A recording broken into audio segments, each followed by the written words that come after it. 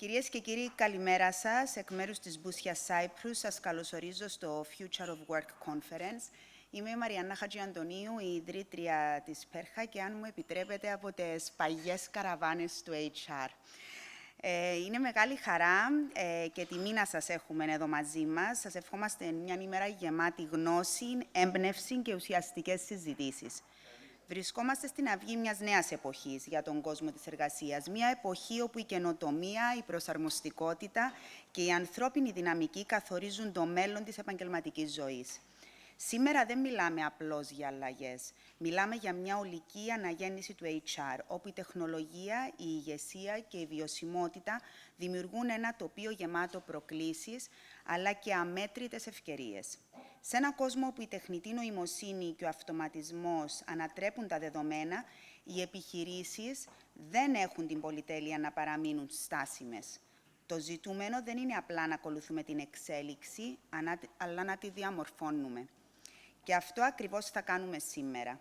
Στη σημερινή μας συνάντηση, διεθνώς αναγνωρισμένοι leaders και πρωτοπόροι του κλάδου θα μοιραστούν μαζί μας στρατηγικές, γνώσεις και εργαλεία που θα σας επιτρέψουν όχι μόνο να ανταποκριθείτε στις νέες απαιτήσεις, αλλά να καινοτομήσετε και να ηγηθείτε της αλλαγής.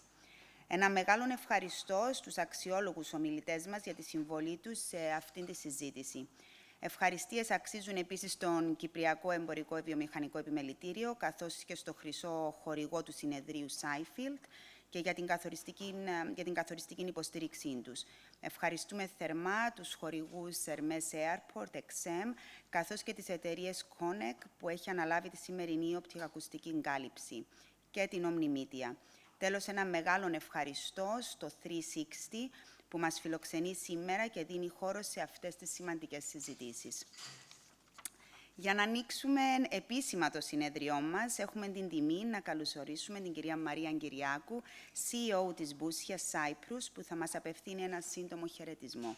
Μαρία, ο λόγος σε σένα.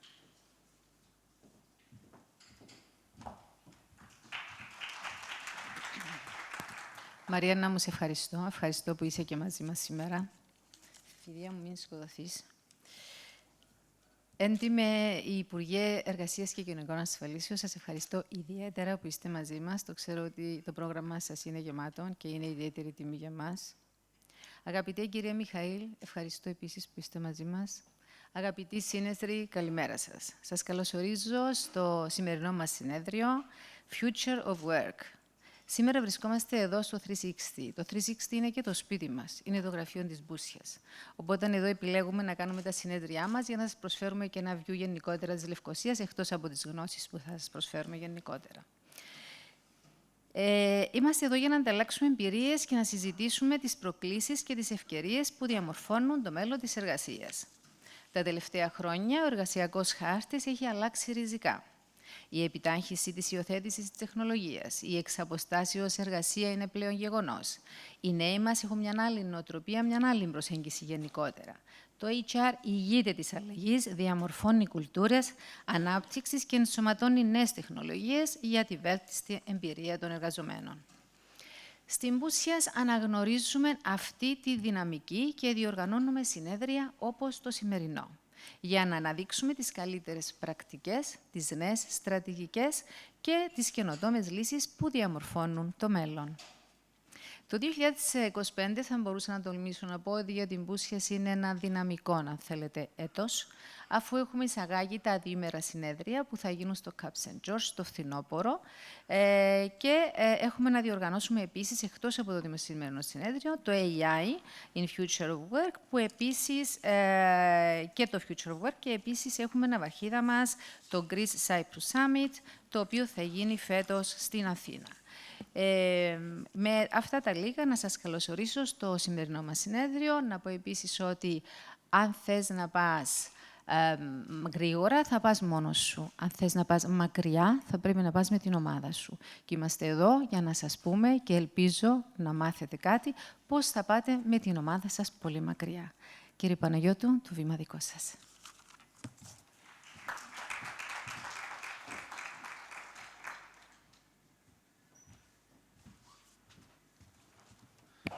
Αγαπητοί διοργανωτές, αγαπητοί οικοδεσπότες, αγαπητοί εταίροι της εργασίας, καλημέρα σας.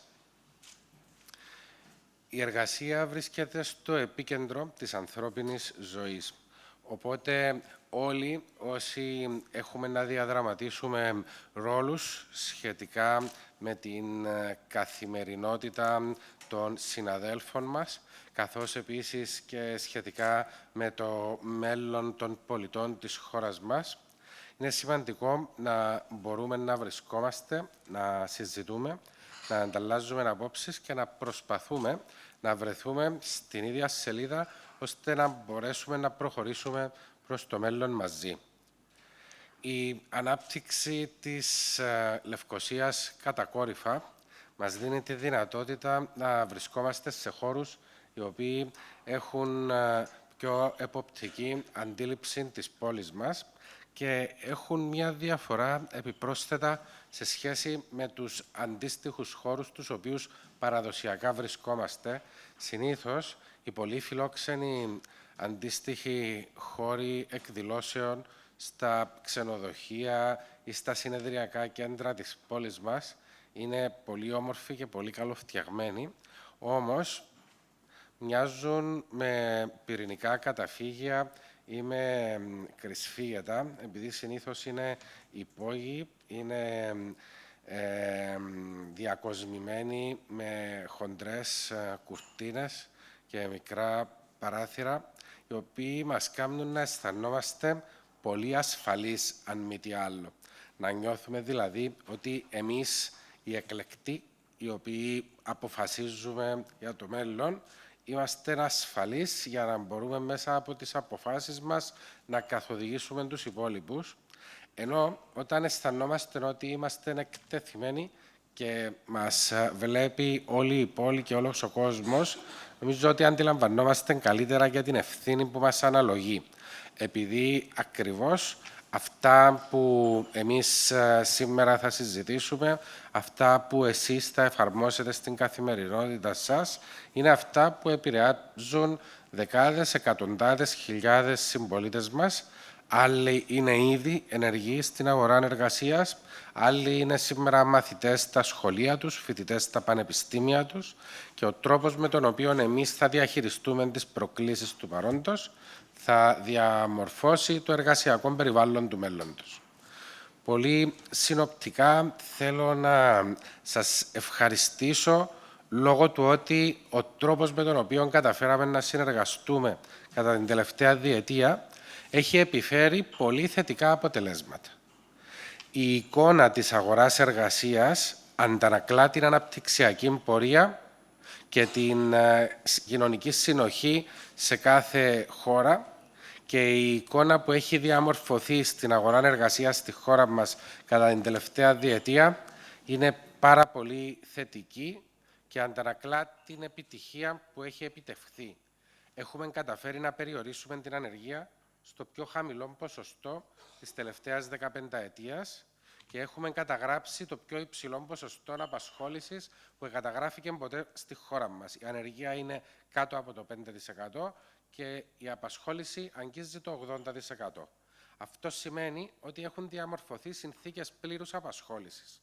Ταυτόχρονα, το μέγεθος της αγοράς εργασίας διαρκώς επεκτείνεται με αποτέλεσμα να χρειαζόμαστε περισσότερους εργαζόμενους από όσους οι δημογραφικές δυνατότητες της χώρας μας προνοούν.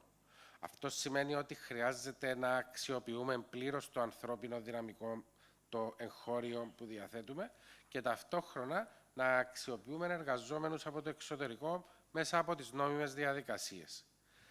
Οι απολαβές των εργαζομένων αυξάνονται. Αυτό φαίνεται μέσα από την αύξηση του μέσου και του διάμεσου μισθού, κάτι το οποίο οδεύει παράλληλα με την ανάπτυξη της οικονομίας και την μεγέθυνση των οικονομικών μεγεθών. Αυτό δημιουργεί επιπρόσθετες προκλήσεις για το μέλλον, επειδή ο στόχος μας είναι η περαιτέρω ενίσχυση της αναπτυξιακής πορείας της κυπριακής οικονομίας και η παράλληλη ενίσχυση της συνοχής της κυπριακής κοινωνίας. Η παράλληλη προσέγγιση για των δύο μας καθιστά πανίσχυρους στο μέλλον και πολύ ανθεκτικούς σε οποιασδήποτε πιέσεις. Επειδή μέσα από τις πιέσεις που προκύπτουν είτε λόγω των γεωπολιτικών συνθήκων, είτε λόγω των δεδομένων που επηρεάζουν την οικονομία αυτήν καθεαυτή, είτε μέσα από εξελίξεις στο χρηματοπιστωτικό σύστημα, τόσο η επιχειρηματική δραστηριότητα, όσο και η καθημερινότητα των ανθρώπων επηρεάζονται και όσο πιο ανθεκτικές είναι αμφότερες, τόσο πιο καλά μπορούμε να συνεχίσουμε την πορεία μας προς το μέλλον. Ιδιαίτερα, ο κυπριακός κορμός της κυπριακής οικονομίας έχει να διαδραματίσει πρωταγωνιστικό ρόλο, επειδή οι Κύπριοι εργαζόμενοι κατά τα επόμενα χρόνια θα είναι αυτοί οι οποίοι θα μπορούν να υποδεχτούν αποτελεσματικά τους μελλοντικούς συναδέλφους τους από το εξωτερικό, να τους εκπαιδεύσουν, να τους καθοδηγήσουν, να ασκήσουν εποπτεία σε σχέση με την ποιότητα των αποτελεσμάτων της εργασίας τους. Είναι εκείνοι οι οποίοι θα μεταφέρουν τις υποχρεώσεις που προνοεί η νομοθεσία και που περιλαμβάνουν οι κανονισμοί που καθορίζονται από τη δημοκρατία για το περιβάλλον της αγοράς εργασίας και είναι εκείνοι οι οποίοι θα αποτελούν το σταθερό ανθρώπινο δυναμικό το οποίο θα έχει πρωταγωνιστικό ρόλο ιδιαίτερα κατά τα επόμενα χρόνια. Για να μπορούμε να μεγαλώσουμε και να μην διατηρηθούμε στα μεγέθη που έχουμε σήμερα, χρειάζεται να έχουμε κανόνες οι οποίοι να είναι απλοί, οι οποίοι να είναι ενιαίοι, οι οποίοι να είναι εύκολα διαχειρίσιμοι, αλλά και ταυτόχρονα η πολιτεία να μπορεί να ασκεί έλεγχο, ο οποίος να είναι αποτελεσματικός. Όσο πιο αποτελεσματικός είναι ο έλεγχος που ασκείται από την πολιτεία, τόσο πιο αποτελεσματικά λειτουργεί και ο ανταγωνισμός, τόσο πιο αποτελεσματικά προστατεύονται οι εργοδότες, οι οποίοι είναι νομοταγείς και εφαρμόζουν τις πρόνοιες της νομοθεσίας ουσιαστικά. Και σε αυτήν την πορεία είμαστε όλοι συνεργάτες. Είμαι σίγουρος ότι όσο πιο συχνά βρισκόμαστε, όσο πιο ουσιαστικά συζητούμε και όσο περισσότερο εμπαθύνουμε στις προκλήσεις που έχουμε να διαχειριστούμε, τόσο πιο ουσιαστικά θα είναι τα αποτελέσματα και τόσο περισσότερο θα νιώθουμε περήφανοι όταν θα βλέπουμε αποτελέσματα τα οποία ενδεχομένως στο πρόσφατο παρελθόν ούτε καν να φανταζόμαστε. Κατά την τελευταία διετία έχουμε καταταγεί πρώτοι στην Ευρωπαϊκή Ένωση στην μείωση της ανεργίας των νέων κάτω των 30 ετών. Καμία άλλη ευρωπαϊκή χώρα δεν έχει καταφέρει να μειώσει την ανεργία των νέων όσο καταφέραμε να τη μειώσουμε στην Κύπρο. Για πρώτη φορά έχουμε καταγράψει ανεργία των νέων σε μονοψήφιο ποσοστό και σε ποσοστό που να βρίσκεται κάτω από τον ευρωπαϊκό μέσον όρο. Αυτό είναι κάτι που όταν βρισκόμαστε με τους Ευρωπαίους συναδέλφους μου, τους ομόλογους υπουργούς απασχόλησης, μου ζητούν να τους εξηγήσω για να τους περιγράψω πώς καταφέραμε στην Κύπρο αυτό το τόσο δύσκολο επίτευγμα.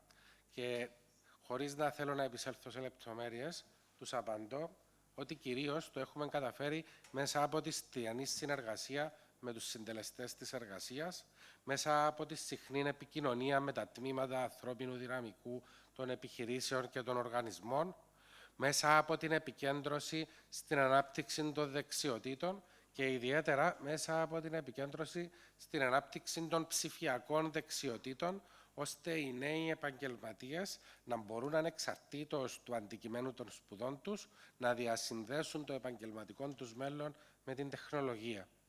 Και αυξάνοντας τη συμμετοχή στα προγράμματα επαγγελματικής κατάρτισης κατά 86% κατά την τελευταία διετία, δηλαδή σχεδόν διπλασιάζοντας αυτούς που συμμετέχουν σε προγράμματα επαγγελματικής κατάρτισης, αποδεικνύουμε στην πράξη ότι οι στόχοι αυτοί δεν είναι ούτε απλώς μια καλή ρητορική, ούτε η πολιτικά ορθή απάντηση στα ερωτήματα με τα οποία συνήθως βρισκόμαστε αντιμέτωποι, αλλά είναι ένας σχεδιασμός και μια συνταγή που φέρνει αποτελέσματα.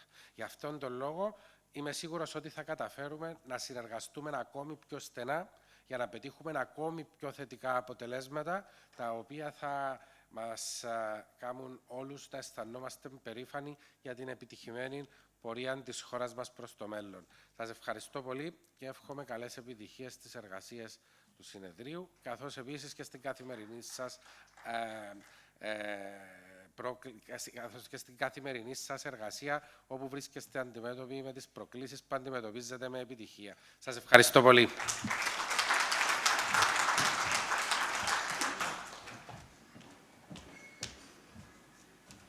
Σας ευχαριστούμε πολύ, κύριε Παναγιώτου.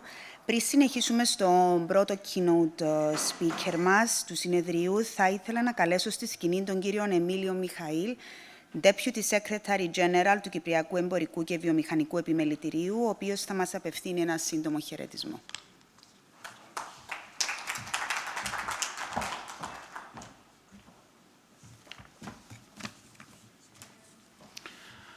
Κύριε Υπουργέ, κυρία Kyriakou, κυρίες και κύριοι, η εργασία διεθνώς υφίσταται μεγάλες αλλαγές και συνδέεται με την τέταρτη βιομηχανική επανάσταση που είναι ήδη σε εξέλιξη.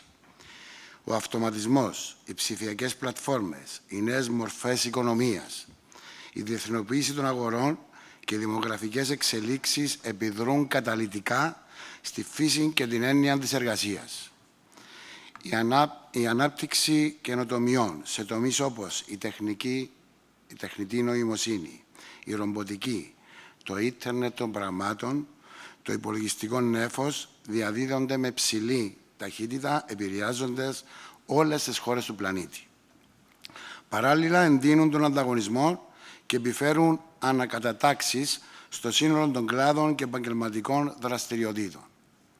Οι αναδυόμενες νέες τεχνολογίες, σε συνδυασμό με την άδωνο των διαδικτυακών πλατφορμών πώλησης αγαθών και υπηρεσιών, που συγκεντρώνουν τις δραστηριότητες σε πολλούς τομείς, προκαλούν ρήγματα σε παραδοσιακές αγορές και μορφές οργάνωσης της εργασίας, αλλάζουν τον τρόπο που εργαζόμαστε, εκπαιδευόμαστε και αποκτούμε δεξιότητες.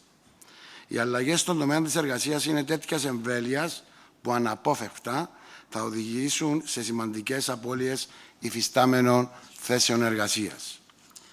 Την ίδια ώρα όμως δημιουργούνται νέες ειδικότητες και νέες θέσεις εργασίας. Οι νέες αυτές θέσεις θα απαιτούν αναβάθμιση υφιστάμενων και νέων δεξιοτήτων, ενώ σε πολλές περιπτώσεις θα συνοδεύονται και από τη δυνατότητα ευελιξίας καθορισμού του χρόνου, τόπου και τρόπου οργάνωσης και εκτέλεσης της εργασίας.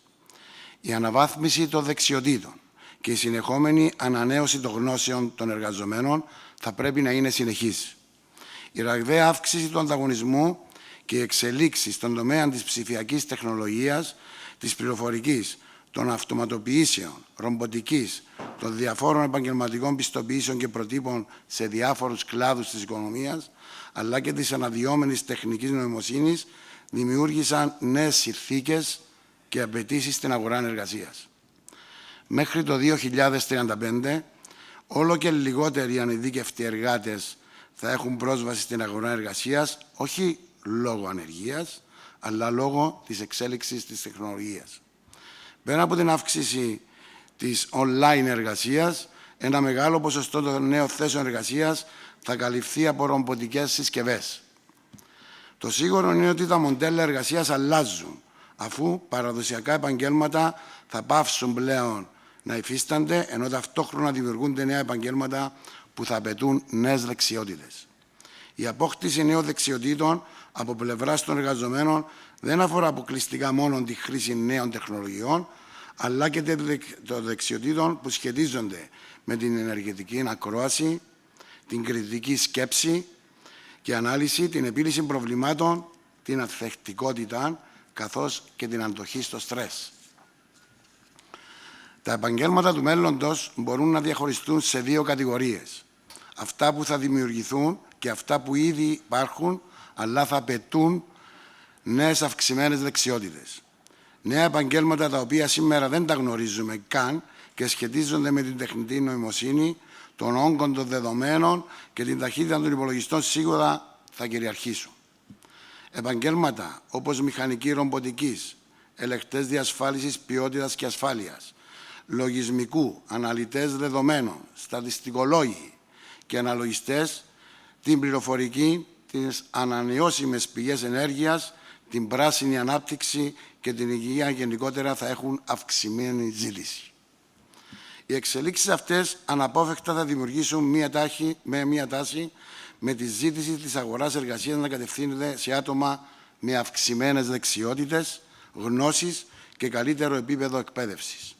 Συνεπώς, το σύστημα επαγγελματικής κατάρτισης θα αποτελεί βασικό εργαλείο για να θωρακιστούν ειδικά οι ευάλωτες τάξεις από τον κίνδυνο αποκλεισμού από τις ευκαιρίες που προσφέρουν αυτές οι εξελίξεις.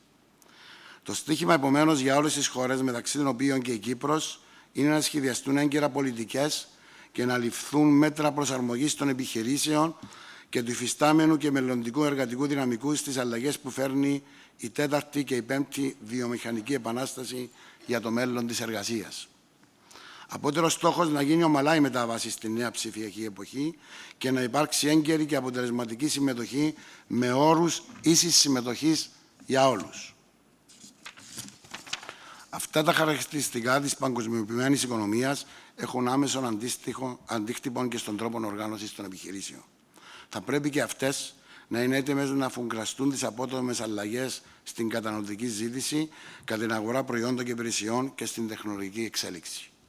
Αυτές οι αλλαγές έχουν σηματοδοτήσει την ανάγκη για ευελιξία, όχι μόνο στις επιχειρήσεις, αλλά και στην αγορά εργασίας και στο ίδιο το εργατικό δυναμικό. Η επέκταση των νέων ευέλικτων μορφών απασχόλησης παρέχει στις επιχειρήσεις την απαραίτητη ευελιξία ώστε να ανταπεξέλθουν στις μεταβαλλόμενες συνθήκες, καθώς επίσης στο νέο οικονομικά ανταγωνιστικό περιβάλλον. Απαιτείται λοιπόν να σχεδιαστούν αποτελεσματικές πολιτικές που να είναι αμοιβαία επωφελείς για τις επιχειρήσεις και τους εργαζόμενους.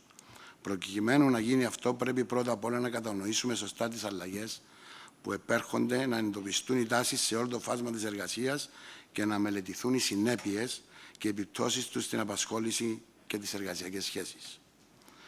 Στη βάση των πιο πάνω πρέπει να υπάρξει μια συμφωνημένη εθνική στρατηγική μεταξύ των κοινωνικών εταίρων και της κυβέρνησης στα σημεία πρώτον, για διασφάλιση βιώσιμων θέσεων εργασίας θα πρέπει η πορεία των μισθών να συνδέεται και να εξαρτάται από την πορεία της παραγωγικότητας στην κάθε επιχείρηση ξεχωριστά.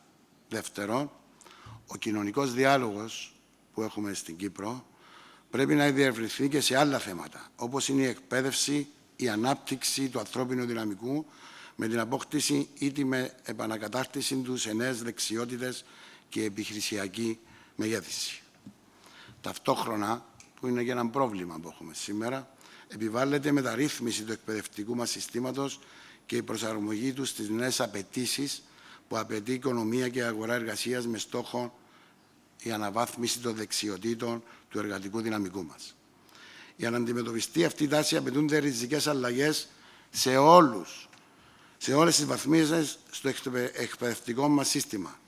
Αποτελεσματικότερη διασύνδεση της εκπαίδευσης με τις πραγματικές ανάγκες των επιχειρήσεων και των νέων επενδύσεων στη ψηφιακή οικονομία.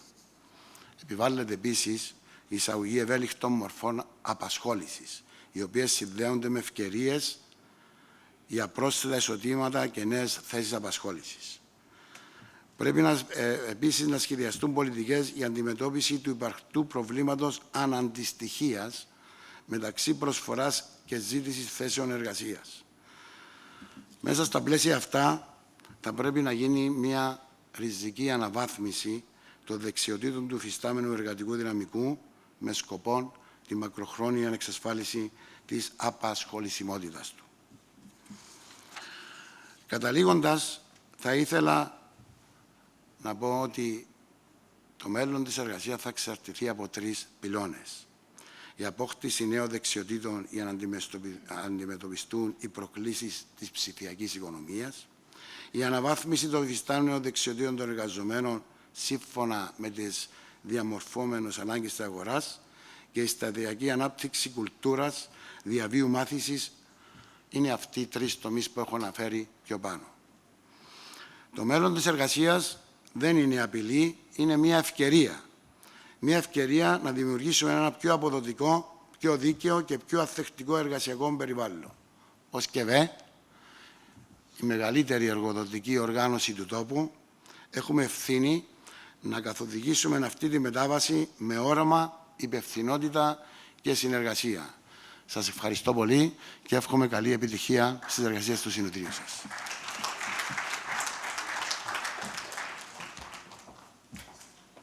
Ευχαριστούμε τον κύριο Μιχαήλ.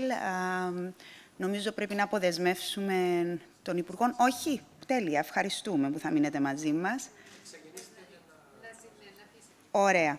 Λοιπόν, προχωρούμε αμέσως στο πρώτο μας session, το οποίο οι παρουσιάσεις θα είναι στα αγγλικά, οπότε να μου επιτρέψετε να προσφωνήσω τους κυρίους στα αγγλικά. It is our great pleasure to welcome our first keynote speaker, Vladimir Vulic, Digital Transformation Strategist and a strategic consultant in the field of digital transformation with extensive experience guiding organizations through the challenges of the digital age.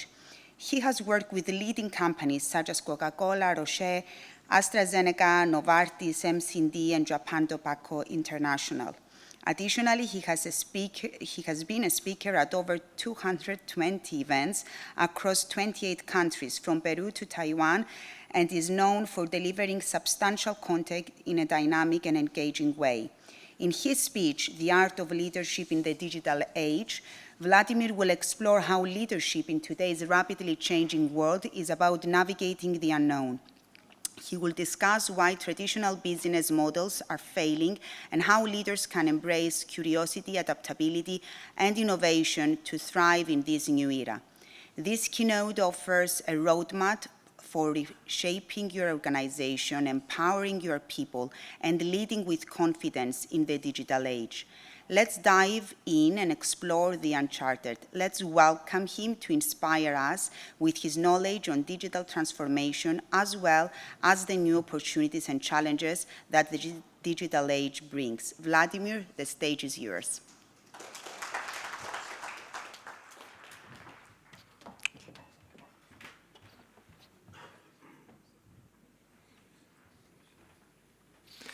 I love fairy tales. I love listening to them. I love telling them. I love reading them. I even love to watch them, although Hollywood is doing a rather lousy job these days about it. And I often start my talks with a fairy tale. But this morning, I'm not going to do that. I'm going to start you off with a horror story, and a real-life horror story. The main protagonist of our horror story is Dr. David Dow. And I don't have a clue what Dr. David Dow had in his mind back then on that April morning in 2017. But what I know for a fact is that he absolutely could guarantee that in just few hours he will certainly not look like this. This is the same Dr. Dow just a few hours after he woke up in Chicago and went to the airport. He was supposed to fly to Louisville, Kentucky, and what happened? Well, he went to the airport, he got his boarding pass, he went through passport control, he went through security, he went to the gate, and he was patiently waiting. And then at one point in time, there was a public announcement. This flight is overbooked.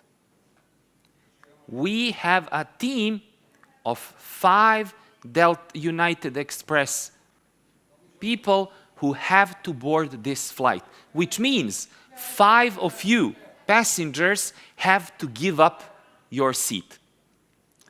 Do we have a volunteer? And obviously, no one volunteered. So the next procedure in line is ask who wants to volunteer but will get free miles on your loyalty program. And guess what? No one volunteered. So the next procedure is ask who wants to volunteer to give up their seat and get cash. A couple of people volunteered, but not enough. They needed 5. So the next procedure is pick out a random name of a passenger, and then he or she has to give it up. And you're guessing already what happened. One of those randomly picked names was Dr. David Dow.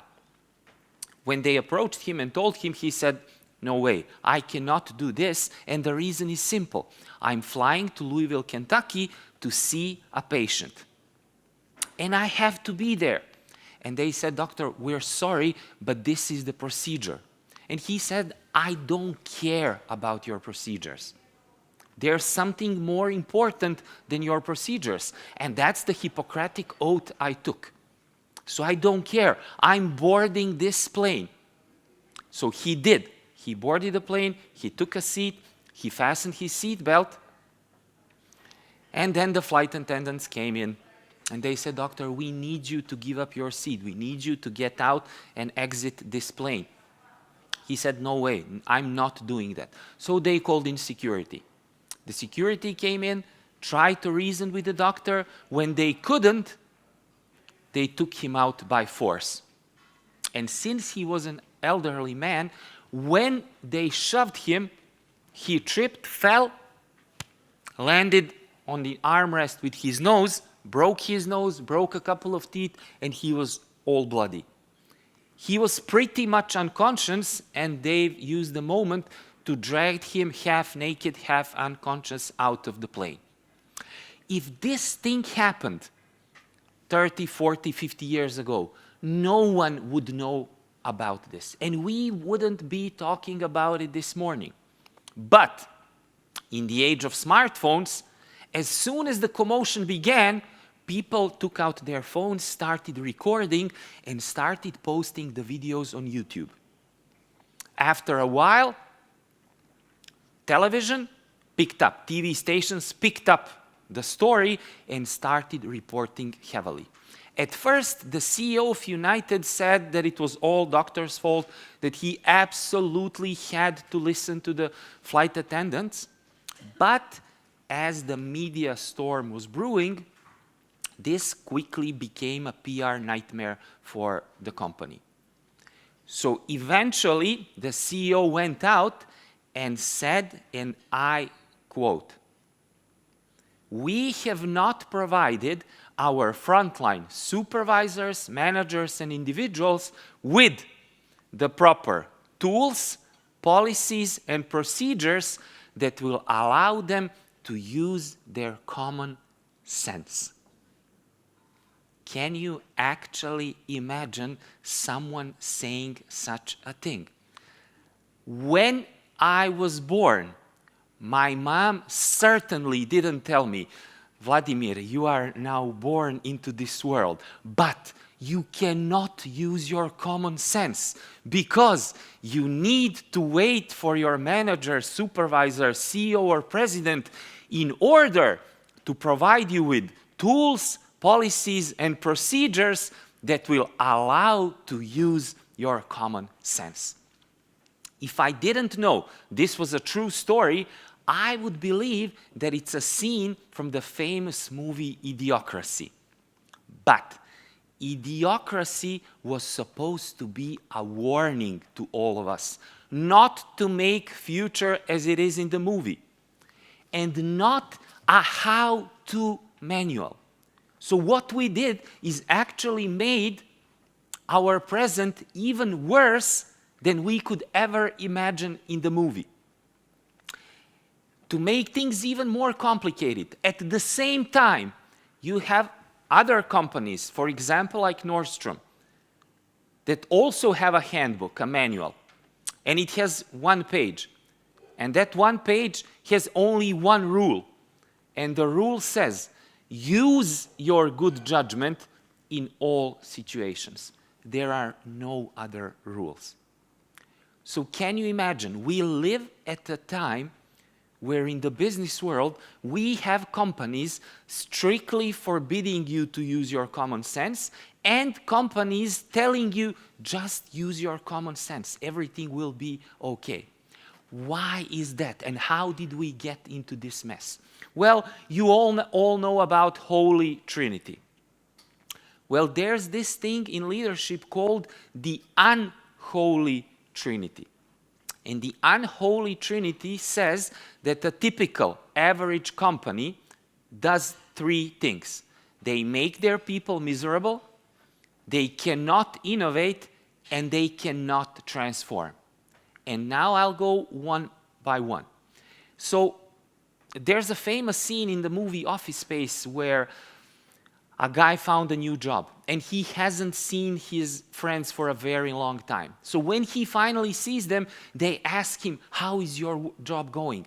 And he says, ever since I started working at this new job, my life has been a living hell. And every day has been worse than the previous day. So it doesn't matter what day did you see me. Whatever day it was, that has been the worst day of my life so far. On the other hand side, for all of you who grew up watching 80s action movies, you all know about RoboCop. So he was a cop. He was severely wounded, almost killed in action, but they managed to save his brain.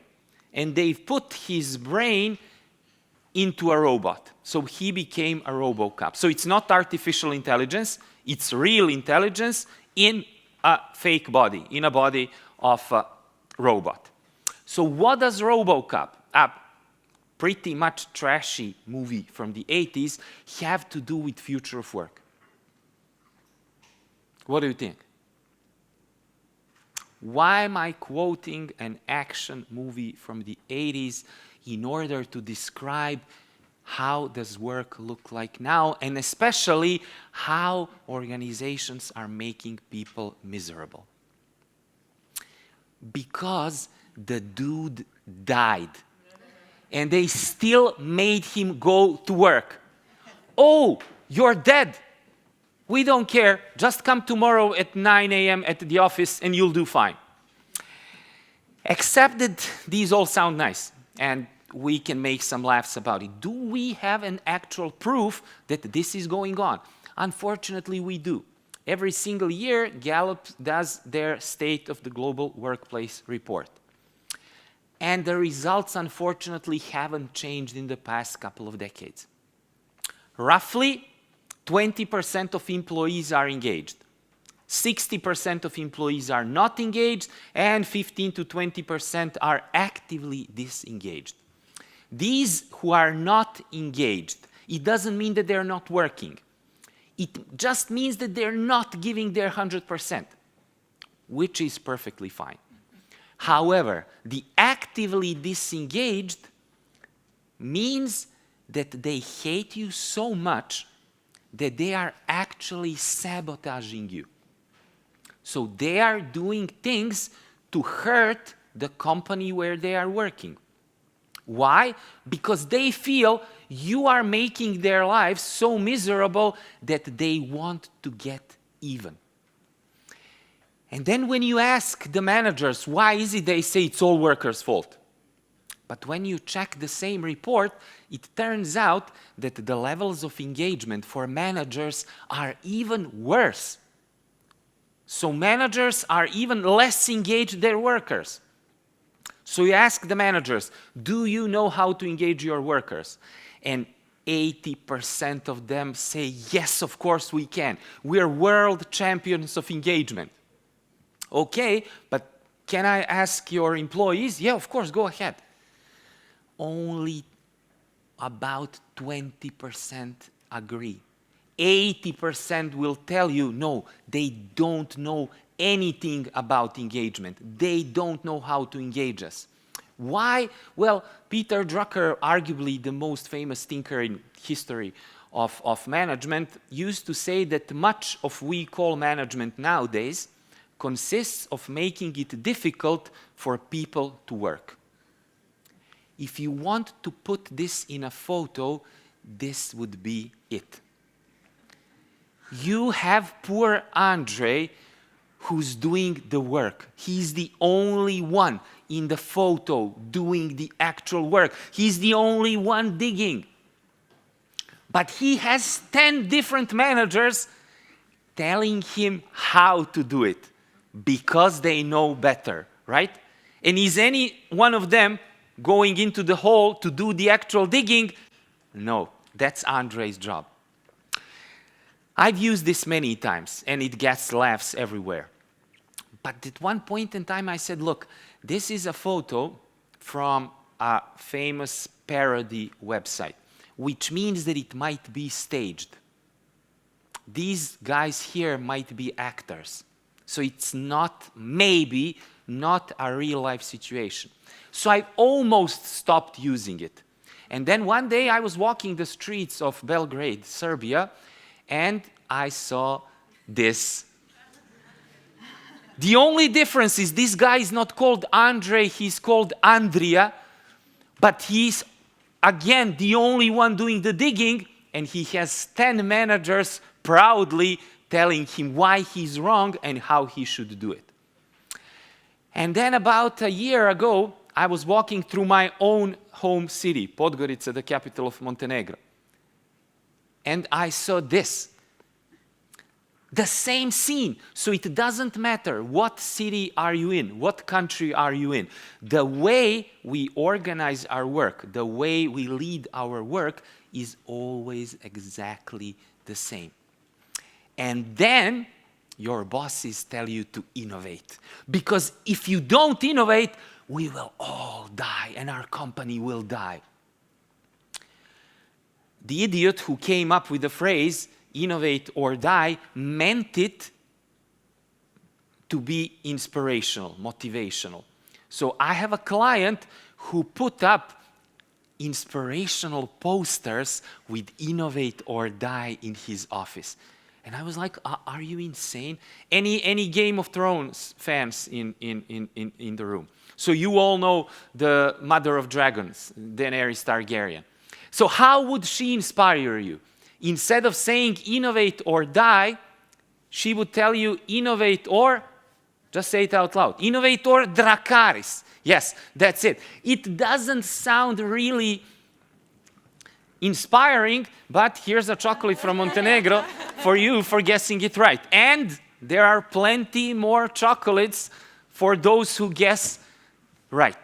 So when people actually try to innovate, they feel that only 5% on a global scale are actually empowered. They have resources and permission to actually innovate.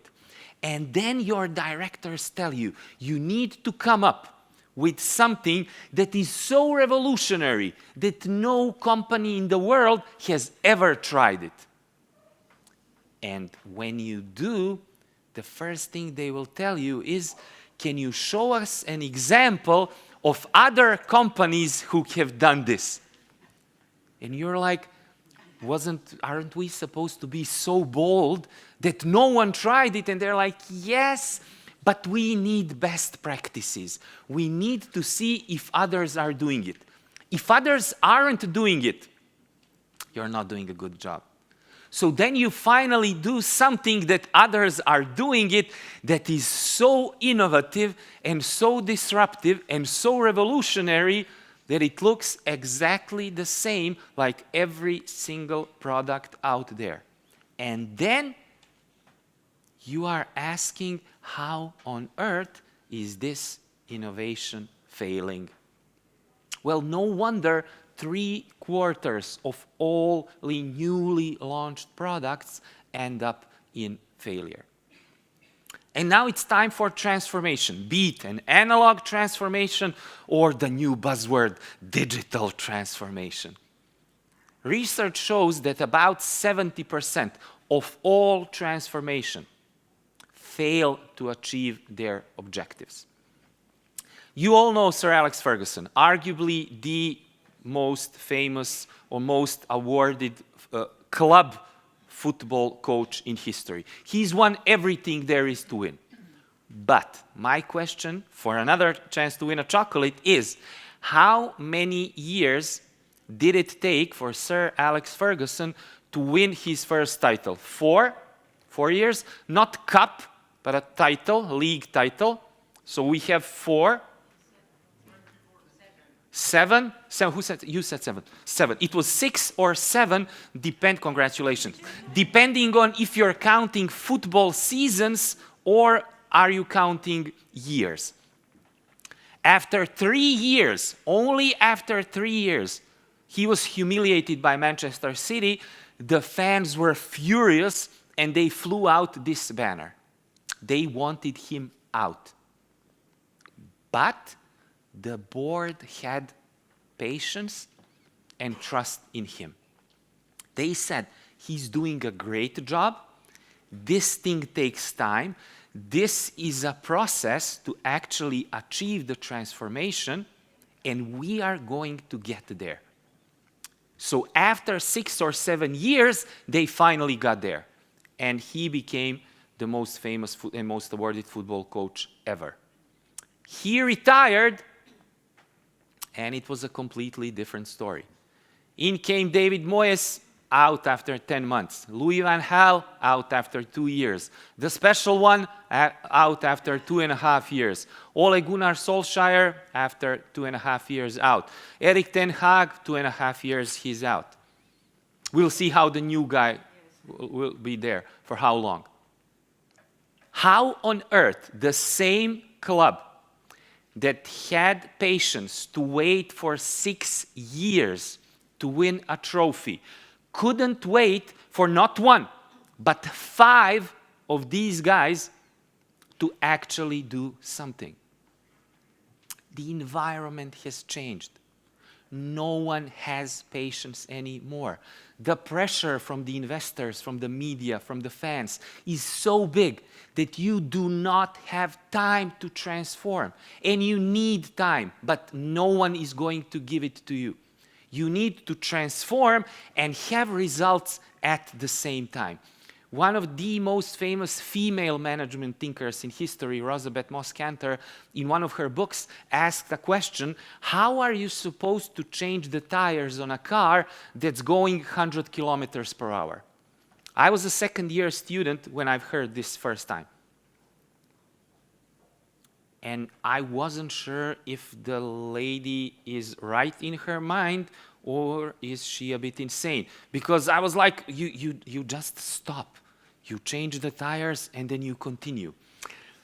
Then once I started teaching at the university, then once I started consulting, then once I started speaking internationally, I realized that if and when you stop, the others are going to fly right by you.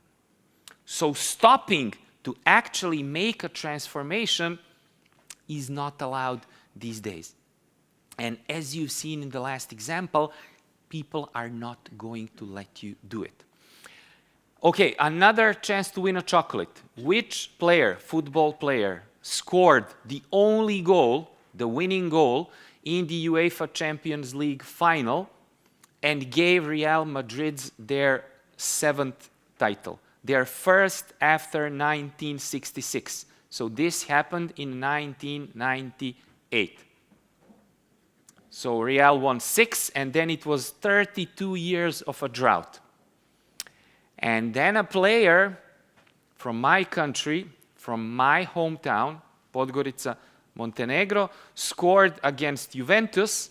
Real won 1-0 and became European champion for the 7th time. The guy's name is Predrag Peđa Mijatović, and that year he was the 2nd best player in the world after Ronaldo, the original Ronaldo, not the fake one these days. So a couple of years ago, I had the opportunity to sit down with Peđa on a one-on-one fireside chat and ask him questions. Later on, he became, after he retired, he became the director of football for Real Madrid. So I asked him, when you signed the contract, what were you thinking? And he said, when I signed the contract, it was a 4-year contract. But I knew for sure that I will be fired at the end of the season if we don't become champions. So yeah, they will give you 4 years, but nobody's going to wait for you to transform.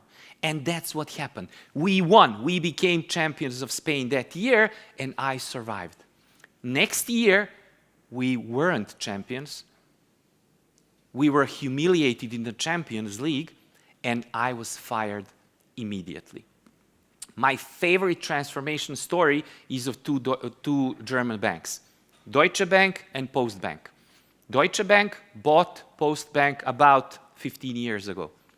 Postbank had a different IT system, different computer system, different database, different program than Deutsche Bank. So Deutsche Bank wanted to import all of the data into their system and just use one system.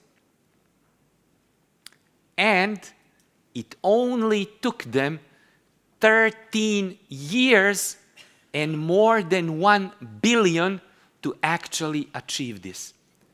They made this happen last summer. So 13 years and 1 billion to combine two information systems. One of the biggest failures in banking in history. So that was it, the unholy trinity of organizational design. An average organization nowadays makes people miserable, cannot innovate, and cannot change. And the guy you see in the photo is Senna. Who said it? Senna, yeah. He's known as the Rain Master. He was the most famous driver when it comes to driving in the rain. Congratulations.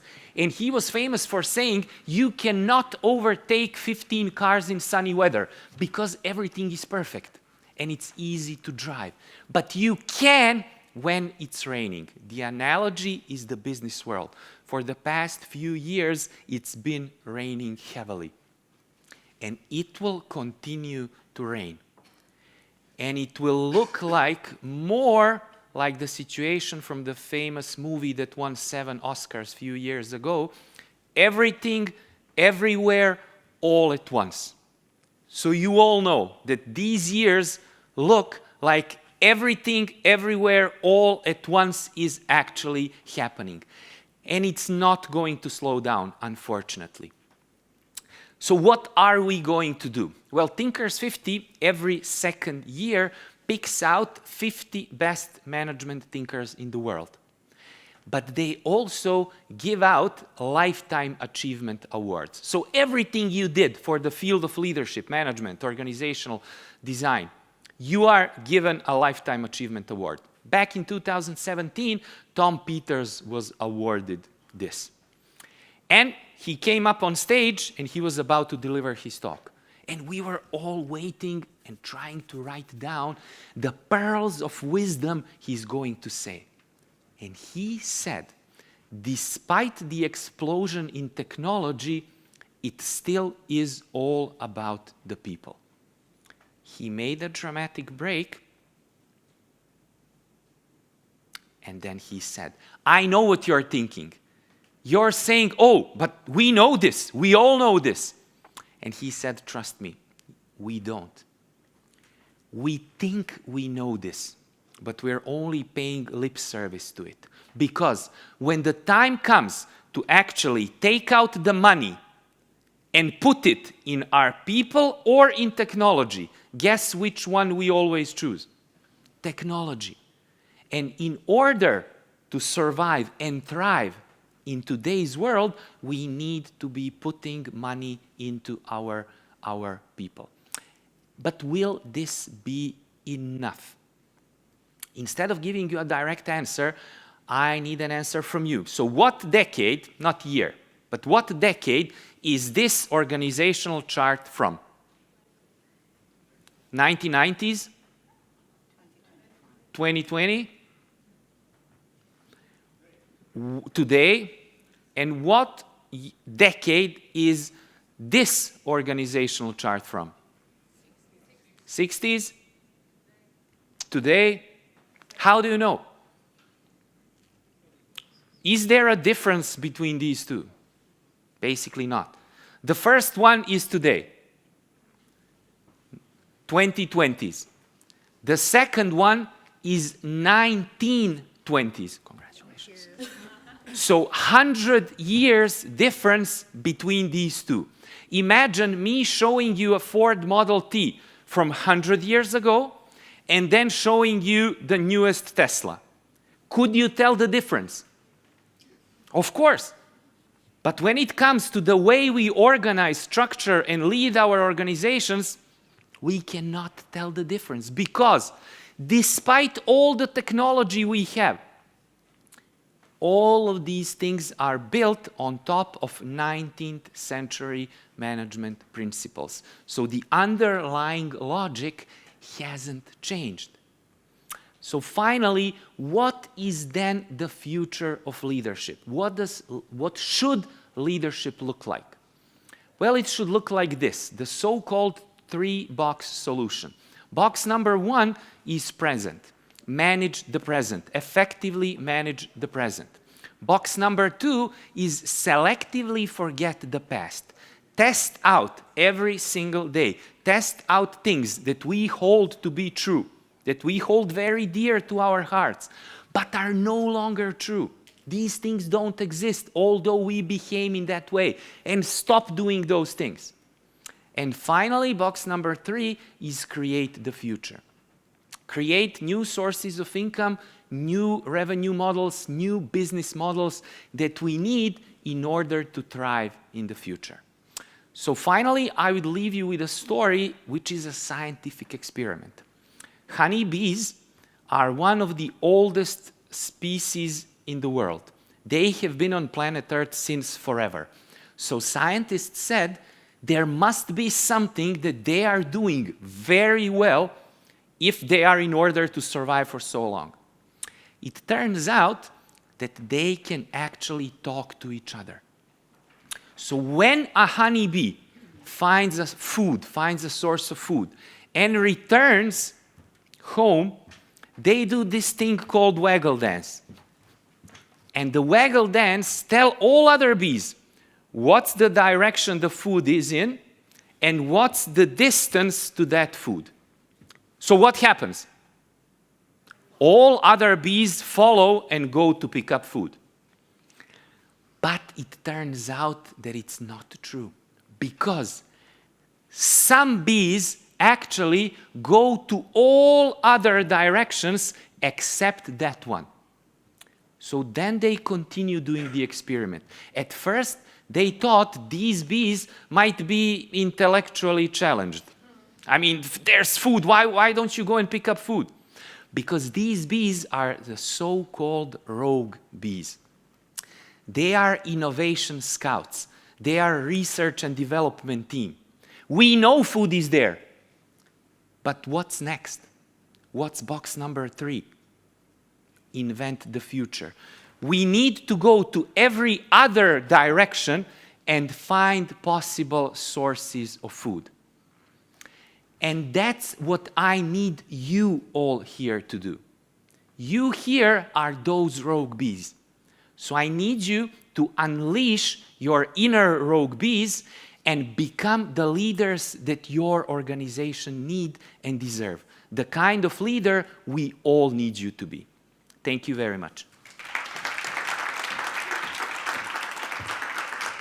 Thank you. Thank you, Vladimir. Thank you for the chocolates, by the way. Thank you so much. I want to know if we have any questions before you. Yes? I don't. You don't have any chocolates? I do. I do. I have a couple of more. So if you have a question now, or yes. Go. Oh, you don't? Okay.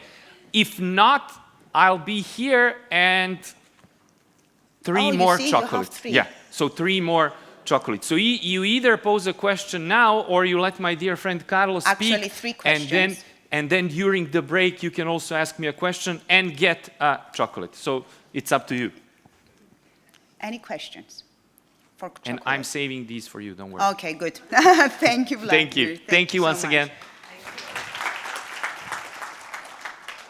Okay, and we are moving on to our next keynote speaker, Carlos Francisco. Please join me in welcoming our next keynote speaker, founder of Changing Paradigms with over a decade of experience in operational excellence across sectors like aerospace, defense, and manufacturing. Carlos has driven transformative results, including over 20 million pounds in savings. Through his company, he helps organizations unlock efficiency, reduce cost, and build high-performance cultures. Today, in his speech, The Future of Leadership, Why Leaders Must Evolve or Become Obsolete, he will share insights on how to drive operational transformation and leadership success. Let's welcome Carlos to the stage.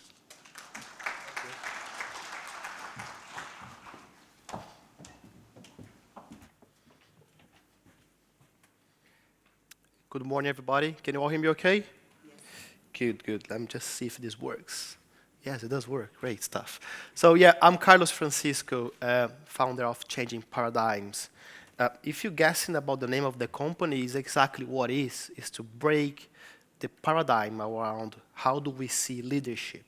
So today, I'll be covering the future of leadership, why leaders must evolve or you become obsolete. And not tomorrow, probably today, because things are changing really fast.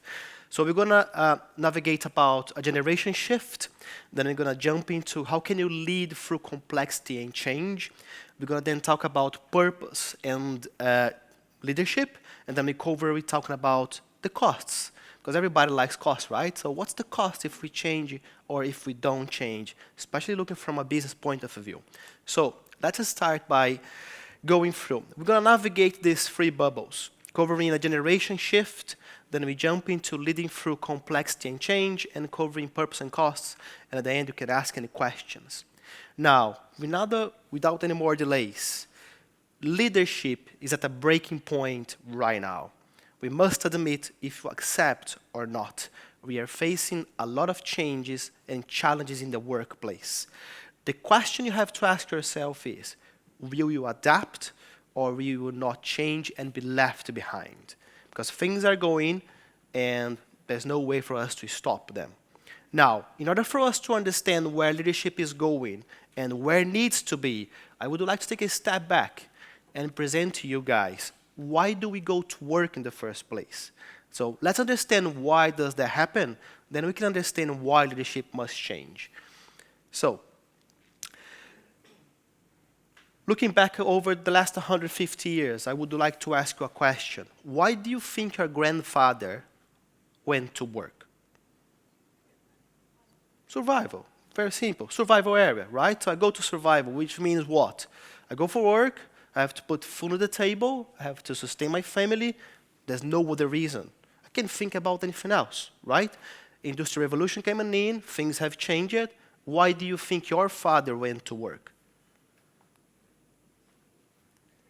Security and stability. So here in a moment in time, I go to work because I have to provide for my family, but I also want to enjoy life a little bit. I want to have a nice car and maybe go on a holiday once a year. Now, why do you go to work? Simple question, right? Sometimes we never think about it, right? We never take time to self-reflect. But mainly, fulfillment, right? We go for career progression. Some of you want to climb the ladder in the corporation. It's fine, it's normal, it happens, right? Some of you just want to learn more, to grow. I'm one of them, right? But why do you think your kids will go to work? I have a 9-month-year-old at my home, same as Vladimir. Why do you think our kids will go to work? Why do you think Gen Z is going to work today? So some of you probably think, yeah, money, but actually, we call this self-actualization. The majority of them are going to work because of the true meaning of what it means for them. Work is not more a place where actually I have to build my life around. I want the work to be part of it, where my life is not the other way around, really. So the true meaning, the true values they have, and we cannot change that. And this has been happening over the last few hundred years. But things are changing really rapidly. So For you to understand how do you lead, you need to understand this generation shift. Now the question to you is, if you're still managing your teams the same way you done 10, 15, 20 years ago, what makes you think that these people will stay loyal to you and your company? If you're still using old methods, old toolboxes, nothing is going to make them stay. And that's what you have to understand and admit. Now that you understand this generation shift, you have to understand that if the expectations of the real purpose of why I'm going to work have changed, leadership must change too. It's a must. It's not like I may do it. Well, there's a cost that you're going to have to pay if you don't do it. Now that you understand that, let's talk about how can you then lead through complexity and change in this world of uncertainty and digital world, right? Everybody talks about AI and everything that's changing rapidly, but let's go for that and slowly.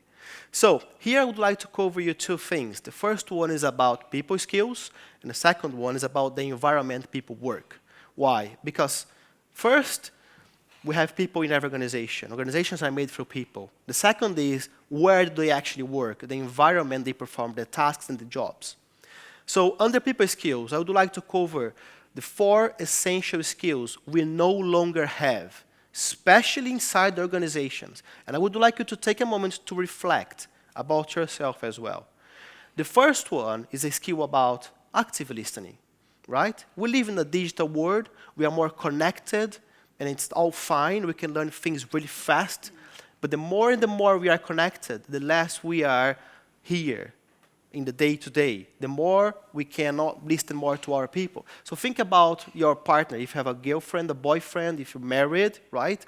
So just think about how many times do you have to ask them to repeat the same message until you can understand what they're talking about. Or when you go to a meeting and someone is typing on the keyboard and, yeah, I hear you, yeah. We're all busy going through that, right? Our brains is always pushing to the next target. Therefore, we have no time to stop, to pause, to make eye contact, to ask a question, how are you feeling today?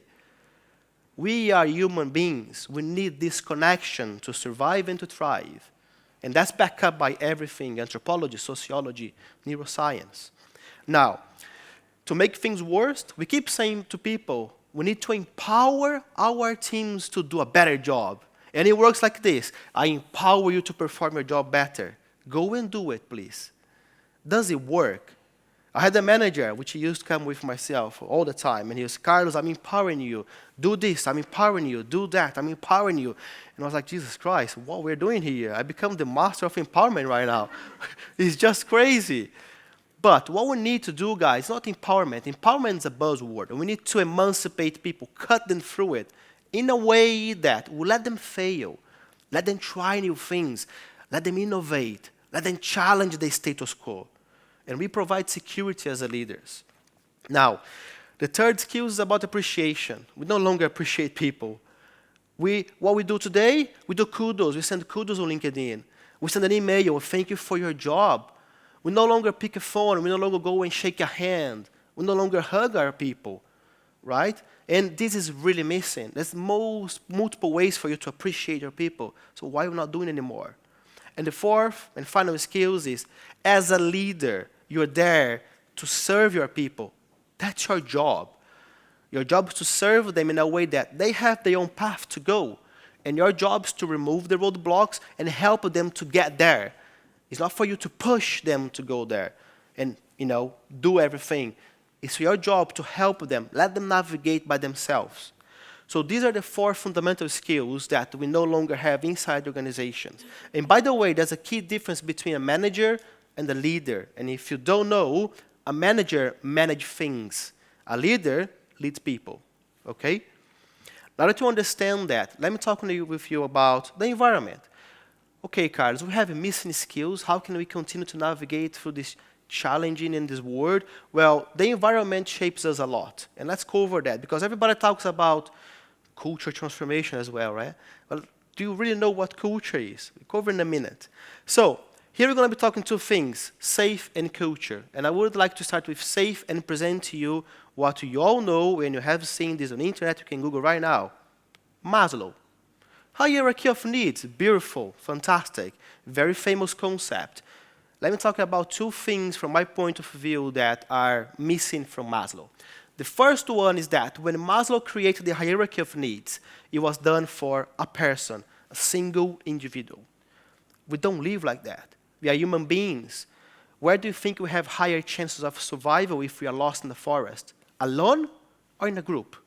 In a group of people. We like to socialize. We like to be part of groups. That's pretty much the design of the human brain, explained by neuroscience. And we can't change that. That's just how the way we are wired. Now, the second problem with Maslow is organizations do not understand what is in the basic needs. They believe that I'm giving you a hybrid work, flexible, you can work from home. I'm giving you a nice computer, coffee shops. I'm giving you a nice desk. You can do that. They believe they're fulfilling the basic needs. Well, they're really far from wrong, because the basic needs, especially on the safety, which is the second level, is not just about security. It's not just about having a bodyguard in the front of the building or cameras around. Here we're talking about psychological safety. And this is missing from Maslow. That's where Maslow went wrong. That's why this was done long ago, and it needs to change. It needs to be adapted. Now, you have to understand that if you have a psychological safe environment, you have high levels of trust. High levels of trust will give you what? High levels of accountability. And accountability will give you what, guys? High levels of performance. So you have to understand that everything works in a domino effect. Now, to add complexity to this, and I'm going to go very light on this because I don't want to fry your brain, very simple. We keep talking, we need to do culture transformation. Culture transformation. I keep hearing that word. Do you know what culture is? Does anyone have any idea what culture is? Okay, let's go there. Culture has a set of three main pillars. The first one, mindset and values. So the way you think and the values you have in your life. The second pillar is about the norms and the rules, the things you respect and you follow. And the third one is the way you behave. Yeah?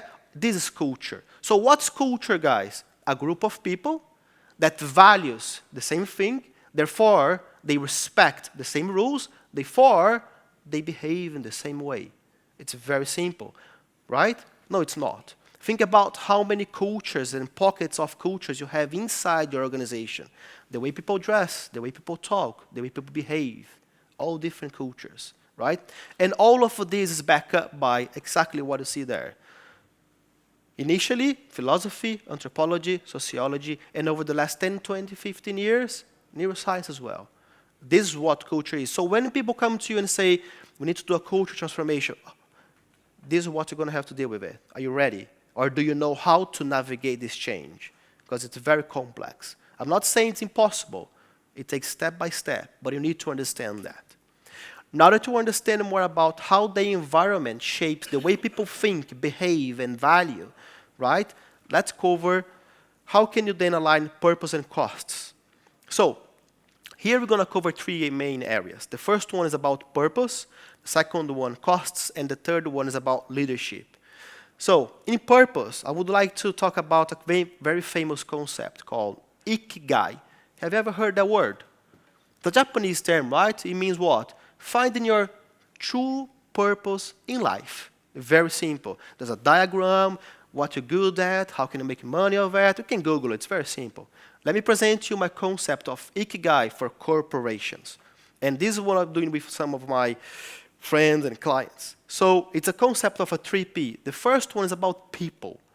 Not everybody will find their true purpose in life. And that's fine. Probably 80 to 90% of the whole population. And that's okay.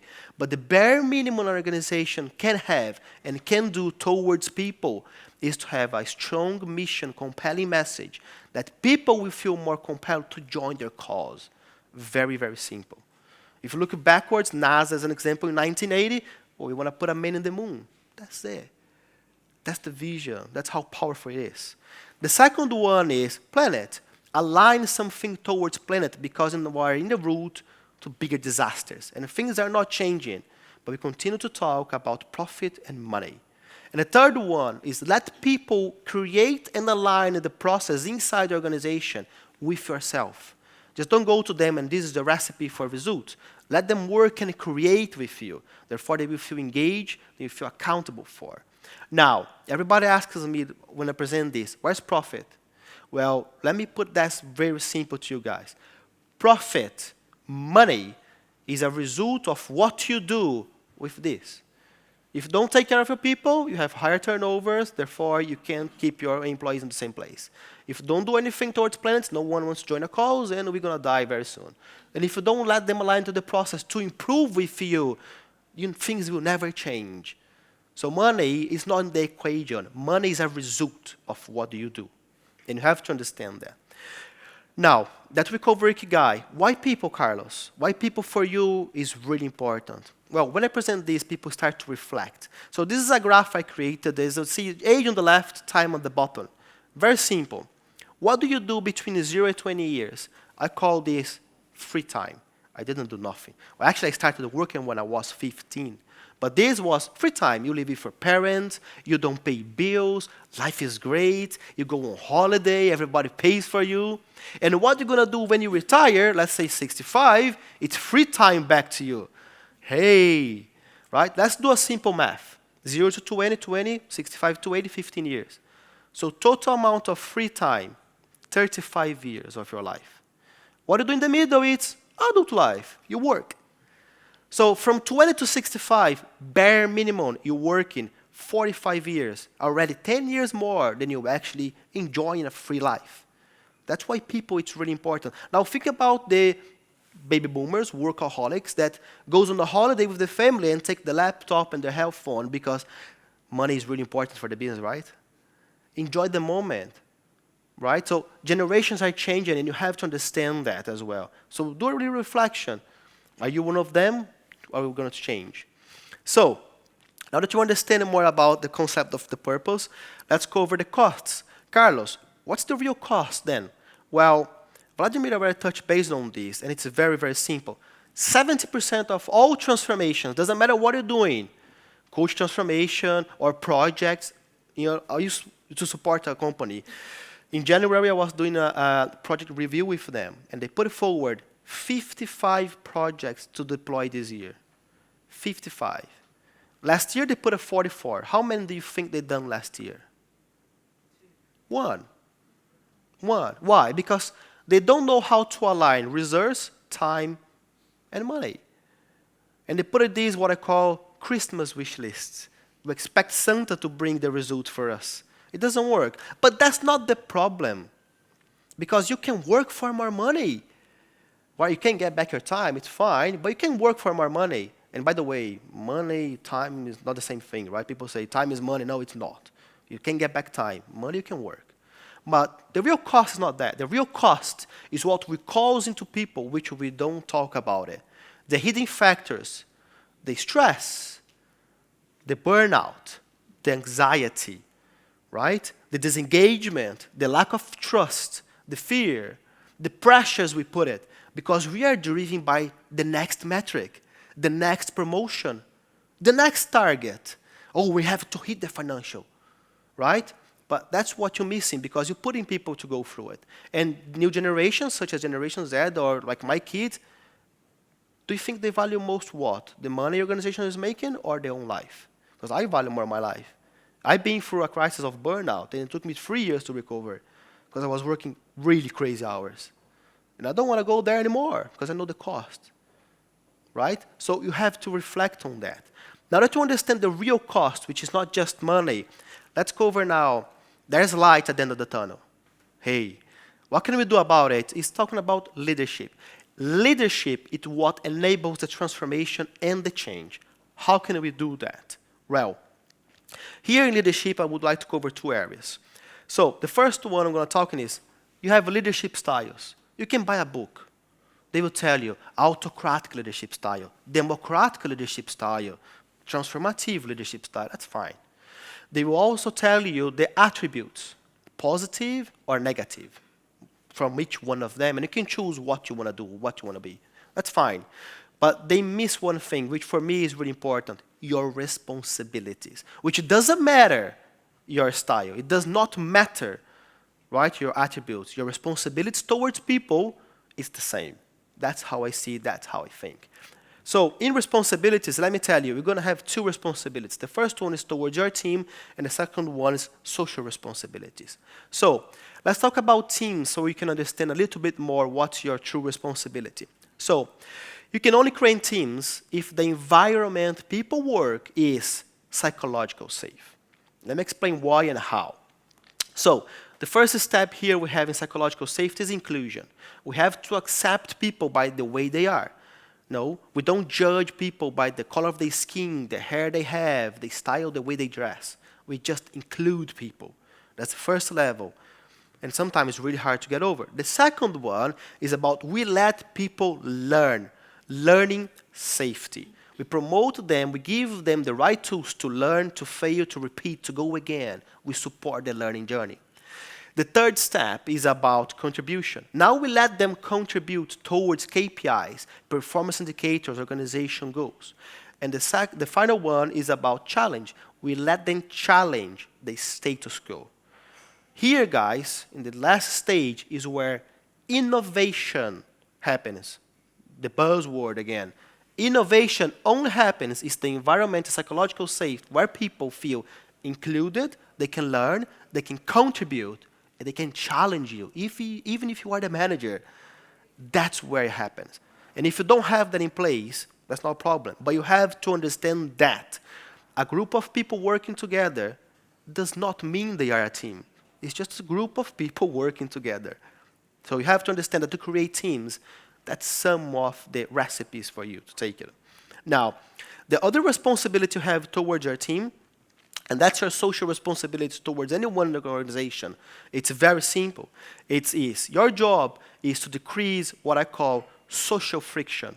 The chit-chats, the gossips in the office, the things that do not add value. And your job as a leader is to increase intellectual friction, where we talk about projects, challenges, KPIs, innovation. But to have that, the environment needs to be psychological first. Otherwise, you won't get it. So that's one of the things you have to understand towards. So it doesn't matter your style of leader. That's your responsibilities. The bare minimum we can do towards your people. It's how we can create teams and promote this type of environment for people to thrive, as this is your natural responsibility. Now, to close it off, do you all know the change curve analysis? Have you seen this before? The change curve analysis and how it works? How do we do in corporations normally? Well, we don't do anything, right? We put a project there and we just expect people to go through it, right? But we go on the change curve all the time. When you change your phone, for example, from Samsung to Apple. When you change your Mercedes to BMW, your Nike shoes to Adidas. The time it takes to go, it varies from people. It may be a second, a minute, a day, a week, a month, a year. It really depends. But normally what we do in corporations is we change, we do something towards people, and first stage is denial.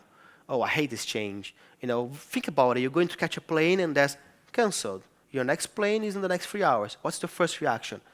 Oh, didn't like it. Then the second one will be probably anger. They're going to be really upset with that change. Where we fail in organization is here. We leave people into the depression and the valley of despair. They are lost. And we believe they work like this. You are a director, right? You need to get over with it, right? I'm paying you what, 150,000 euros per year? You have a master's degree and a PhD? Get over it. Grow up, right? So where's the connection? Where's the engagement here? Always missing.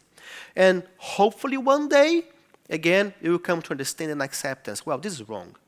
And it doesn't matter which model you follow. Oh, am I psychologically training in ADKAR, awareness, desire. It doesn't work, guys. It doesn't work. If we talk about digital transformations, the 70% is probably close to 90% where we fail. Because we don't engage people and we don't know how to engage them. But your job, very simple, is how can you bridge the gap and bring people through understanding? How? Through asking questions. Let them share their concerns. Create a safe space for them to be who they need to be and talk to you openly about the things. And your job is how can you bridge that gap and bring people to acceptance in a way that you cause minimal damage. That's your job. Now, to close it off, just so you can understand, the future of organization is not about who has the best strategy or the best AI tool. The future of organization is about who has the best people. And that's it. So if you want to connect with me, that's my LinkedIn and my site. Thank you. Thank you. Carlos, Pastor Mike, thank you. So, any questions? Anything that you want to ask without chocolate, of course? Yes, Yeah, I please. don't have any chocolate. I'm so sorry.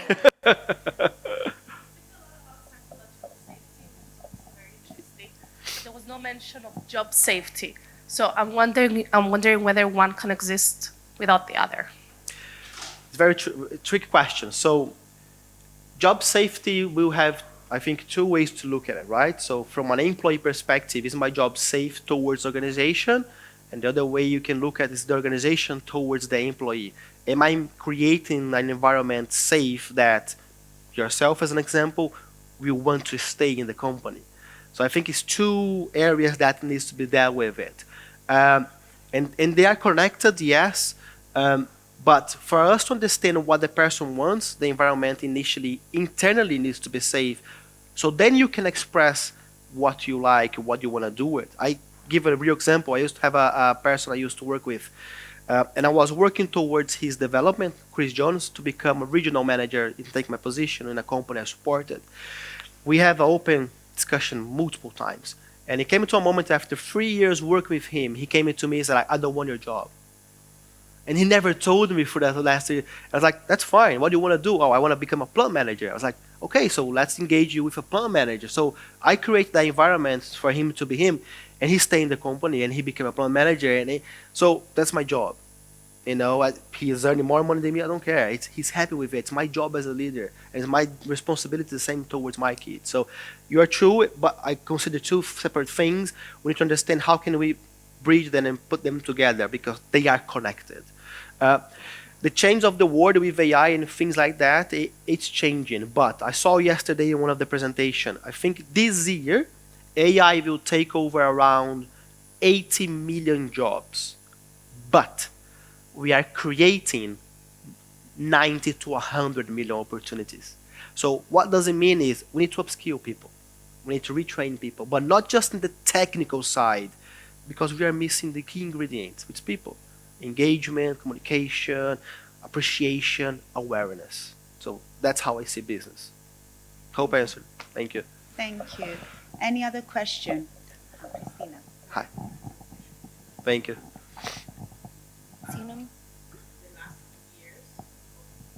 The last years, I've been thinking that we try to bring the change, but we are keeping the wrong word, which is leadership. Leadership enables change, exactly. No, I'm feeling that people, they don't just need someone to lead them, they need someone to listen to them, take care of them. Exactly. So the first thing that we need to do is to change the word of leadership and rename it to something else, which I didn't figure out. But we need to change the word. I compare leadership as parenthood. Not just the style, the word. Yeah. I compare with being a parent, being a mother and a father, you know. You look after your kid from the baby's born up to whatever, but it's your responsibility to provide what? Not just the food and the environment, but it's to provide education, learning, values, character, behavior. That's leadership. That's simple leadership. If I want to change the word for me, it would be parenthood inside organization. That's how I see people. You know, and the problem we have is Christina, right?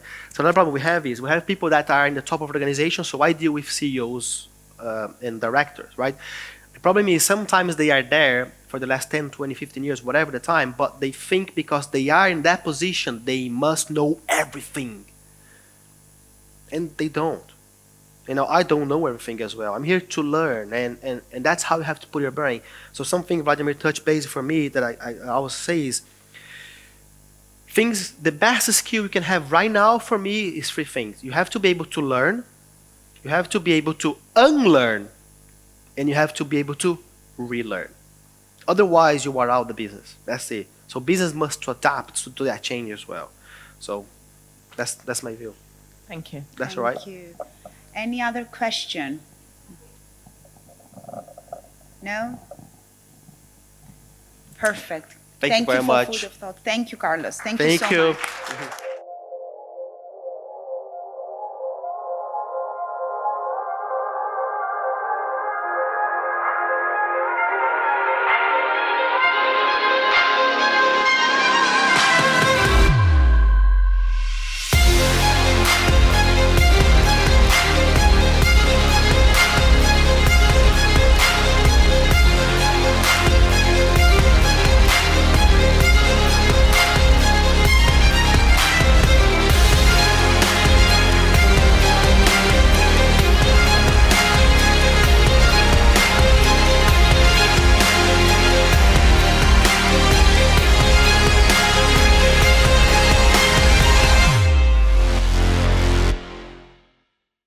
Κυρίες και κύριοι, καλώς ήρθατε και πάλι. Ελπίζω να απολαύσετε το coffee break σας και να ξεκουραστήκετε.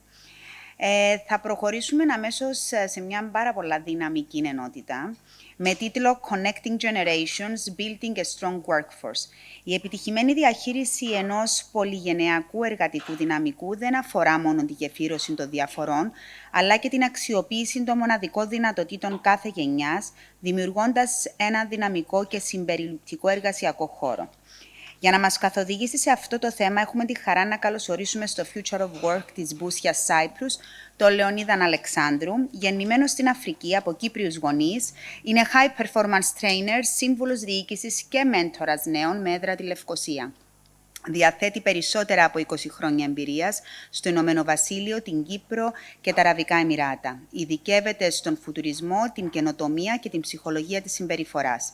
Σήμερα θα μας μιλήσει για τη διαχείριση ενός πολυγενειακού εργατικού δυναμικού, αναδεικνύοντας τη σημασία της συνεργασίας, της προσαρμοστικής επικοινωνίας και της αξιοποίησης των δυνατοτήτων κάθε γενιάς. Μέσα από πρακτικές στρατηγικές θα εξερευνήσει πώς οι οργανισμοί μπορούν να δημιουργήσουν ένα ευέλικτο και συμπεριληπτικό περιβάλλον που ενισχύει την παραγωγικότητα και την αμοιβαία κατανόηση. Leonidas, the stage is yours.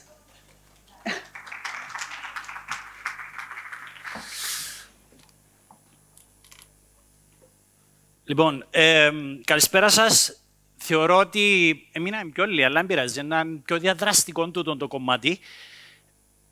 Επιτρέψτε μου να κάνω την ομιλία όμως στα αγγλικά, γιατί έχουμε καλεσμένους από το εξωτερικό τους ομιλητές μας και θεωρώ ότι οι πλήστοι που σας τουλάχιστον έχετε καλή χρήση της αγγλικής γλώσσας. So, what are we going to see today? Basically, this is one of the biggest challenges I really believe organizations have around the world today. And it is, how are we going to blend different generations with different value systems, with different ways of thinking, with different motives to be able to perform? All the previous speeches were amazing in the sense that they were discussing about how leadership is shifting, how do we manage and basically motivate people, but what is really the essence here is how are we going to motivate and how we're going to find the best way and formula to motivate this new generation that is the future of business, the future of consumer behavior, the future of anything we can imagine around business and world and generally life.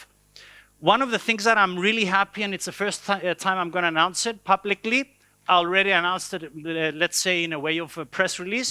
For first time in Cyprus, we have conducted a research with a huge sample, and we're going to talk about Gen Z in Cyprus. And the reason I'm mentioning this is because up to this moment, we were seeing different experts talking about Gen Z, but we didn't have info and data for our Cypriot Gen Z. And why we have a huge difference, from my point of view, is that a Gen Z in the United States or UK is completely a different, allow me to say the word, animal than a Gen Z in Cyprus. And the reason is because we have a lot of parameters, dynamics that influence the way they function. Gen Z in Cyprus, if he's around 40 years old, probably could still live with his parents, have food, have everything paid.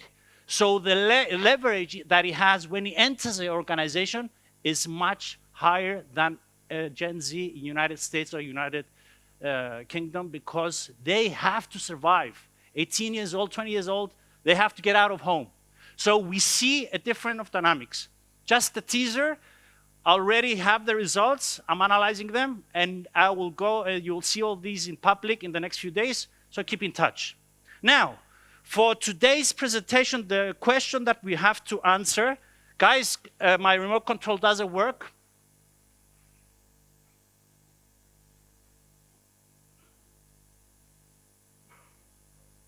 Okay, so this is going to be the visuals.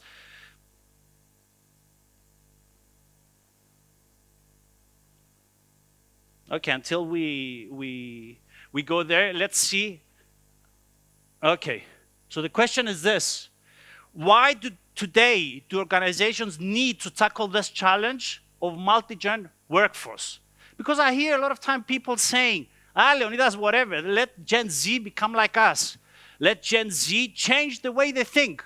That's not the story. The story is completely on the other side. How we are going to change and become as Gen Z. Not exactly as Gen Z, okay, don't look at me in this way. How are we going to understand them at least and manage to bring all generations more closer? That's the question and the challenge we have today to answer in this 15-minute presentation I have. So let's go. Now, what is the status quo today in the multi-generational workforce? We have this type of generations, baby boomers, Gen Z, millennials, baby boomers, Gen X, millennials, Gen Z. We are around this point here, as you can see. And what is really important is that they are in the midst of their life this moment. So the majority of our workforce is around 23, 26 there. Now, what is some events that shaped these guys is that we started with Internet of Things, 3D printing. We have wars that are going on, and I'll explain it in a while. We have rise of Instagram and Snapchat. We have all the elements of cancel culture and online activism. That's why we see different youngsters around the world through TikTok getting into politics. They have the power through social media to demonstrate what they agree or disagree. Then we have ChatGPT that shifted completely the way we think. And lastly, what really defined this generation is COVID.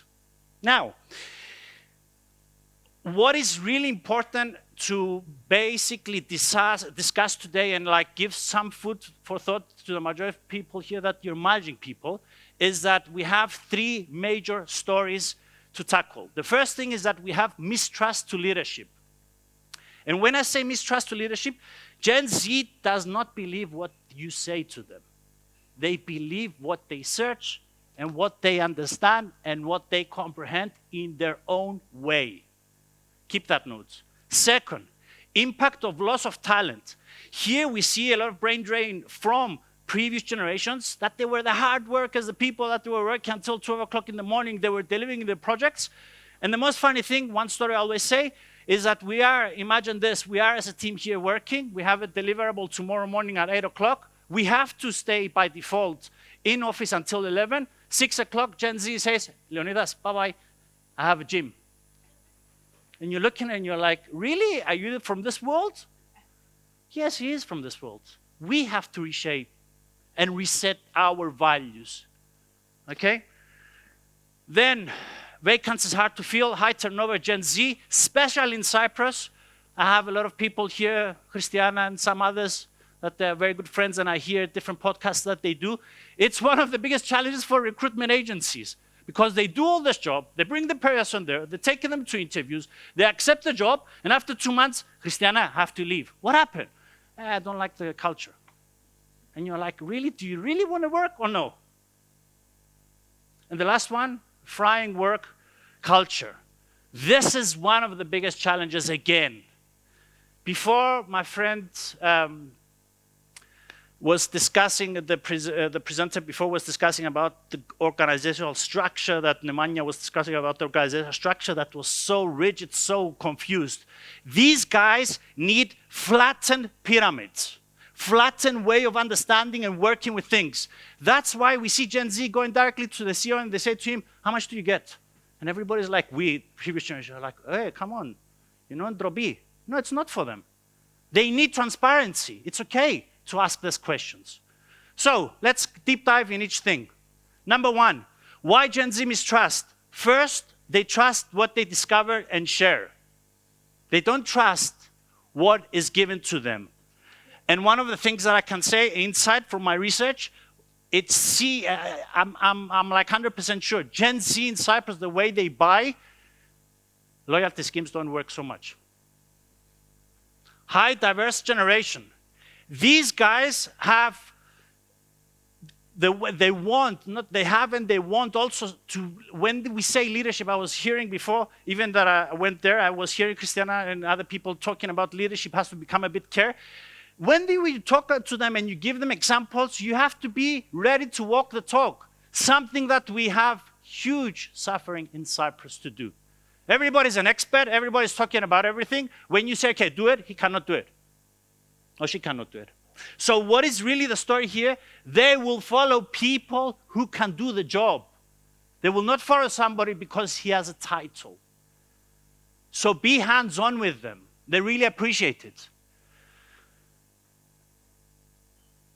I teach in the university.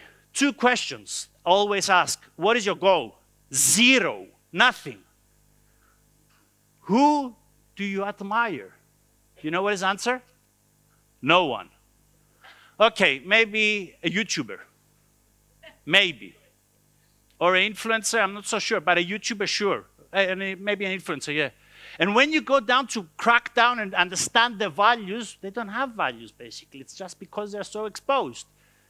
And I love them because they have 3 million followers. Guys, we're laughing, but we have to start thinking about it really, really seriously because these guys are going to be the people we're going to be working with. We are already working with. And if we don't work, because I decided I'm going to get out of HR and I'm going to do my own company, they're going to be our buyers. They're going to be our people that we have to collaborate with. Then values, authenticity, transparency. One more thing from the research I saw. They are ambitious, but with their own way. Not with our way, guys. No. With their own way. With the way they perceive that they can be ambitious. It's not that they're lazy, no. I thought they were lazy. And when we ran this research, I said, I was mistaken. They are ambitious. But they need to be and do things the way they understand, the way they like, the way they value. We're talking about different value system, okay? That's why we have to start thinking, what do we have to shift in our organizations? Then, impact of loss of talent, ongoing boomers brain drain. We know the people that they were like basically the soul of organizations are at retirement stages. They're going to leave. So we have to see how we're going to complete that gap. Then Gen Z struggles to develop key skills. And the reason is because basically they were born and raised with a very specific way. Let me tell you an example. I'm teaching and I use virtual reality in some courses, right? For me, as a millennial, it took me like 5 minutes to understand the game. I put it on the head of a Gen Z. He says, okay, tell me what to do. I'm ready. I'm like, wait, I have to explain. No, it's okay. It's their nature. It's their natural waters. And one of the things we constantly do, and we are mistaken about doing this, is that we, previous generations, we say they are lazy. They don't want to work. They don't want to do. No. It is that the way and the environments today of organizations are not compatible with the way they function. So we have to change the environments, the culture, the structures, everything. It's a practical example. You take a fish, you put it on a tree, you say it's stupid. Obviously it's stupid. Put it in water. That's the example I need you to have in mind when we're talking about Gen Z. Lastly, organizations are ready to mitigate effects. And we are at this moment in a harmonization period. A lot of organizations, a lot of my clients say to me, Leonidas, it's okay. Leave it. Until Gen Z are going to be in the center of our operations, it's going to take time. True, but time flies. So get ready today, not after 5 years. Because I'll tell you the most amazing example of how people don't change, resistance to change, and all of a sudden change one night. COVID. I was discussing with organizations for years to do remote working, and they were finding a million different excuses. All of a sudden, COVID kicks in, they changed in 1 week. Why? It was a matter of survive. Do we want to wait until the last moment or start changing from now? That's the question we have to answer. Now, a fraying work culture. I'll explain in a while. The three drivers of conflict basically is that we have value clash, as I mentioned before, mid-managers burning out, and I'll tell you why. The root of this problem is this.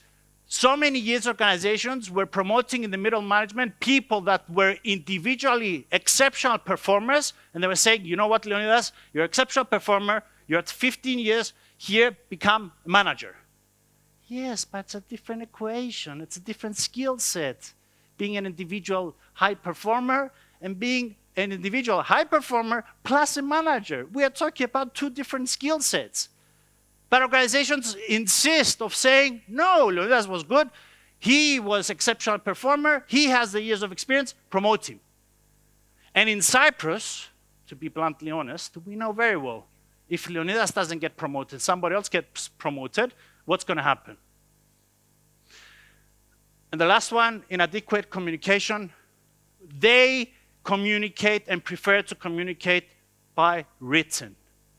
Previous generations, we prefer in sitting in an office and discussing with people. They prefer emails. They prefer texts. They prefer anything that has zero connection with people.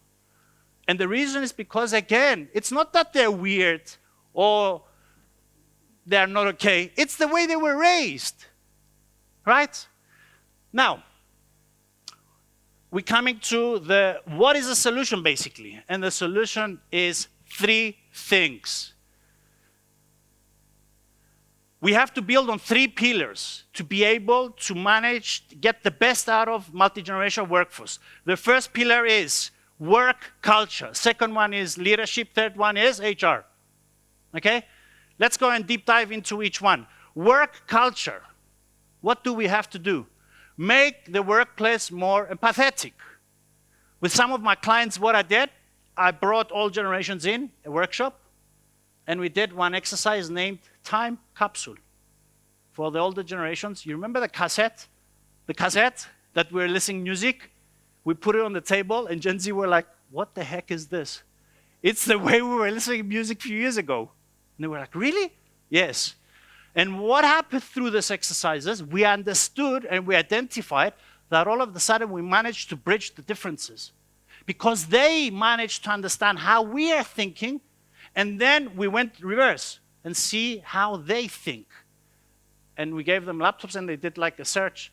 You know, this is a new trend that is going on now today. You take a photo and you do it Marvel style. Everybody, okay. So they did this, and the previous generations were like, wow, what is this? How do you do that?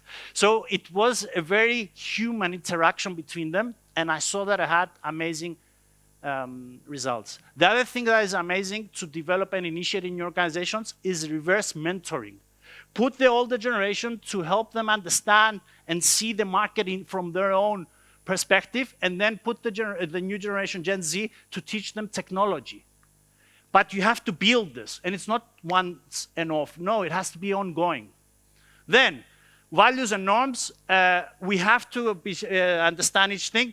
A mission statement, I really believe that the day we will stop talking about the values of each generation and we will be absolutely fine with the abilities of each generation, things will shift. This moment, we have a problem of positioning. Who's more right? Okay? Active engagement. A few years ago, if we were talking about inclusivity, people would tell me, this is bullshit. Sorry for my language. Today, it's a must. They want it. They are demanding it. Okay? All gen alignment, foster a culture, inclusivity, and respect, as I mentioned before, and encourage flexibility. Just keep one word that was mentioned before, care. They need care. They need people to love them. We needed people to love us. But somehow we were like, no, this is work, I'm going to do it, and my mother loves me home. These guys need love everywhere and care everywhere.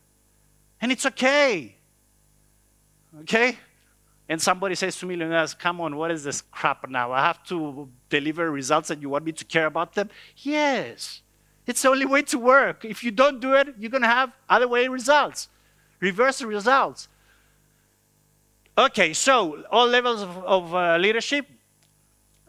a lot of organizations, and I'm lucky enough to work with the biggest organizations from different industries, I see that they're talking about career paths, but when you go and deep dive, they don't have career paths. They're just talking about trainings. That's not career path. And I will rock the boat in a while. Positive attitude, satisfaction, encourage potential, create a jungle gym, and I'll come to this. Jungle gym is one of the ways and one of the trends that is going on now. You give the opportunity to Gen Z to change positions in organizations. But you have to be really structured the way you will do it so you don't destroy the organization. And that's where HR stop. It's like, come on, Leonidas, you're going to give me a chance. And by the way, they don't require. You offer it as an option. So somebody's in sales and he wants to go into marketing and he wants to go in HR. So somehow we have to build this. And somehow we have to give this option because that's what they value. This was pioneered by Hannah Williams. You can see it down there. Basically a metaphor, a jungle gym. A metaphor that encourages all gens to design their careers with flexibility, openness, and willingness to take risks and try new things. Now you are like, Leonidas, come on, they are going to design their own career? Absolutely. Why is it tough to do it? Because we're going against status quo. We're going against what is the norm. Which organizations are surviving? The ones that are flexible. Everybody's talking about innovation in technology. Nobody's talking about innovation in human resource. This is one of the innovative, at least in Cyprus, because abroad it's being done already. This is one of the most innovative things you can do in your organizations. So, human resource to the elements. Develop multi-generational workforce strategy. And when I say strategy, it's a bit weird, but it's the only way forward. What happens is that the majority of organizations, if they have strategy, okay, that's a different discussion, they build strategies. Now, the thing is, when you build strategy, you have to build it based on your people. So, you will build one strategy, one core strategy, and then you will shape it based on the generation. And you will communicate it differently with your generations. Because Gen Z need to have a purpose. They need to understand why they're working there. And by the way, number one, it's not the money. We think it's the money. It's not the money. There are other values. You'll see it in my research in a few days. 2, invest in flattering the pyramid, as I mentioned before. Very horizontal way of functioning. 3, continuous education. 4, movement around the world. This was one movement in China that took place, and basically they were believing that it's not easy to go upwards in a hierarchy, so somehow they were saying that, okay, the future is very uncertain. That's why, when I mentioned before, when you ask students in university, what is your goals, they have 0 goals. Who told you, Leonidas, that we will be able to succeed in the next few years? Everything is uncertain. Come on. You ask me to have goals? What is the reason? That's the answer. Ask them. Then recognize and reward employees. Age-appropriate learning methods. Yes, age-appropriate. I cannot believe that there are still trainers that sit in front of an audience with Gen Z and they're just talking, blah, blah, blah, blah, blah. Do you know what is the attention span of a Gen Z? Anybody? The attention span that somebody can watch you. 10 minutes, if you're a good communicator. If you're not, 2 seconds. That's why TikTok has mastered the ch-ch-ch-ch. If you like what you're listening, you will stay 10 minutes.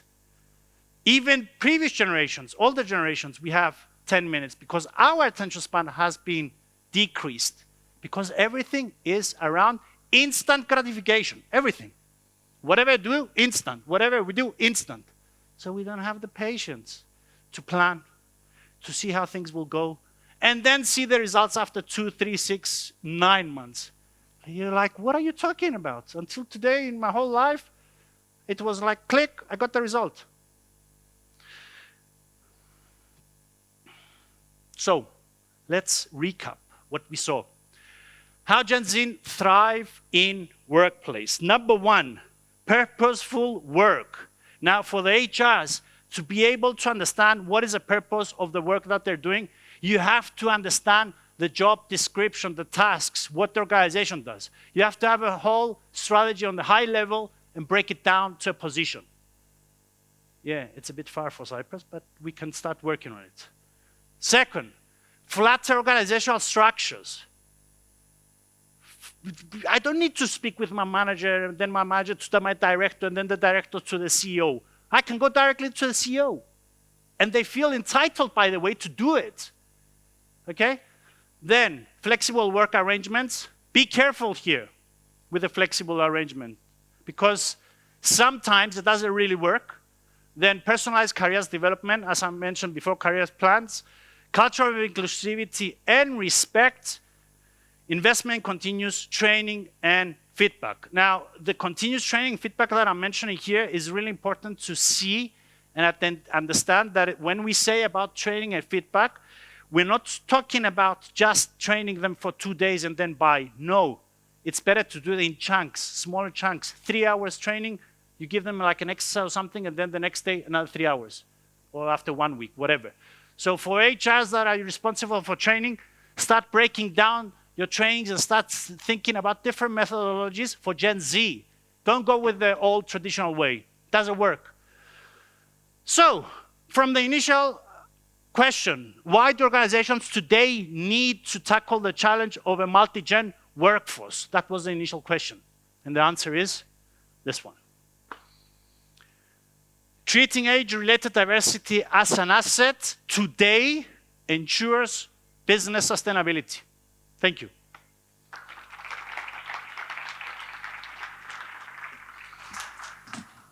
Ευχαριστούμε πολύ. Ερωτήσεις, Λεωνίδα. Ερωτήσεις. Ο κόσμος έχει ερωτήσεις. Αν έχει ερωτήσεις. Ερωτήσεις. Όχι. Δεν υπάρχουν. Μια χαρά. Είπα τα ξεκάθαρα. Είπες τα ξεκάθαρα. Ευχαριστούμε πάρα πολύ. Thank you very much. Λοιπόν, θα συνεχίσουμε με την επόμενη ενότητα μας, η οποία είναι The Future of Organizations, Agility, Trust and Reinvention. Σε έναν κόσμο που αλλάζει ραγδαία, οι οργανισμοί καλούνται να επαναπροσδιορίσουν τον τρόπο λειτουργίας τους, ώστε να επιτύχουν ταχύτητα, ανθεκτικότητα και καινοτομία. Αυτή η ενότητα εστιάζει στο πώς η εμπιστοσύνη, η αυτονομία και η ευελιξία μπορούν να αποτελέσουν βασικούς πυλώνες ενός σύγχρονου οργανισμού που λειτουργεί περισσότερο σαν ζωντανός οργανισμός παρά ως μια αυστηρά ιεραρχική δομή. Με χαρά καλωσορίζουμε τον Κώστα Κεφαλάκη, Chief Business Excellence Officer στην Κύπρο και στην Ελλάδα, σωστά, της Roche Hellas, ο οποίος θα μας παρουσιάσει το πώς μια επιχείρηση μπορεί να ενσωματώσει αυτή τη νέα φιλοσοφία, αντλώντας έμπνευση από το μοντέλο της Roche Pharmaceutical. Κώστα, ο λόγος σε σένα.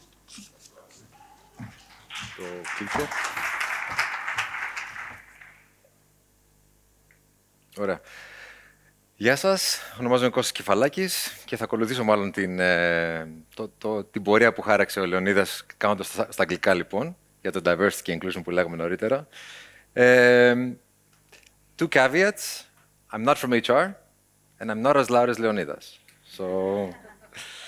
So let's take it step by step. Really quickly, just a few things about me. So I've been working outside of Greece for the more than half of my life. So I worked in Toyota in Belgium, where I had the opportunity to be, let's say, brainwashed in the Japanese way of thinking and in the idea of continuous improvement. I moved to a company called Vistaprint, which was a startup in '94, became quite a big global company in the area of printing. They're based in the US, but I worked in Switzerland. There, I tried to bring the ways of Toyota, the methodologies of Toyota, but nothing stuck. And I was like, why doesn't it work? So I figured out that it has to do much more about culture than it has to do about anything else. I worked then in a company called Hilti, which is a completely different sector as well, in the area of construction industry. There I was the global lean and agile head for the entire company, bringing that way of thinking across the entire area, like from manufacturing to sales, to logistics, to HR and finance. And today I'm in Roche Hellas. So the original role was Chief Transformation Officer, and now it's recently changed. So effectively, 4 different industries, many different countries, and I've been working through a lot of different cultures. And the thing that stuck for me is how culture, we're talking a lot about AI today, talking a lot about technology, but at the end of the day, it's about the company culture that it has to land. It's about a company culture that has to thrive and really embrace everything. Otherwise, nothing sticks. And I wanted to cover three things. One is about the more theoretical side, about a fantastic book written by a gentleman called Frederick Laloux. Talks about the 5 stages of organizational evolution. I will give you the example of how it's done in Roche on a global level, which is a case study in itself.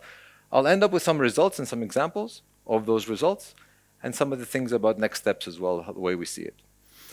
Fantastic book, if you haven't read it, called Reinventing Organizations. So effectively what it shows is that throughout history, we've evolved our organizational structures from the oldest time period, about let's say 10,000 years ago. We were working in small packs, and the first thing that came out was like this wolf pack type of thinking, right? One very strong leader, enforcing leadership through power, fear, surround himself by family, fire somebody or kill somebody to show how powerful they are. We have this today.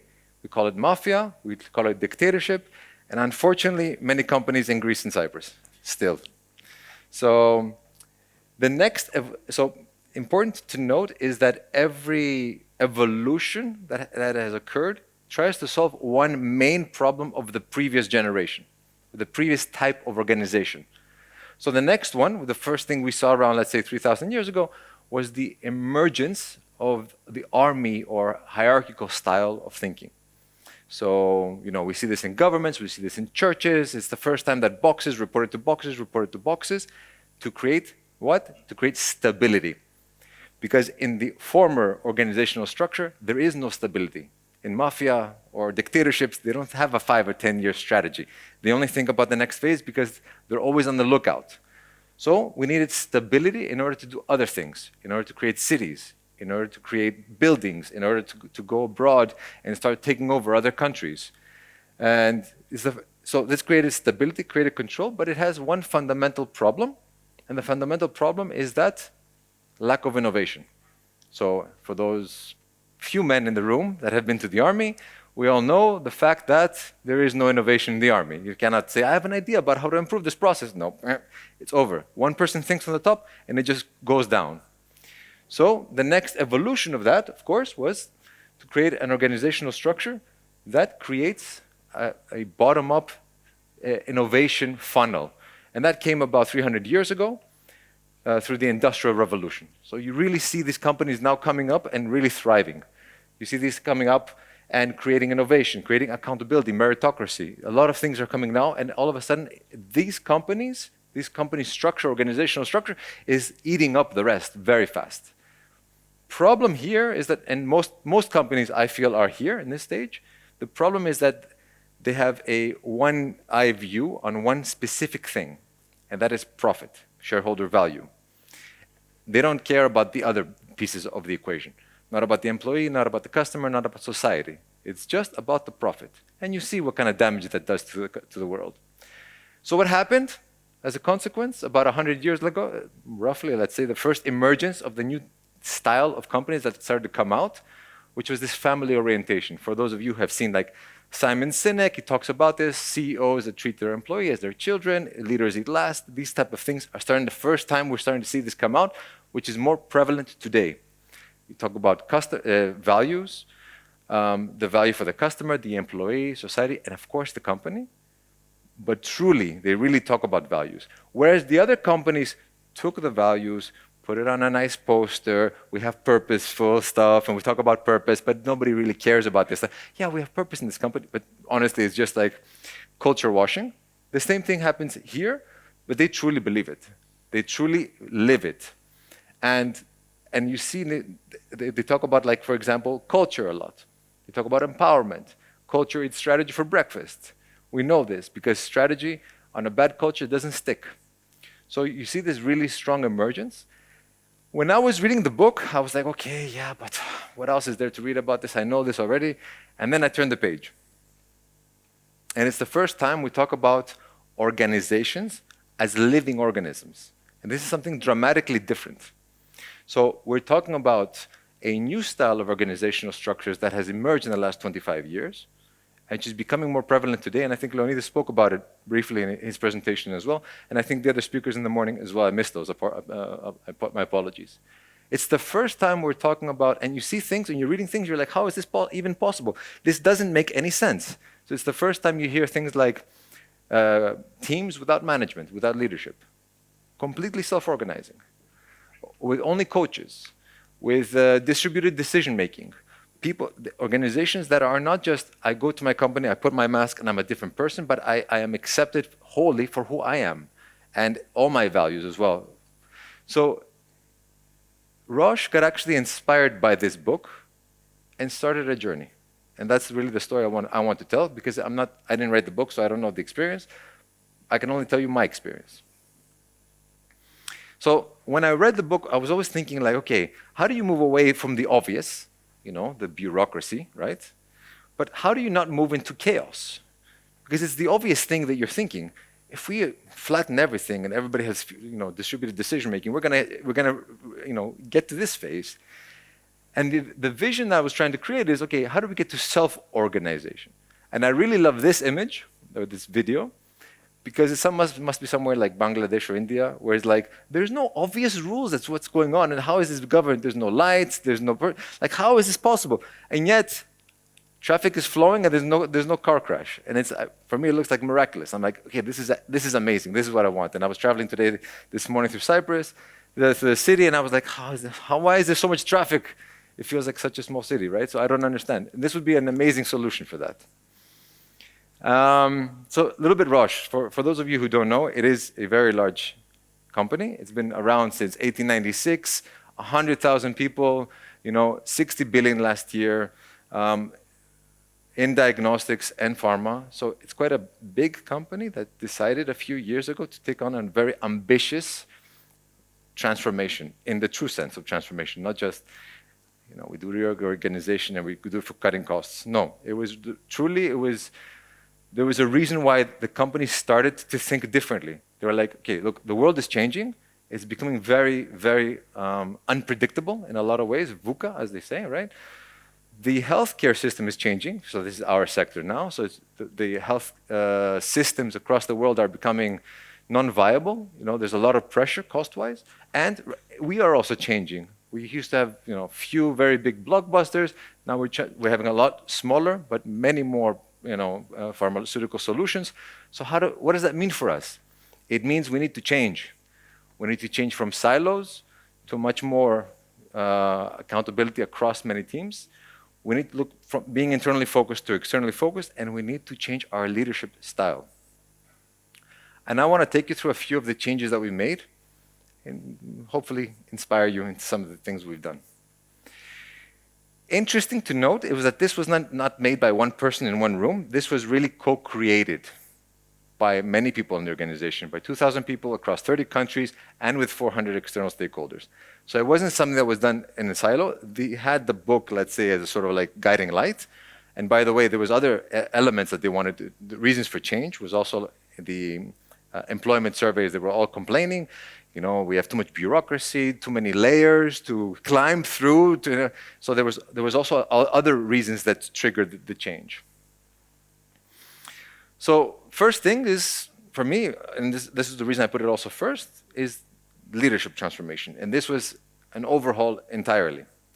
So how do you shift the leadership structure from this idea of command and control, like the very predictability of I do this and this happens and I have control and I know what everybody is doing, to a much more organic thinking, right? And I want to show you a video that encapsulates it, and then I'll continue speaking. So maybe let's see if the video plays, hopefully. The agile leader. How does their mindset and how they show up as leaders compare with conventional leadership? Traditionally, leaders have been planners, developing a plan for the future of the company.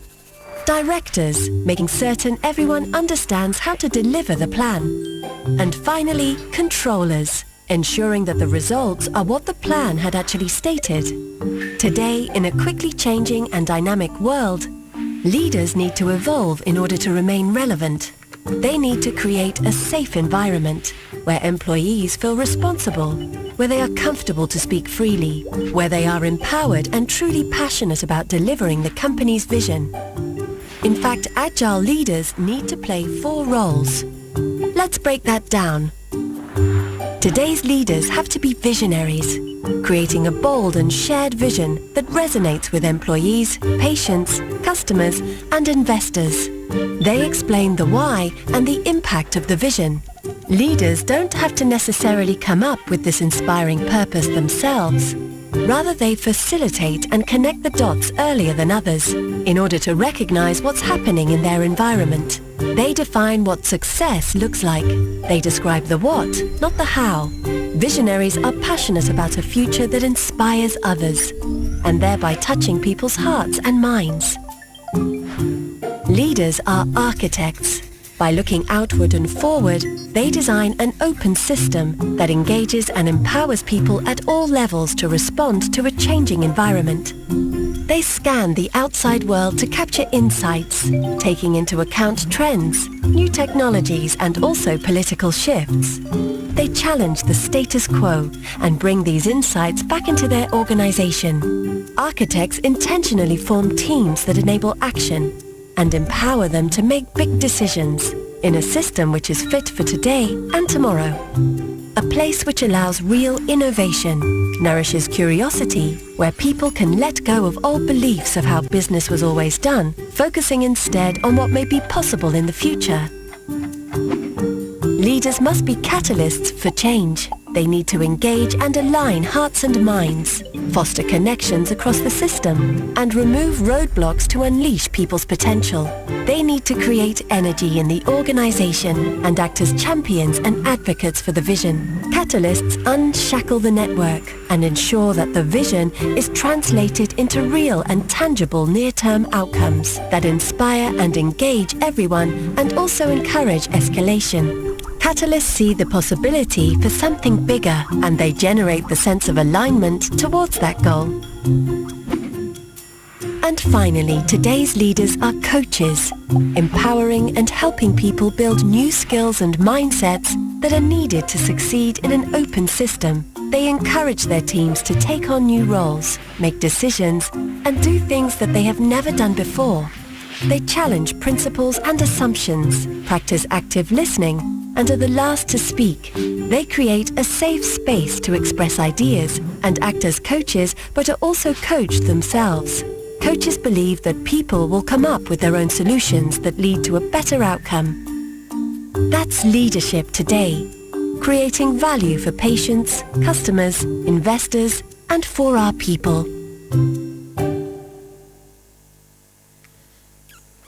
Great. So we're running out of time a bit, not running so much, but let me try to go to some of the next steps.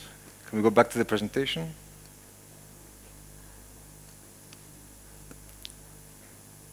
There we go.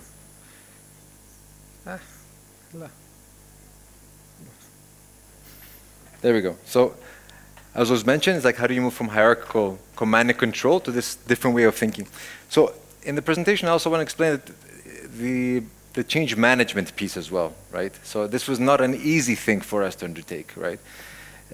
And I realized it when we were actually talking about generations as well. Most generations right now in C-level, let's say, are Gen X. And when you're saying let go of the old ways of thinking, it's like, I felt like you're grabbing their heart and ripping it out of their chest, right?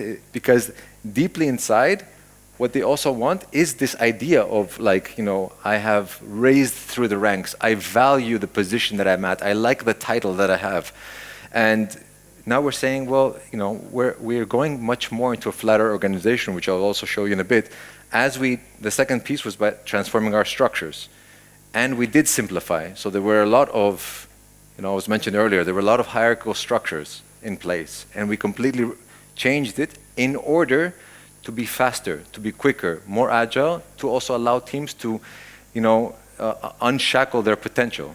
So we have teams that are empowered, mixed teams that are empowered end-to-end, like value stream organizations. So smaller teams that have the ability to make decisions, empowered with let's say the back end of like support. We call it enabling. So we actually removed all the layers. And actually, we went completely flat, And now we're sort of like, we went one click up. This is the honest experience that we're going through at the moment. So we were 7 leadership team and the entire organization of about 100 people in Greece, and that's what everybody did across the organization. And then we sort of like put one layer in order to relieve complexity. But it's true that as we went down through all the organizational structure and we did flatten, it actually, and we rewrote our decision making in the process, it did release a lot of energy in the system. Another thing we changed was like our, let's say, reward structures. So in the past, we had a lot of KPIs, and always talking about cycle meetings and all these type of things. We transfer that into what we call outcome-based planning.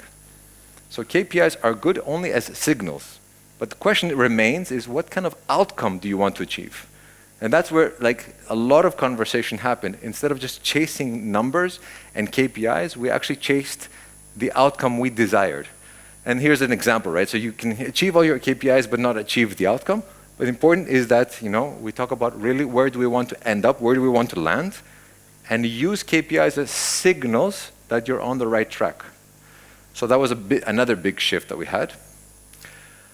Another big shift is that we used to have silo budgets. So if you had another idea, a new idea that came through, it was too late. You have to wait for the next year. And that is going against agility.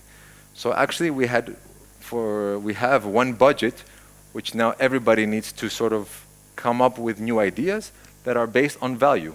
What is the value for the patients, for the healthcare system, and for Roche? And the best ideas win. And that's the way, I mean, right now we moved completely away from, I have my budget, and you know I have to use my budget because next year I'm not going to get my budget. So we completely reworked the way that even the budget system works. Careers, I think was mentioned very nicely. We used to have this career step by step by step by step. In order to become this, you have to go through these steps. Completely rewrote it. So now we put the person in charge of their career. So they have let's say, the steering wheel, and they can decide how the career can go. And you have opportunities through smaller projects to get influence and see how it is. You can shadow somebody in another country, in another position. You can do a small project to see if you like the job and get exposed. And then, so you can shift anywhere in the organization, from HR to finance to sales to back. It doesn't matter. We've seen fantastic progressions happen throughout the organization and throughout countries where it was unexpected. Like you wouldn't expect these type of changes to happen. Because we went away from the idea of this classical career path system thinking. And of course, in Greece, this is an example from Greece, and I think other countries did it as well. These were the offices, so we also changed the way, you know, the system drives behavior. So how does the actual work, you know, setup look like before? It was very much traditional, very much closed offices, closed doors, and then this completely changed. In order to create an innovative space, of course, we still retain a hybrid way of working, but at least when you come to the office, it's an enjoyable way of working. You can sit anywhere you want. You don't have any space, no one position is there for you permanently. Every day you can sit different floors, different locations with different teams. So you have the ability to interact with anybody, everywhere. So there is no this closed door policy, my office, my team. Everybody works everywhere.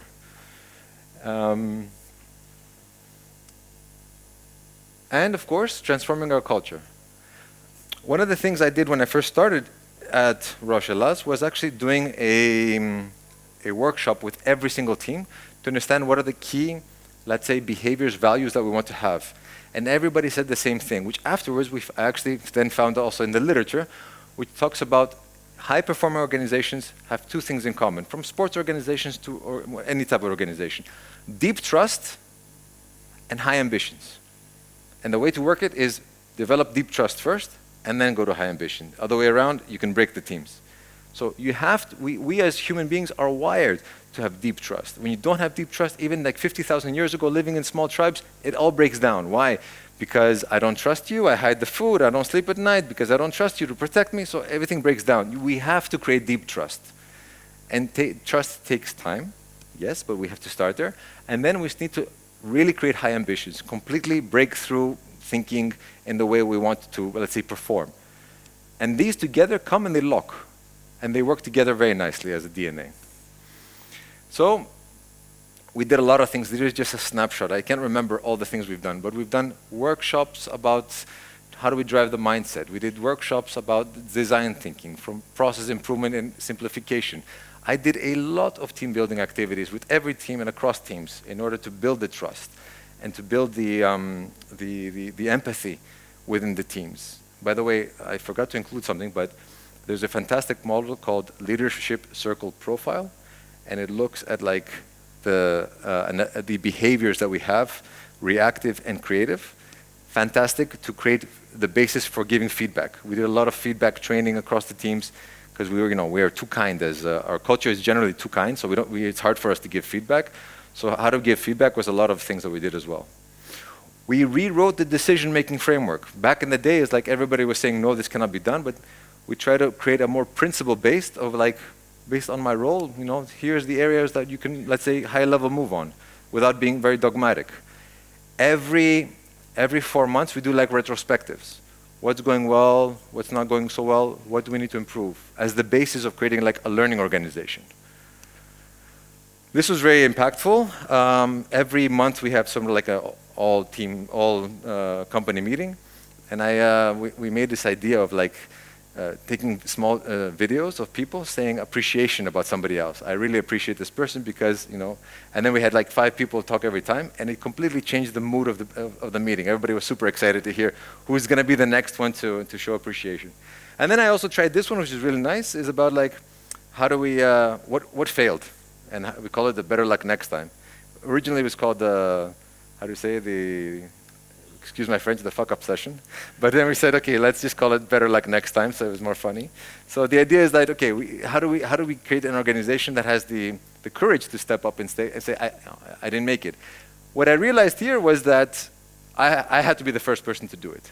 And nobody had the courage to do it. And I said, okay, as a leadership team member, I'm going to step up and I'm going to say, look, this happened, it didn't work as well, I'm sorry, we learned this, move on. And everyone's like, how is it possible that a leadership team member actually comes and says this to us, So role modeling was definitely one of those things that we learned along the way. Some examples of results. So our engagement score went from the lowest to the highest in 2 years. So that was a fantastic opportunity for us to also see what's happening and how, from the worst of all time to the best of all time. So that's the dramatic difference that happened in 2 years. We also created impact to the system. So this is a very pharmaceutical related topic, but in Greece, you cannot have at-home care especially for cancer patients. We worked with Ministry of Health, a hospital, and Ernst & Young, and effectively we brought something called Ecothen. So today, cancer patients can take their therapy at home, which was, nobody would believe that you can actually change the system. So we really worked as a partner. This is the type of result we like to show. But also, we also looked at other ideas beyond the pill. So things started coming up that were not just therapies, were like digital systems, digital health. So, and if you look at our stock, it went really down and then went back up. So there's a lot of changes that happened, a lot of impacts. Sales went up as well. I cannot show you all that stuff. Some learnings. Change comes from the top. I say revolution comes from the bottom. It never happens, right? This bottom-up stuff, everybody talks about, forget about it. If a leader doesn't, I was N-2 in Hilti, and I couldn't manage to do it. If you don't have leaders stepping up on the plate and saying that I want to do it, and they role model it, in any organization, it's bound to fail. We need to invest time in developing deep trust with teams. Co-creating helps a lot, because it's not just you bringing something, but you're shaping it together. It takes some time, don't underestimate it. Very important is to make tough decisions. Don't accept toxic behavior. I think this is one of the things that people really don't think about sometimes, but you will have people that will not accept it. It's fine for a little bit, but not fine after a little bit also. So there's this fine line where you need to make a tough decision. And celebrate success continuously and acknowledge the failures and trying. Here's a few more slides. One bonus one is like when you're going through the change, you will encounter some different types of people. You'll have those people that want to drive the change with you, super excited, irrelevant of where they are in the organization. You have the tourists, and you're like, yeah, I'll get on the bus, I'll take the pictures. Don't ask me to drive though, it's okay. You have the prisoners, I'm here because of my manager told me there's this training and I have to do it, so they're feeling completely. And you have the assassins. Oh, you know, this is Greece, this is Cyprus, small countries, you know, family company, big company, pharma companies, whatever company, this is not going to work here. You should only focus on one group. You don't have energy at all to focus on anybody else, drivers. We tend to try to convince these guys that this is good what we're trying to do. Forget about it. It doesn't go anywhere. You only have a specific amount of calories to spend them in the drivers, because they will drive the change. And then everybody's starting, the tourists will start driving, the prisoners will start becoming tourists, and then the assassins need to make a decision. Either they get on board, which we've managed to change people that were completely against it and to become your biggest advocates, or they leave the company, and it's fine, you know. And the question is, where do we go from here? So people ask me, okay, so now what's, so I added this compared to some of the other presentations that I've done. So right now we're in a phase where we're tackling polarities. It's a very new notion, but it's really interesting. So we see that we tend to see a lot of polarities in the company. So for example, you have the polarity of how do I give direction, but how do I still sustain autonomy? So these are polarities that are opposite from each other. And what tends to happen is that, let me put it differently, there are obvious benefits to direction. Clarity of roles, you have efficiency, you have, you know, we know where the mountain we're trying to head. There's also obvious things. If you overuse direction, it becomes like micromanaging, you know, everybody feels like, oh, this is too much direction, I cannot move in the space that I was given, so you might get low engagement. There are obvious benefits to autonomy, you know, ownership, you know, engagement, new ideas. But if you overdo autonomy, you get chaos, right? So who is doing what, what's happening, too much autonomy. So the question is, how do you not pendulum swing, which I've experienced it very, very intensely also in Roche, where we say, okay, now we give direction, but now we give autonomy. Now we give direction, so we're always pendulum swinging, and what happens? You actually get the worst of both worlds. You actually get too much micromanagement, and you get chaos. It's just the weirdest thing. I mean, I cannot believe it. So the thing we're trying to do now is find a third way. Through workshops, finding a third way. What is the third way? How do we make these two things coexist? There are areas where we want direction, and there are areas where we want autonomy. And there are many polarities. There's like, how do we focus on the task, but also on the relationship? How do we have structure, but also flexibility? How do we have the short term and the long term? How do we have reflection, but also action? There's all these autonomy polarities that we're living through continuously. And there is always a third way. If you keep on pendulum swinging, you keep on falling into the trap of getting the worst of both worlds. And that's where I wanted to finish. Thank you so much.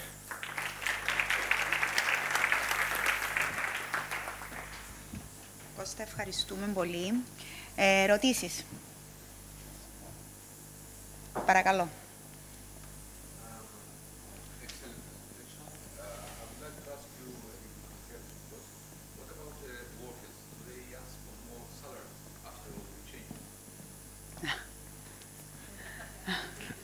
So, you know, big organizations have gradings, very global gradings.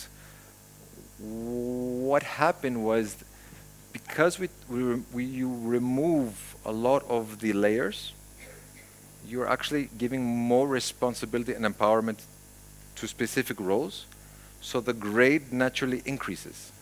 So the grade shifts upwards in some cases, whatever that number is, yeah, it doesn't matter, which actually results to a higher pay, true, but because you removed 3 full layers or 2 full layers of management that was just managing structures, at the end it's you reduce cost, if you understand.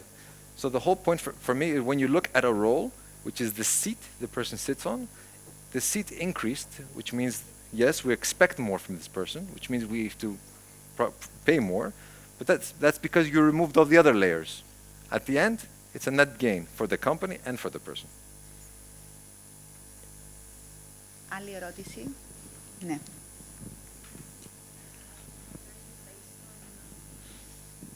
Based on your experience, which country that you have been working in had the best working culture? As a country now? Yes. For example, Japan, we know that... No. No, okay. Look, if a company is very strong and has a specific culture, no matter which country it goes to, it creates a very fundamental culture.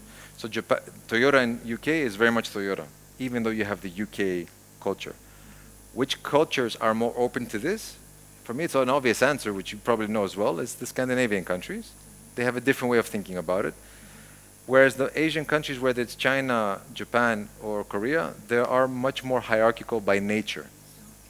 And we also struggled in those countries to bring this way of thinking, because they expect the manager to know more. They expect the manager to be the teacher. They expect answers to, the right answers to, questions. And it takes longer for them to understand that we're driving this different type of culture. Yes. So there are cases where it's easier and harder, although we still had the same fundamental, let's say, makeup for what we wanted to have. Great, thank you very much. Άλλη ερώτηση. On what you just said, I was wondering, how did you navigate that? Like bringing the organizational culture to the country culture, which was very opposed. So the way it's done, the way we did it was like, from the study that was done with 2,000 people, 30 countries, etc., a guideline was created. But a guideline is like, we're all gonna eat cake. Okay, so here are the ingredients. But in Greece or in Cyprus, you may want to have lemon cake. In the UK, you want to have chocolate cake. It's fine. So every, let's say, transformation lead in each country took the guidelines and adapted it to work to the culture. So, but we all, at the end of the day, ate cake, right? So I've seen cases where it's like completely open. We're gonna eat food, and then it goes completely out the window. So there was a guideline, there were some expectations of how to drive it. We created some structure standardized across nomenclature and the way we're using the words, our leadership model, these type of things went across. But every we installed coaches across all organizations in order to really drive the change. But they did slightly different things. You also have to remember that when we started, there was no playbook about what success looks like. We were all experimenting at the same time. We were all sharing those experiences and learning from each other and making adaptations. The most important thing was for us to create a learning organization, which I believe we have succeeded in doing. Because at the end of the day, it's like, we can make changes to our organizational structure. It's fine, because we learned something. We learned what works, we learn what doesn't, we keep on moving. And the whole idea is to create this continuous learning. I hope that answered your question. Ευχαριστούμε. Άλλη ερώτηση. Εδώ μπροστά.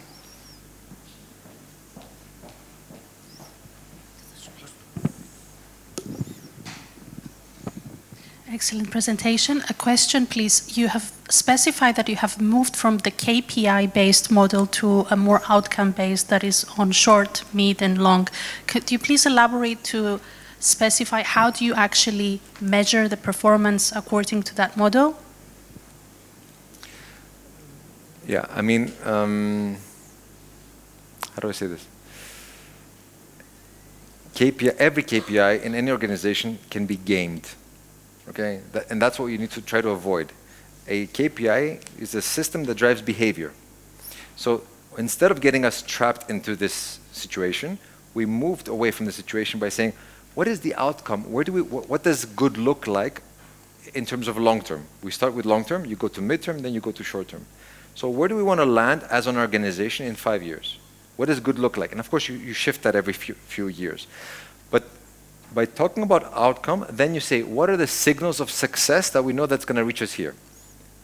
That is the closest thing you can get to a KPI, but a KPI is always like a measurement of success that is also linked somehow to your bonus, let's say. And we completely remove that.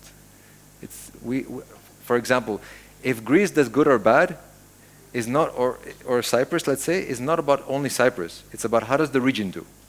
So we wanted to create an organization that also works across borders instead of only looking at their area. So you start from a team, and the team used to only look at themselves, but I have my KPI. No, stop. It's not about where you want to go. So how do we go as an affiliate? And then how do we go as a region? So now we're trying to break the silos by taking away the things that stop you from thinking in that way. So the process was, let's say headquarters create some long-term outcomes.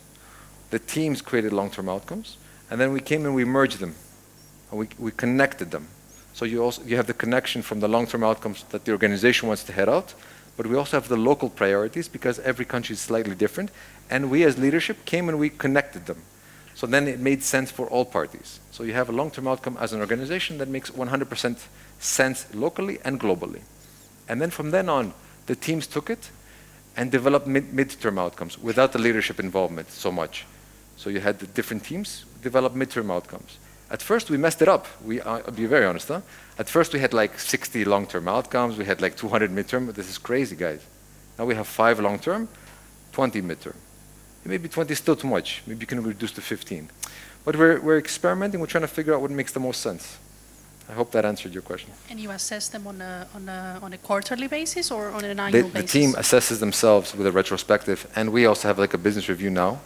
We established it since we removed it. We established it again, which is much more open discussion about where we're at. What do we need to change? How can we creatively change the future as well over the next 4 months? We used to have like every month. Now we did it every 4 months. So 3 times a year, we reflect what's going well. What do we need to change? Where do we need to shift resources, people and money? So we do this every 4 months now, and it becomes like a cadence that happens, continuously, not only yearly. So it's much more frequent, and so we can retain that agility within us as well. Thank you. Sorry, I'm completely overloaded. There are questions. Any other questions? Yes, one more. Thank you very much. Just a quick question. I heard about the KPI. I was going to just continue on that point. But do you guys use KBI? So KPI is for a key performance indicator. Behavior. That's to track something related to action, can give related to a project, a target, a metric, job done. What about a key behavior indicator linked to your values? How do you bridge that link to the values and people can behave in a way that the organization expects them to behave? Do you guys do that as well, or is that something you guys are working towards now? As from my experience, 9 in 10 corporations don't know how to do it, or they're not actually looking at the KPI. They're looking at the metric. That's something I can measure. So. Yeah, I remember this terminology a few years back. We don't use the exact same terminology in Roche, but effectively we try to. The way we do it has become as important as to the result we've achieved, and we see this also in the way that we promote people, in the way that we assess people. Behavior has become much more integral to the conversation and much more important than it used to be in the past. We have a leadership, how do I say this? We have high-performing organization explanation. We have a leadership expectation. So we're using that as sort of like anchors to the way we do it. But the closest thing would be our employment survey that has some behavioral elements there. In terms of behaviors. Look, at the beginning, I can tell you it's painful. At the beginning, every change is painful because it's like, how does this look like? And as I mentioned earlier, the key thing is to have the right leadership team to drive it. So I was actually having a dinner with a CEO that I was picking my brain after I presented this some other time, and he asked me, what's the first thing you would do? I said, your leadership needs to be on board. And if you don't, you have to find some other way. So when my GM first started in Roche in Greece, he got rid of all the leadership team. I'm sorry to say, it's like he had to have the people with him in order to drive the change. And he literally got rid of everybody. So, because that team was not going to take him to the future. It brought him to here, but not there. And they couldn't change themselves. So I'm telling you the hard facts, you know.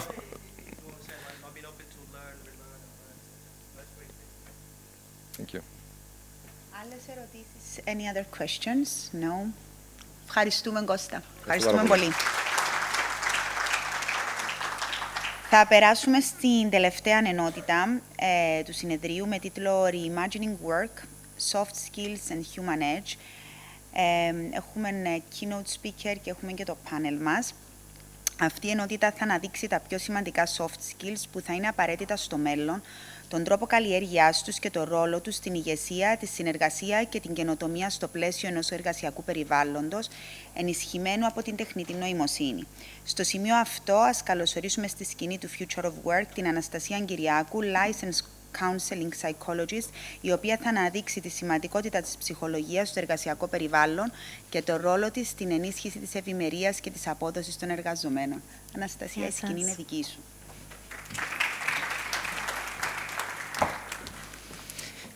Χαίρετε. Είμαι η Anastasia Kyriakou. Είμαι εγγεγραμμένη συμβουλευτική ψυχολόγος. Και σήμερα ακούω πάρα πολλά για AI, technology κτλ. Δεν μπορώ να το καταλάβω. Αλλά θα μιλήσω από την άλλη μεριά. Γιατί αν οι υπαλλήλοι δεν είναι στο σημείο που πρέπει να είναι, τότε πώς βγαίνει η δουλειά. Φαντάζομαι ακούσατε πάρα πολλές φορές πάρα πολλά πράγματα σχετικά με το πώς η ψυχολογία επηρεάζει στο εργασιακό περιβάλλον. Απλώς σήμερα θα υπάρξει μια μικρή διαφορά στο τι κάνουμε πριν και όχι μετά. Ελπίζω να το κάνω σωστά. Okay.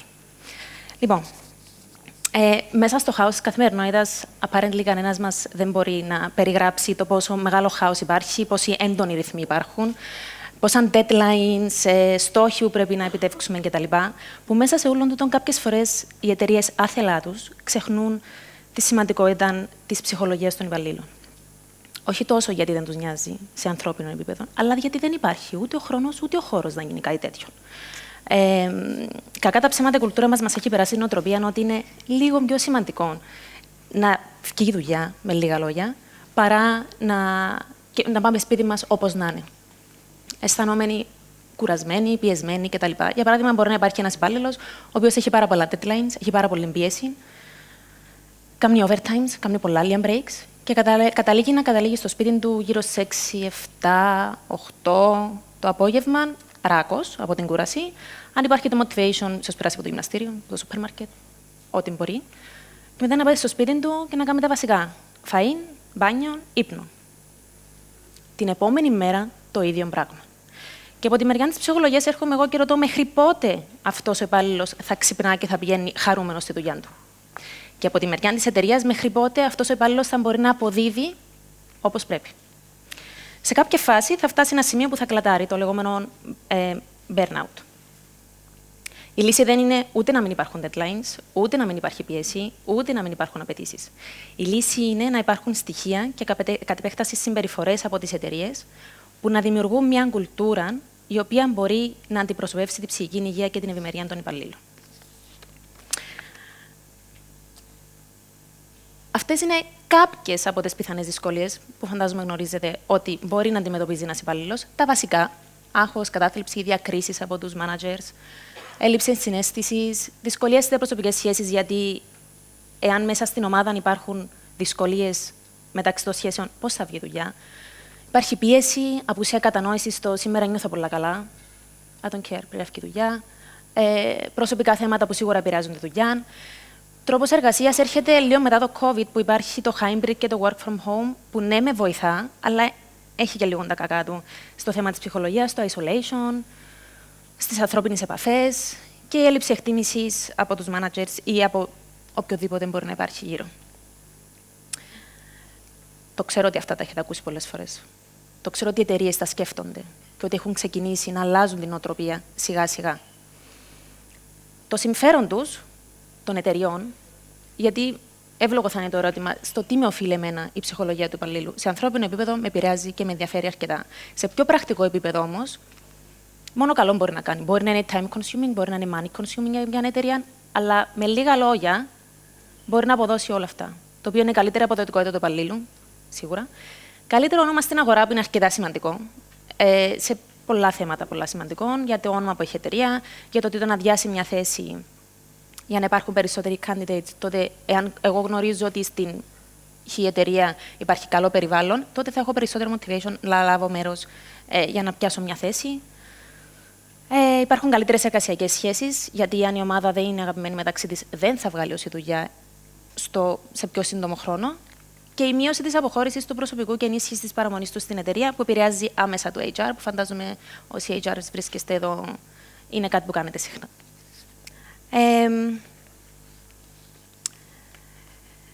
Το HR τελευταία έχει να αντιμετωπίσει πάρα πολλές προκλήσεις. Έχει να αντιμετωπίσει τα βασικά, το recruitment, το payroll, τα interviews, τα προβλήματα των υπαλλήλων και πάει, events κτλ. Θέλω να ταυτιστείτε ελεύθερα, θέλω να το βγάλετε φωτογραφία, να το στείλετε στους προϊσταμένους σας, να δουν ότι ζορίζεστε, γιατί η αλήθεια είναι ότι έχουν πέσει αρκετά. Μπράβο που το βγάζετε φωτογραφία, μπορείτε να το στείλετε όπου θέλετε. Γιατί το HR έχει να αντιμετωπίσει πάρα πολλά. Εξαρτάται και από το τι χρειάζεται κάθε εταιρεία, αλλά συνήθως έχουν να αντιμετωπίσουν αρκετά. Με λίγα λόγια, κάποια από αυτά που μπορεί να έρθουν από την έλλειψη της ψυχικής υγείας και ευημερίας των υπαλλήλων είναι ότι υπάρχει αύξηση του κόστους πρόσληψης και εκπαίδευσης.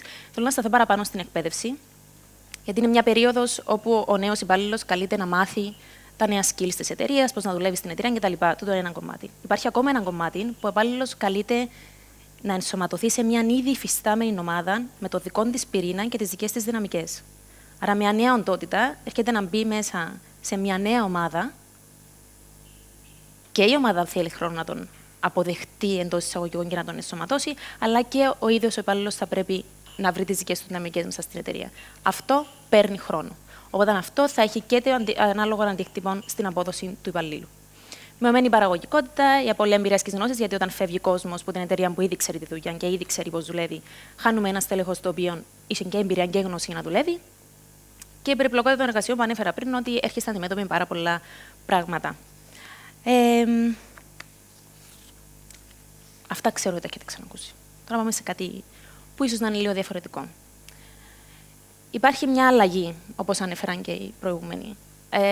Οι εξέλιξεις και οι αλλαγές από το τότε στο σήμερα. Τότε υπήρχε μια κουλτούρα των γονιών, των παππούδων, ότι είναι εντάξει να δουλεύουμε 10-15 ώρες, είναι η δουλειά μου. Είναι εντάξει να πάω σπίτι μου κουρασμένος. Η νέα γενιά που έχει μεταφερθεί αυτή η νοοτροπία και στην προηγούμενη γενιά, δεν ζητά πλέον αυτά.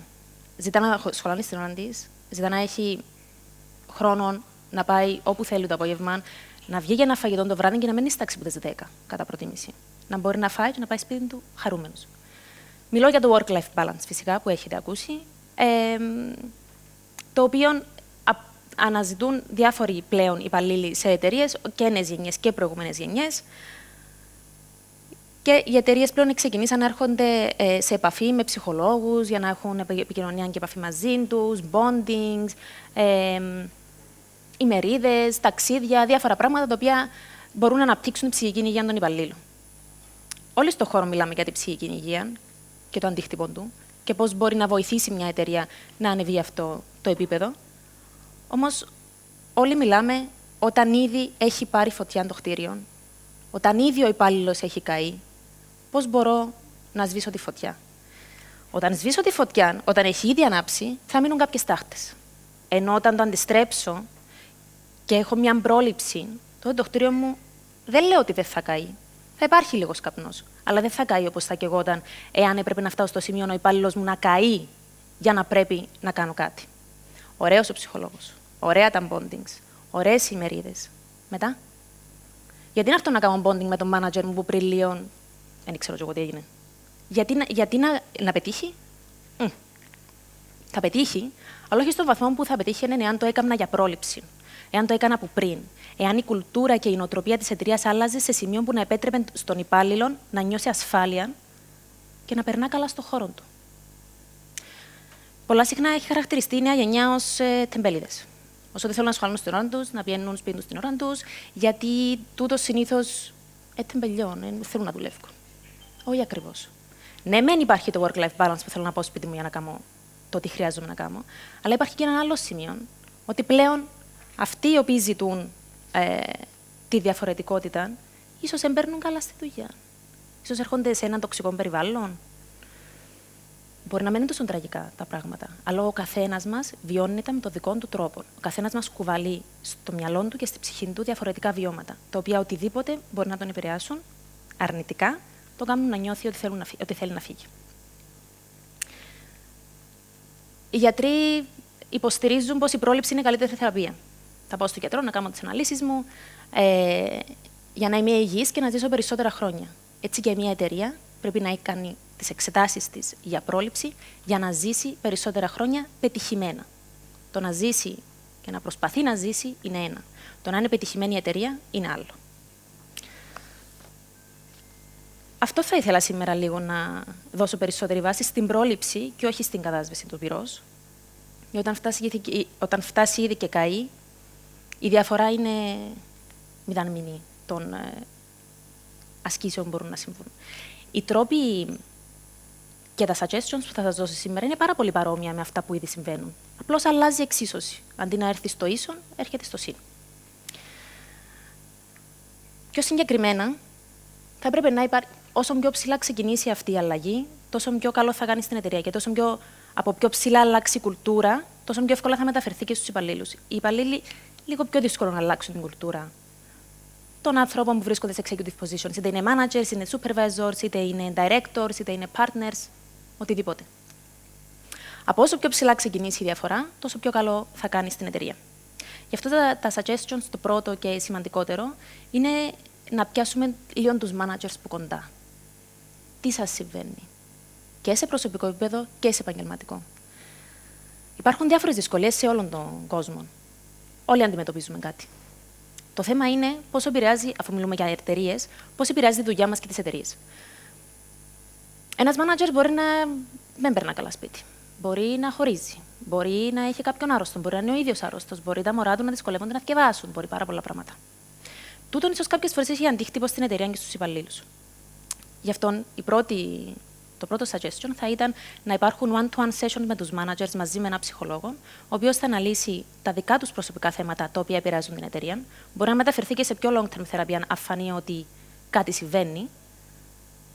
Και το δεύτερο βήμα είναι να δημιουργηθούν ομάδες των managers, των supervisors ξεχωριστά, οι οποίες ομάδες, όταν τελειώσουν, λέγεται ψυχοεκπαίδευση, να γίνει μια ψυχοεκπαίδευση στους managers για να το πώς να διαχειρίζονται και να αναπτύξουν διάφορες δεξιότητες, που καλό θα ήταν στο τέλος αυτής της ομάδας να έχουν ήδη αναπτυχθεί αυτά τα skills, τα οποία θα πρέπει να υπάρχουν ως checklists για managers. Όλα είναι απαραίτητα, μπορεί να γράφω και παραπάνω, αλλά αν πιάσουμε μερικά, ας πούμε, υγιείς δεξιότητες ηγεσίας, πολλά συχνά υπάρχουν managers που καταχράζονται την ηγεσία τους. Έχουν ηγεσία. Είναι απαραίτητες να υπάρχουν αυτές οι δεξιότητες, γιατί έχεις να μανατζάρεις πάρα πολύ κόσμο που κάτω σου. Όμως πρέπει να γίνει με υγιείς τρόπους. Η αυτογνωσία πάει στο κομμάτι που είπα πριν, στο one-to-one session, στο να καταλάβω ότι κάτι μου συμβαίνει. Ίσως η συμπεριφορά μου δεν είναι εντάξει, ίσως θέλει μια αλλαγή. Ίσως το κάνεις τα όλα λάθος, δεν είναι σωστό, αλλά είναι καλύτερο το. Θέλεις να το ξαναδείς λίγο, γιατί μπορεί να μην είναι OK. Η αναγνώριση, η υπομονή, το emotional intelligence, απαραίτητο. Η κατανόηση, η ενσυναίσθηση, δηλαδή αν εγώ σαν υπάλληλος πάω στο manager μου μια μέρα και πω του σήμερα νιώθω πολύ καλά, η μαμά μου στο νοσοκομείο. Μαμά, χτύπατε κανένα ξύλο. Να μπει, φκάρ τη δουλειά. Ωραία, να φκάρω τη δουλειά. Αλλά μετά εγώ θα ξαναρθώ να σου πω το πρόβλημα μου. Ούτε θα υπάρχει κατανόηση, ούτε θα νιώθω εντάξει, εάν τυχόν συμβεί κάτι. Προχωρώντας, αυτή είναι κάποια άλλη τρόπη πρόληψης. Τα group sessions δεν τα επανέλησα τώρα. Ο προσωπικός ψυχολόγος της εταιρείας θα ήταν ωραίο να στηθεί ένα link ή ένα website, το οποίο θα δοθεί από τον ψυχολόγο στην εταιρεία. Ο ψυχολόγος θα κάνει allocate τα available time slots του μέσα στον μήνα, στην εβδομάδα, οτιδήποτε συμφωνηθεί με την εταιρεία, που θα μπορεί ο υπάλληλος να έχει πρόσβαση σε αυτό το link, να κλείσει ραντεβού με τον ψυχολόγο, στο δικό του χώρο, χρόνο, να κλείσει ένα conference room, να το κλείσει στο γραφείο του, να το κάνει μέσα στο αυτοκίνητο στον break του, εάν είναι κάτι που επήγει. Και να αναλύονται θέματα όπως η εμπιστευτικότητα, τα θέματα που αντιμετωπίζει στη δουλειά του, οι δυσκολίες κτλ. Τσακώθηκα με τον τάδε συνάδελφο, τι να κάνω. Πιο problem-solving θεραπεία. Και αν εμφανιστεί στον ψυχολόγο ότι υπάρχουν θέματα τα οποία πρέπει να γίνουν πιο long-term, τότε θα εισηγηθεί στο να προχωρήσει σε μια θεραπεία. Το σημαντικό για τον ψυχολόγο, για αυτήν την λύση, είναι ότι καλό θα ήταν, ο λόγος που σας λέω για link, είναι ότι καλό θα ήταν να γίνεται online, για δύο λόγους. Ο πρώτος λόγος δεν είναι το καλύτερο, ο ψυχολόγος να βρίσκεται σε γραφείο της εταιρείας, γιατί εγώ μετά με ποιο θάρρος θα μπω στο γραφείο και να ξέρω ότι οι υπόλοιποι συναδέλφοι είδαμε ότι μπήκα στο γραφείο. Λίγο το confidentiality εκεί, η εμπιστευτικότητα κάπου κλονίζεται. Και το δεύτερο είναι γιατί πολλές έρευνες μετά το COVID έχουν δείξει ότι μέσω μιας οθόνης είναι πολύ πιο εύκολο μου να ζητήσω βοήθεια παρά να πάω να γνωρίσω έναν καινούριο άνθρωπο face-to-face, με την αβολότητα της προεστίγμης κτλ. Ενώ με την οθόνη είναι λίγο πιο εύκολο για αρχικά στάδια τουλάχιστον. Τα group sessions που αναλύσαμε πριν για τους managers. Ερωτηματολόγια καλό θα ήταν να δημιουργηθούν για να φανεί ποιο είναι το πρόβλημα. Εάν όλοι οι υπαλλήλοι συμφωνήσουν σε 3, 4, 5, 10 συγκεκριμένα προβλήματα, τότε σημαίνει ότι πρέπει να αναπτυχθούν, να επικοινωνηθεί από το HR στο ψυχολόγο, ότι ξέρεις, η επόμενη μερίδα είναι τούτο το θέμα, γιατί το υβραμέντο. Και από την άλλη μεριά, ο υπάλληλος παίρνει το μήνυμα ότι νοιάζει τους, ρωτούμε. Μετά είναι οι μερίδες, που είναι πιο φαν, οι μερίδες, αλλά πρέπει να υπάρχει καλή βάση για να λειτουργήσουν. Είναι έτσι ένα παράδειγμα του τι θα μπορούσε να γίνει. Μια μερίδα μπορεί να λάβει χώρο στο χώρο της εταιρείας, για να είναι πιο οικονομική. Μια μερίδα μπορεί να λάβει χώρο σε εξωτερικό χώρο, στο πάρκο, πάλι πιο οικονομική. Ή σε ξενοδοχείο, ή σε κάποιο χώρο συνεδριάσεων κτλ. Όπου στην πρώτη φάση, δηλαδή το πρωί περίπου, θα παρουσιάσει ο καθένας τον εαυτόν του μέσα σε έναν κύκλο, όπως είμαστε τώρα εδώ, με τις 3 ερωτήσεις: ποιος είμαι, τι κάνω, τι θέλω. Πρακτικά, απλά πράγματα. Με το επόμενο παιχνίδι, το ice breaking, 2 αλήθειες, 1 ψέμα, να το ξέρετε. Λέω 3 facts για μένα, τα 2 είναι αλήθεια, το 1 είναι ψέμα. Και πρέπει εσείς να μαντέψετε ποιο είναι το ψέμα. Και να δούμε ποιος με ξέρει καλύτερα. Υπάρχουν team challenges για να έρθει η ομάδα πιο κοντά, όπως γρίφοι, puzzles, κρυμμένοι θησαυροί, με μια μέρα άδεια, άρα όλοι να θέλουν να παίξουν. Η δεύτερη φάση είναι πιο ψυχολογική. Είναι εδώ που θα χωριστούν σε ομάδες και θα γίνονται τα group sessions για επίλυση προβλημάτων που έρχονται από τη δουλειά. Και το τέλος είναι μια δραστηριότητα για να έρθουμε σε περισσότερη επαφή με το συναίσθημα και επαφή μεταξύ μας, όπως το yoga, το mindfulness, ασκήσεις ευγνωμοσύνης, να κάνουμε κάτι όλοι μαζί, όμορφο, χαλαρωτικό, και να πάμε σπίτι μας. Συνοψίζοντας όμως, αυτό που θέλω να κρατήσετε σήμερα, ελπίζω να σας είπα πολλά, είναι περισσότερο η πρόληψη και η επένδυση στη ψυχική υγεία, ότι έχει τεράστιο αντίκτυπο στη μακροπρόθεσμη επιτυχία της εταιρείας. Εάν το προλάβουμε το κάστρο μας πριν καεί, θα προλάβουμε να το σβήσουμε. Εάν φτάσει να καεί, θα έχουμε να κάνουμε τις τάχτες. Ευχαριστώ.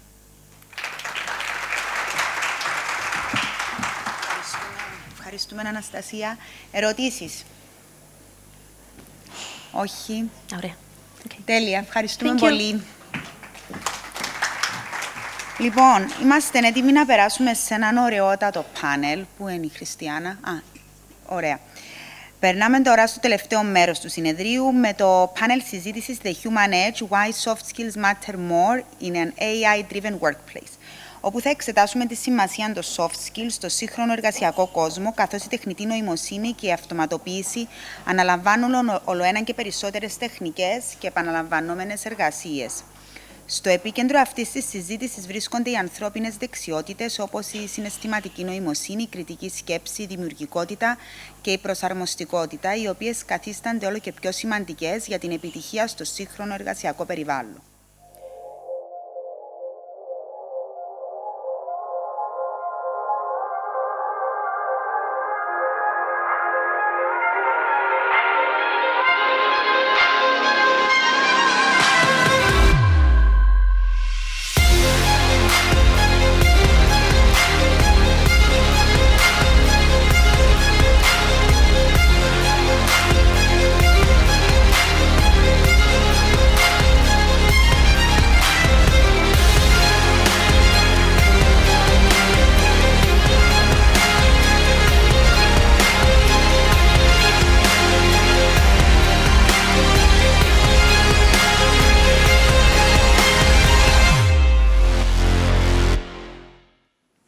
Περνούμε στο τελευταίο μέρος του συνεδρίου, που είναι το πάνελ μας με τίτλο The Human Edge, Why Soft Skills Matter More in an AI-Driven Workplace.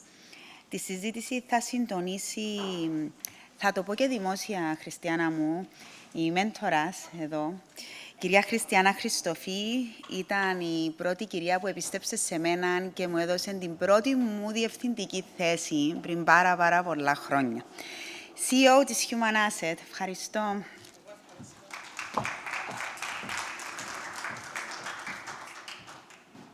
Γεια σας και από μένα. Εγώ είμαι η Χριστιανά Χριστοφή. Χαίρομαι διότι βλέπω πάρα πολλά καλούς συνεργάτες, φίλους, κάθε φορά που μαζεύομαστε σε όλα τα πράγματα.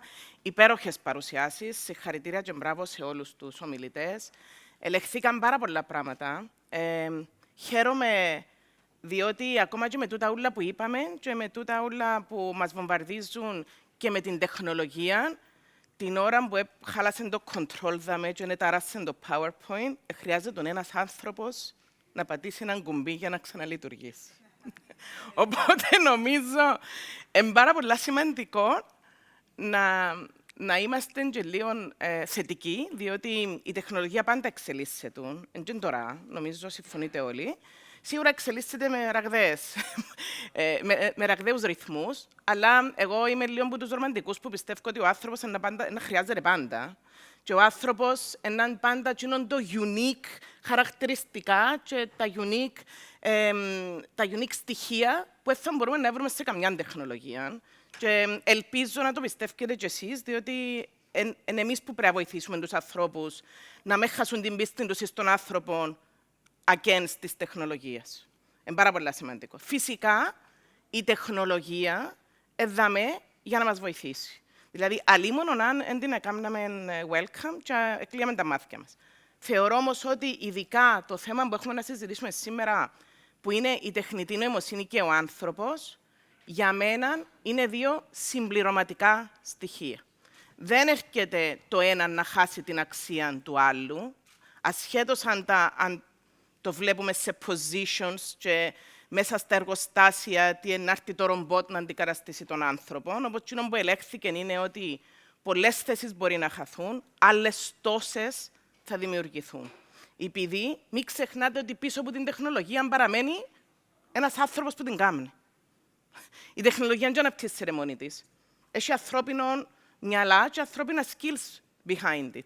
Απλά είμαστε το species που δημιουργούμε την τεχνολογία μερικές φορές που πάει against εμάς που την δημιουργήσαμε. Οπότε κάθε φορά έχουμε στην εξέλιξη μας να σκεφτούμε το πράγμα. Άρα, σήμερα θα ήθελα να προσκαλέσω τις πολύ καλές φίλες συνεργάτηδες, επαγγελματίες που το χώρο, να μοιραστούν μαζί μας τις απόψεις τους για το πώς πια η ανάπτυξη των δεξιοτήτων των ανθρώπων, και εκείνο που ονομάζουμε upskilling και reskilling, είναι πολύ σημαντικό για να μπορέσουμε να διαχειριστούμε τούτα ούλα που βάλουμε κάτω από τούτη την ομπρέλα leadership, people management και πώς να γίνω transformer, διότι εγώ με τούτα ούλα που άκουσα είχα συνέχεια στο νου μου τους transformers. Νομίζω ήταν μόνιμα να μεταλλαχτούμε σε κάτι άλλο για να τα καταφέρουμε. Άρα, να αρχίσω να σας φωνάζω τυχαία με τα ονόματα, εν επία ούτε αλφαβητική, ούτε... Ωραία, λοιπόν. Άρα, έχουμε μαζί μας την Έλενα Γουγιά, η οποία είναι Industrial Organization Psychologist. Έλενα, ευχαριστούμε, από την Ελλάδα. Έχουμε τη Σίλιαν Ιεροδιακόνου, η οποία είναι Head of HR της Foodie που όλοι βλέπουμε παντού και χρησιμοποιούμε. Αρετή Βασιλαρά, η Group HR από τον Όμιλον Ιάκωβος Φωτιάδης. Νατάσα Ιακωβίδης, Director of Human Resources and Executive Coach από Hermes Airports. Και Τζούλια Παύλου, Chief Personnel Officer από την Bird Aviation.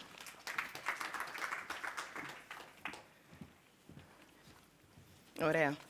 Λοιπόν, ο στόχος της συζήτησης σήμερα θα είναι να μοιραστείτε μαζί μας κάποια χρήσιμα πράγματα και πώς τα αντιμετωπίζετε μέσα στον κόσμο του HR, διότι εγώ αν και είμαι μέσα στο HR 25 χρόνια, θέλω να πω ότι μερικές φορές λαλώ respect στους internal HRs, διότι εγώ είμαι στο advisory, οπότε τα πράγματα είναι πιο ωραία. Λοιπόν, οπότε μερικές φορές εγώ φεύγω από τις εταιρείες και λαλώ εντάξει, πρέπει να λύσετε το πρόβλημα, είναι σε άλλον τρόπο. Άρα, έτσι, θέλω να ξεκινήσουμε λίγο με κάποιες συζητήσεις που έρχονται και βάλουν τον άνθρωπο το πώς να εξελιχθεί και πώς να σταθεί μέσα στις εταιρείες και σε μια κοινωνία και σε μια εποχή που είμαστε data-driven, είμαστε μια τεχνητή νοημοσύνη η οποία επεξεργάζεται τα πάντα, πατούμε έναν κουμπί και έρχονται αφάνταστα γλύωρα τα πράγματα. Θέλω να ρωτήσω Νατάσα και Έλενα, διότι να κάνω έτσι λίγο τους συνδυασμούς αν θέλετε, ποιος είναι ο ρόλος της συναισθηματικής νοημοσύνης στην ηγεσία πια? Να απαντήσω εγώ πρώτα. Συντονιστείτε Εντάξει, by the way, πρόσεχε λίγο πίσω και να αποτολίσεις. Να έρθω πιο. Ωραία. Λοιπόν, προσωπικά πιστεύω ότι ο άνθρωπος, ο υπάλληλος, σε έναν εργασιακό χώρο, θέλει να νιώθει πως βρίσκεται σε έναν υγιές εργασιακό περιβάλλον. Να νιώθει ότι υπάρχει η σχέση μαζί με τον διευθυντή του, ότι υπάρχει κατανόηση από τον διευθυντή του, ότι υπάρχει το support και ότι υπάρχει μια όμορφη εργασιακή σχέση. Επίσης, πιστεύω ότι και οι διευθυντές το ίδιο θέλουν που το προσωπικό τους. Δηλαδή, οι ανθρώπινες σχέσεις είναι πάρα πολύ σημαντικές για τον άνθρωπο. Και τούτο πρέπει να διατηρηθεί. Άρα σημαίνει ότι οι διευθυντές θεωρώ ότι πρέπει να παραμείνουν δίπλα στον υπάλληλο σε καθαρά ανθρώπινο επίπεδο. Χρόνια πριν έγιναν πολλά μεγάλες προσπάθειες για να καλύψουμε το gap μεταξύ του μάστρου και του υπαλλήλου και να δημιουργήσουμε πιο υγιές εργασιακά περιβάλλον, το οποίο βασίζεται πάνω στην εκτίμηση, πάνω στο σεβασμό, πάνω στην κατανόηση, πάνω στη συνεργασία. Τούτο θεωρώ ότι είναι πάρα πολύ σημαντικό να παραμείνει και όταν υπάρχουν και οι σχέσεις να είναι μεταξύ του διευθυντή και του υπαλλήλου και να μην πει το τρίτο στη μέση όσον αφορά την επικοινωνία και το πώς έρχομαι σε επαφή μαζί με τον άλλο. Θεωρώ ότι είναι πάρα πολύ σημαντικό, διότι αν γίνει τούτο, το χάσμα θα γίνει ακόμα πιο μεγάλο και θα έχουμε άλλα θέματα και άλλα προβλήματα αύριο. Ναι. Ωραία. Έλενα, πώς το βλέπεις με τη συναισθηματική νοημοσύνη στους ηγέτες? Εγώ αυτό που βλέπω είναι ότι τα δεδομένα και οι αλγόριθμοι απλά παρέχουν ακρίβεια, προβλεψιμότητα, αντικειμενικότητα, αλλά η συναισθηματική νοημοσύνη επιτρέπει στους ηγέτες να μπορούν να είναι δίπλα στους εργαζομένους, να τους κατανοούν, να τους νιώθουν. Και αυτό έχει να κάνει με την ενσυναίσθηση που μπορεί να νιώθουν. Είναι αναντικατάστατη, αυτό πιστεύω. Και θεωρώ ότι και η τεχνητή νοημοσύνη και η συναισθηματική και η emotional intelligence μπορούν να συνυπάρχουν μαζί και να λειτουργήσουν σαν ένα όπλο ενδυνάμωσης και όχι αποδυνάμωσης, σαν ένα εργαλείο ενδυνάμωσης. Ναι.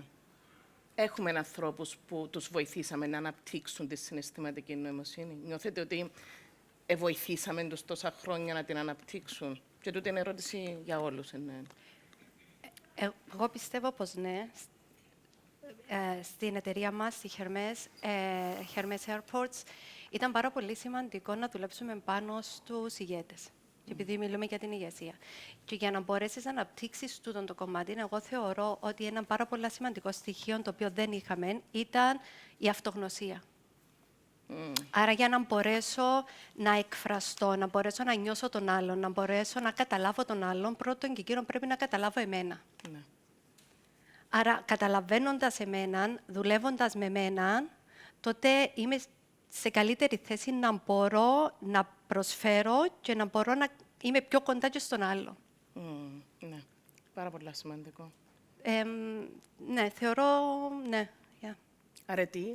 Επίσης, η ηγεσία, γενικά η διευθυντική ομάδα και η ηγεσία πρέπει να αποτελούν το παράδειγμα σε έναν οργανισμό, είτε αφορά την συναίσθηση, είτε αφορά την επικοινωνία, τη συνεργασία, ώστε να μπαίνουν σωστές βάσεις σεβασμού και εμπιστοσύνης μεταξύ του προσωπικού, για να μπορεί και το προσωπικό μέσω από την επικοινωνία, αλλά και μέσω από την διαφάνεια επίσης, να χτίζονται σωστές σχέσεις και να μπορούν να μοιράζονται οι ανησυχίες, είτε αφορά τη διευθύνση, είτε αφορά τον εργοδοτούμενο, και όσο να είναι μια ομάδα κοινή προς τον κοινό στόχο. Να μπορούν να ευθυγραμμίζονται, είτε αφορά τους στόχους, είτε οι ανησυχίες, να υπάρχει μια γραμμή. Και έτσι η ηγεσία αποτελεί το παράδειγμα, θεωρώ, στις εταιρείες, και πρέπει πρώτοι απ' όλοι να υποστηρίζουν τον ανθρώπινο παραγόντα, την συναίσθηση και γενικότερα οτιδήποτε έχει να κάνει με τα soft skills. Ναι. Σίλια, πώς δουλεύετε την ανάπτυξη των skills, την συναίσθηση, το communication, πώς τους βοηθάτε? Πρώτα απ' όλα να πω ότι είναι ένα ταξίδι που το οποίο κάνουμε enjoy που την πρώτη επαφή που θα έχει κάποιος με την ομάδα του Φούδη, και τούτον είναι η πρώτη γνωριμία, η πρώτη συνάντηση με το talent acquisition μας. Το πιο σημαντικό θεωρώ για μας σε τούτον το ταξίδι είναι το να ακούμε.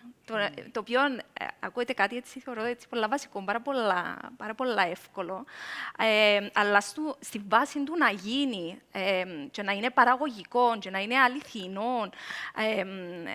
αληθινά η λειτουργία της ακοής, πραγματικά να ακούμε και να κατανοούμε τι μας λέει ο άνθρωπος που έχουμε απέναντι του, ποιες είναι οι ανάγκες του.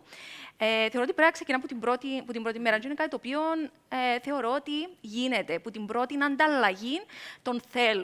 που είναι το τι θέλει η εταιρεία και γιατί είναι ο λόγος έτσι που ανοίξαμε ένα ρόλο και το τι θέλει ο άνθρωπος ο οποίος κάθεται απέναντι μας και μπαίνει σε τούτη τη συνάντηση μαζί μας. Άρα το πρώτο στάδιο είναι και το πρώτο σημαντικό element σε αυτή τη διαδικασία της ανάπτυξης είναι, θεωρώ, το να ακούμε, το να επικοινωνούμε. Που και πέρα συνοδεύει μας, βεβαίως, και σε όλα τα στάδια της καθημερινότητας μας. Και υπάρχουν αρκετά εργαλεία τα οποία έχουμε και internally, τα οποία χρησιμοποιούμε, μηχανισμούς, είτε τούτων συστημικών, όπως διάφορα software, τα οποία θεωρώ αρκετά γνωστά και διαδεδομένα σε όλους μας, αλλά και μέσα από milestones στο ταξίδι των ανθρώπων μας, όπως είναι τα talent development events, τα reviews, όπου μπαίνουμε στη διαδικασία να συζητούμε πώς φαντάζεται κάποιος την ανάπτυξη του και συμπληρώνεται με το τι έχει ανάγκη και το business στην προκειμένη στιγμή. Και μετά όσα ακούσαμε και από τα New Generations και το Leonidas, νομίζω πρέπει να βρούμε έναν τρόπο να ελέγχουμε την ενσυναίσθηση με το που τους προσλαμβάνουμε. Δεν ξέρω, κάποιον τεστάκι για να κάνει πι, έχει συναίσθηση, δεν έχει συναίσθηση. Μα θεωρώ ότι είναι κάτι το οποίο είναι απαραίτητο. Χτες, για παράδειγμα, εντελώς άσχετο, αλλά ήμουν στο σχολείο της κόρης μου, δημοτικό, και λέει μου η δασκάλα ότι σήμερα είχαμε κάνει μια πολλά σημαντική συζήτηση για την συναίσθηση. Και είναι πολλά σημαντικό γενικά, δηλαδή να καταλαβαίνουμε early on. Και να το κάνουμε practice, γιατί όντως είναι και γενιές οι οποίες θα δούμε σε λίγα χρόνια στο εργασιακό περιβάλλον. Και ήδη θεωρώ ότι έχει άτομα στις ομάδες μας τα οποία θέλουν να το κάνουν practice, είναι συνειδητοποιημένα, είναι ευαισθητοποιημένα και ζητούν το. Ναι. Δεν ξέρω, πάντως εγώ νιώθω, δεν θυμούμαι ποτέ να έρθει ποτέ κανένας από τους managers μου, τους οποίους έχω πολλά ψηλά για τις εμπειρίες μου και να έρθει να πει μια ημέρα, πώς νιώθεις? Δεν το θυμούμαι ιδιαίτερα, γιατί τόσα χρόνια που δουλεύω. Αλλά νομίζω τούτον είναι η ενσυναίσθηση. Πραγματικά να μας ενδιαφέρει πώς νιώθουν. Και ίσως όχι να έρθει να σε ρωτήσει πώς είσαι. Ίσως είναι πιο σημαντικό να πάμε λίγο παρακάτω και να ζητούμε το να γίνει lay down the ground, έτσι ώστε να νιώθει το άτομο που έχουμε δίπλα μας ότι υπάρχει σε έναν safe environment, το οποίο δημιουργήσαμε εμείς για εκείνους. Να έρθει μπροστά και να εκφραστεί ότι σήμερα ξέρεις τι, θα πάω με 100. Δεν είμαι τόσο καλά. Δηλαδή, είναι work in progress, είναι διακόπτης, switch on. Είναι μεγάλο κεφάλαιο και τούτο που είπε, Σίλια, ότι ο κόσμος πρέπει να κάνει ένα διάλογο, να δείχνει active listening για να καταλαβαίνει. Πολλές φορές εγώ μπαίνω σε μια συζήτηση και καταλαβαίνω ότι ο άλλος που την ώρα που είπα κάτι δεν κοφτεί το να καταλάβει να μου είπα. Ετοιμάζει την απάντηση. Ping-pong. Ναι. Δηλαδή νομίζω they listen to reply instead of listening to understand. Και νομίζω είναι τούτον που χρειάζεται ο άνθρωπος για να νιώθει ότι κάποιος τον ακούει και καταλαβαίνει. Και νομίζω η βάση είναι η κουλτούρα της εργασίας. Είναι η κουλτούρα. Δηλαδή, ποιες είναι οι αρχές σου, ποια είναι τα values σου, ποια είναι τα πιστεύω σου, σαν οργανισμός, και πράττω ανάλογα με αυτά. Δηλαδή, ο χώρος που δίνεται στον κάθε συνάδελφο να συμπεριφερθεί με τον συγκεκριμένο τρόπο είναι η κουλτούρα της εταιρείας. Δηλαδή, αν έχεις σαν αρχή σου ότι εγώ έτσι λειτουργώ, τούτη είμαι η εταιρεία, άρα και εκείνοι που είναι μέσα να κάνουν adjust. Εκείνοι που δεν μπορούν να κάνουν adjust είναι να φύγουν. Ναι, πάρα πολύ σημαντικό. Το σύστημα να αποβάλει που μόνον του, νομίζω. Άρα είναι που αρχίζει. Φυσικά, σημαντικό να πούμε ότι οι αξίες είναι τα posters. Που βάλουμε παντού.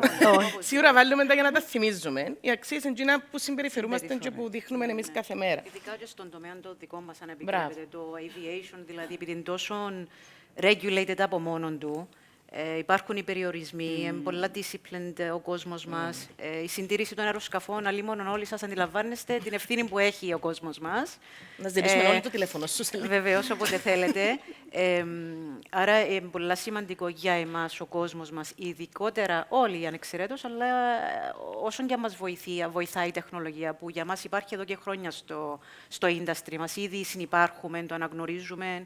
We accept it, και ο κόσμος μας, αλλά at the end of the day, αν ο μηχανικός physically δεν βάλει την υπογραφή του για να γίνει release έναν αεροπλάνο to service, θεωρώ ότι κανένας από εμάς δεν θα ανεβεί σε κανέναν αεροπλάνο ποτέ ξανά. Άρα είναι πολύ σημαντικό να καλλιεργήσουμε το safety, την κουλτούρα μας, να επικοινωνούμε με τον κόσμο μας, να τους ακούμε, να μας ακούν. Είναι πάρα πολύ σημαντικό.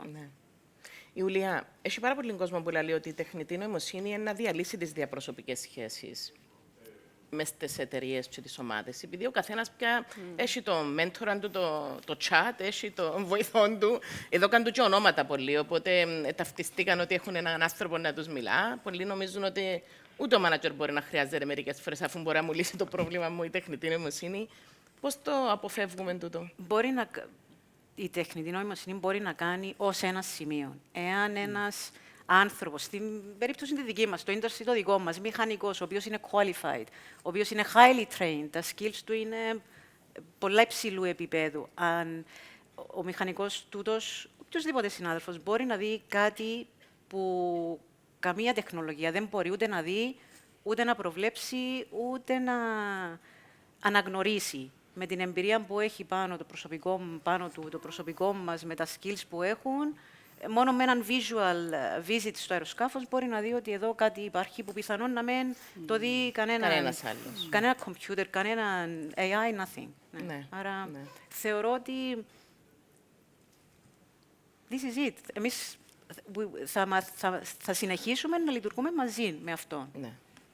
Μαζί με την τεχνολογία. Έλενα, μπορούν να επηρεαστούν και μέσα από τον κόσμο της ψυχολογίας οι διαπροσωπικές σχέσεις των ανθρώπων? Ενδεχομένως. Θα έλεγα ενδεχομένως, γιατί όσο αυξάνεται η τεχνητή νοημοσύνη και οι αυτοματισμοί, είναι πολύ φυσικό να μειώνονται οι αλληλεπιδράσεις των ανθρώπων κατά τη διάρκεια της καθημερινότητας μέσα στην εργασία. Και αυτό έτσι μπορεί να οδηγήσει σε διατάραξη αυτών των σχέσεων. Τώρα, κυρίως όταν βρίσκονται και σε υβριδικά περιβάλλοντα και σε ψηφιακά περιβάλλοντα.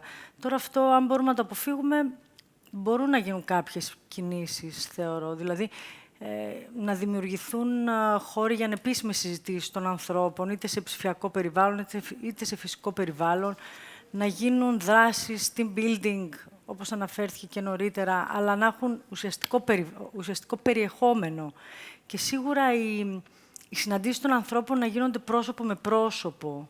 Αυτό είναι πάρα πολύ σημαντικό. Και κάτι ακόμη πιο σημαντικό είναι να μπορέσουν οι άνθρωποι σε μια εταιρεία, σε έναν οργανισμό, σε μια επιχείρηση να καλλιεργήσουν την κουλτούρα της ενσυναίσθησης, που είναι μια λέξη που πολλοί λένε ότι γνωρίζουν, αλλά δεν ξέρω ποιος πραγματικά κατανοεί τι είναι πραγματικά η ενσυναίσθηση, και την κουλτούρα της συνεργασίας. Ναι. Τι θα δίναμε σαν ορισμό ενσυναίσθησης, μιας και τώρα μου έδωσες αυτή την πάσα? Ναι. Θα δίναμε την συναισθηματική ταύτιση με έναν άνθρωπο και η κατανόηση της συμπεριφοράς του και των κινήτρων. Και να μην ξεχνάμε ότι η ενσυναίσθηση είναι μέρος της ψυχοκοινωνικής ανάπτυξης. Το μαθαίνουμε, το λίγο βιωματικό. Δεν μπορούμε ξαφνικά να πάμε σε μια επιχείρηση έλα Σίλια να σου δείξω την ενσυναίσθηση, να σου πω τι είναι αυτός ο ορισμός, μάθε τον απ' έξω και να βρεθούμε σε μια ομάδα και να το κάνουμε πράξη. Είναι κάτι πιο βαθύ. Κάτι το οποίο βιώνεις, σωστά. Το νιώθεις. Το νιώθεις μεγαλώνοντας. Πιο λαϊκά είναι να μπορείς να μπεις στα παπούτσια του άλλου. Να το πούμε πολύ απλά. Αλλά πόσοι άνθρωποι μπαίνουν ουσιαστικά στα παπούτσια του άλλου? Όλοι λένε ότι μπαίνουν, όλοι λένε ότι σε καταλαβαίνω, σε νιώθω, αλλά... Μπορεί να μην σε καταλαβαίνουν 100% και σίγουρα να περιμένουμε κάποιος να καταλάβει κάποιον άλλον στο 100%, αλλά να μπορείς να καταλάβεις ότι ο άλλος πρώτον και είναι διαφορετικός που σένα. Σωστά. Και το ότι μπορεί να βιώνει κάτι διαφορετικό και να του δώσεις το χρόνο και το χώρο να το κάνει.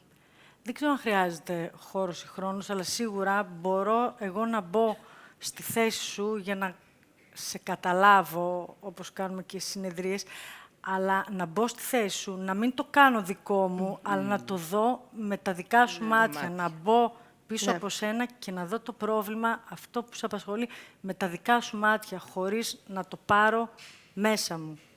Διότι ούτως ή άλλως, αν το δεις εσύ με τα δικά σου μάτια, δικό σου. Ακριβώς. Να μην το κάνω δικό μου. Ναι. Πολύ ενδιαφέρον. Και...